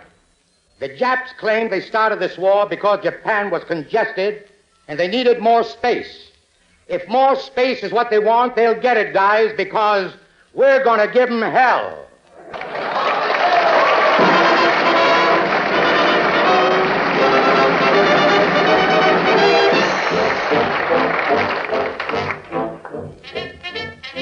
Well, gang, old man Time is the bugle boy around here, and he's fixing to sound taps any second now.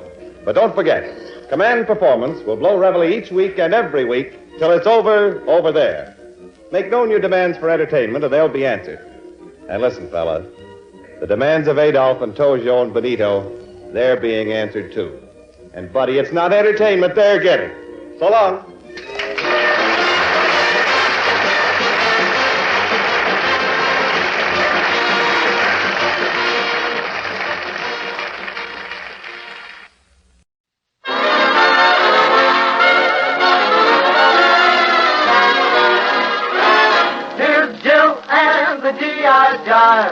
Hi, fellas. This is GI Jill with GI Jive.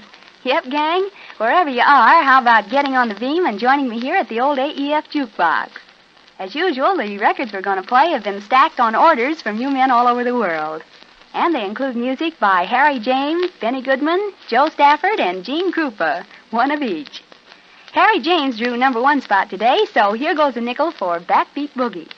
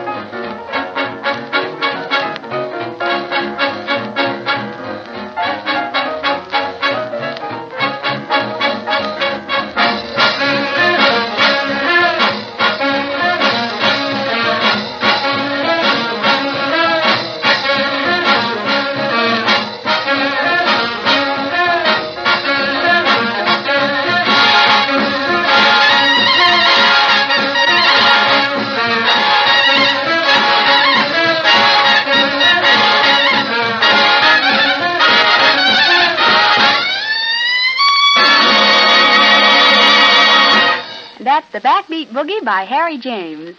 Orders for spinning it were received from Russell, Panky, Robert, Edgar, and Irish at APO 944, Marion Eason, James Waits, Tommy Fain, Eddie Holland, and the rest of the gang at Navy 128, and Seaman Second Class Maurice Ammons. Now, let's go way back to about 1938 and the old Benny Goodman Band. Benny and his boys made a date at the recording studios and waxed a song that has become a standard in the books. A little gal named Martha Tilton was singing with the King at the time, and she did the vocal honors the day they recorded I Can't Give You Anything But Love.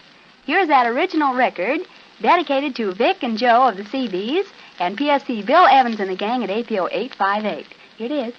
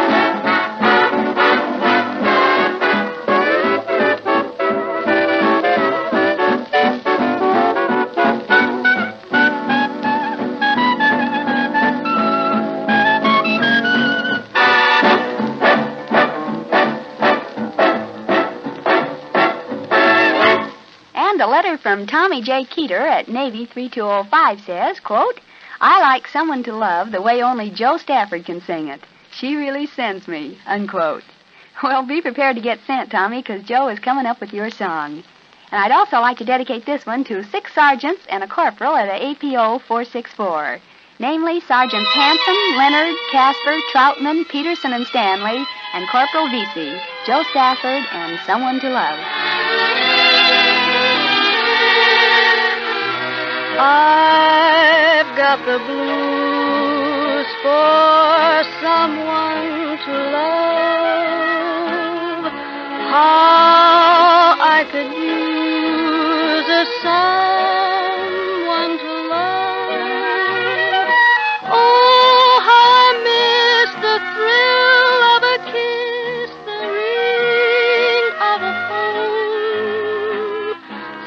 somebody's charms to hold in my arms whenever I'm lonesome. If I could find my someone to love, I wouldn't mind those clouds up above. Tell me, am I just dreaming, or can it be true? My someone to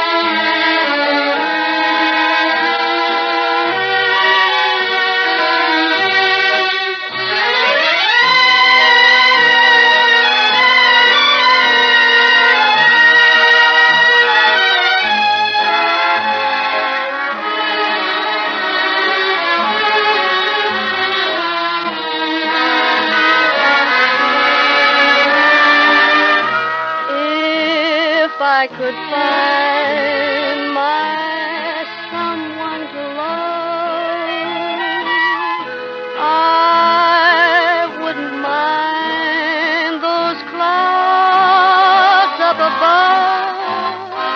Tell me, am I just dreaming, or can it be true? My someone to love is you.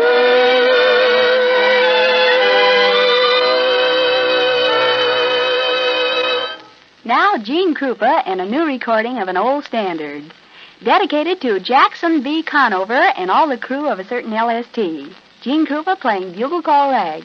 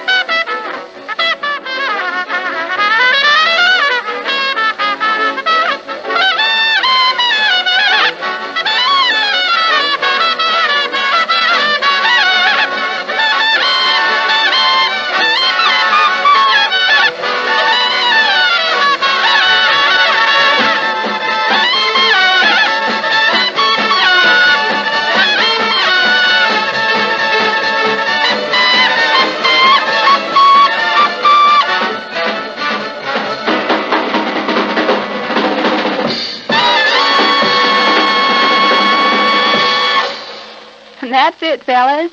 I'll see you tomorrow with a completely restocked jukebox.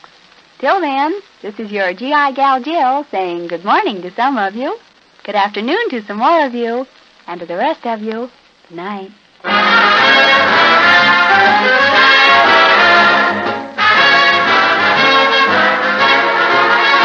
This is the Armed Forces Radio Service.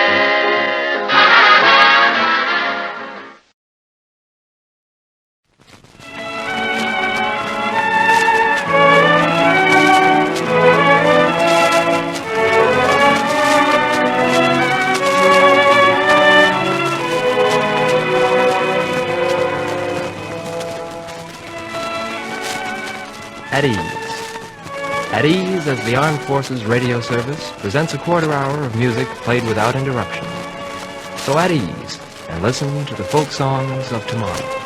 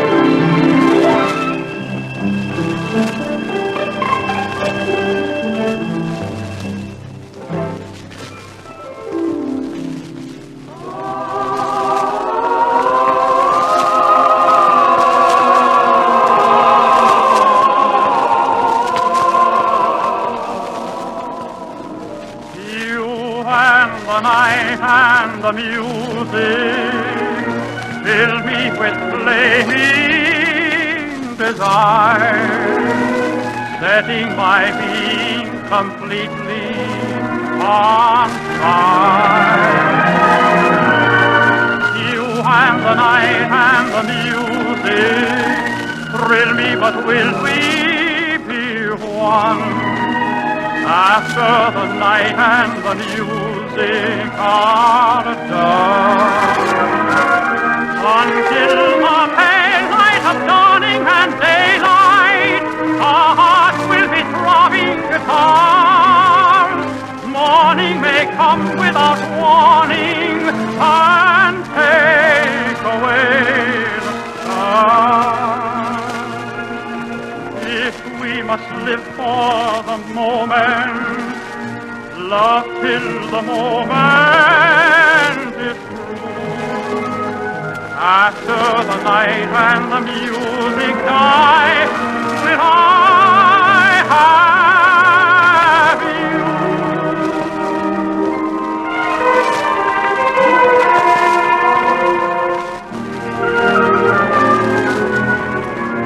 Until the pale light of dawning and daylight, our hearts will be throbbing guitars.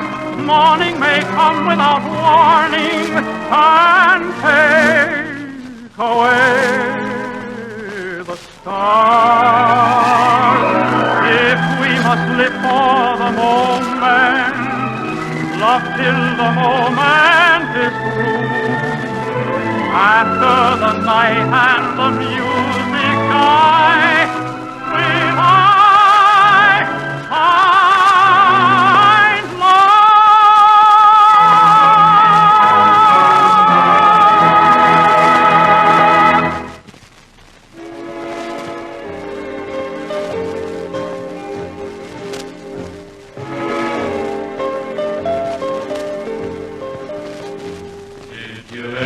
Get that feeling in the moonlight, that wonderful feeling that you want to be kissed.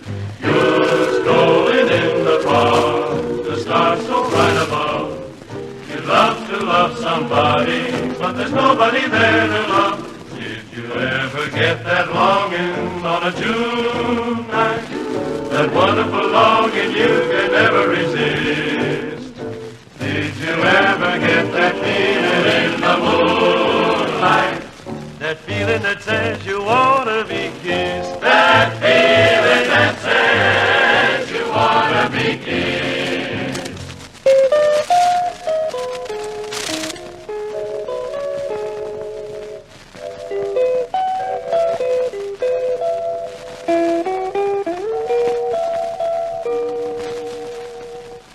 Everybody now and then gets a little lonely. There's always a reason why. I know what it means to be lonely. Even as you and I, did you ever get that feeling in the moonlight? That wonderful feeling that you want to be kissed. You're strolling in the park with the stars so bright above. You'd love to love somebody, but there's nobody there to love. Did you ever get that longing on a June night? That wonderful longing you can never resist. Did you ever get that feeling in the moonlight? That feeling that says you want to be kissed. That feeling, that wonderful feeling that says you want to be kissed.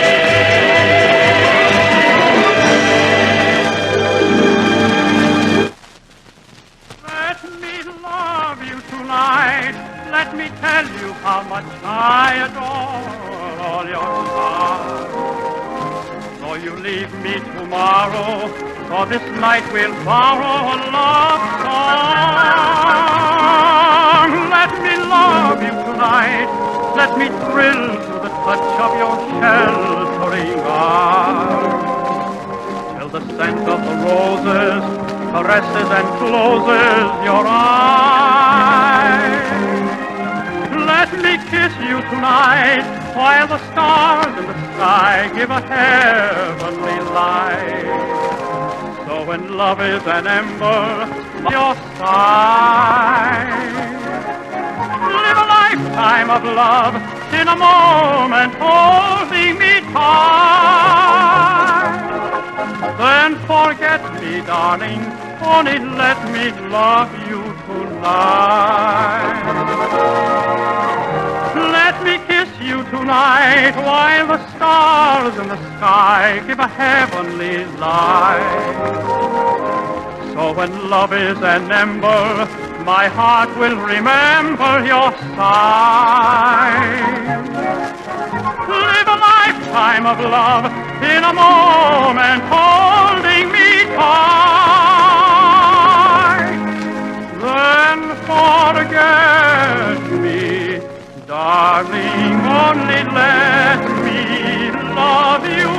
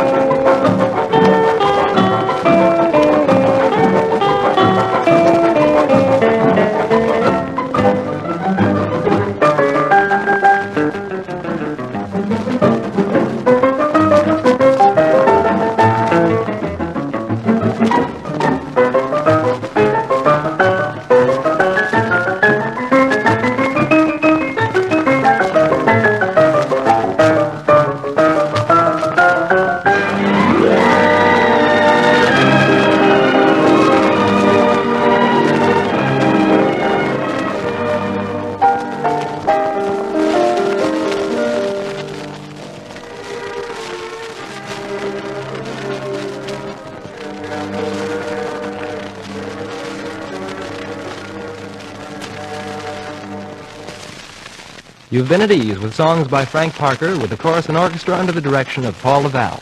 Musically at ease were If I Loved You, You, the Night and the Music, That Feeling in the Moonlight, Let Me Love You Tonight, and Say It Over Again. This is the Armed Forces Radio Service.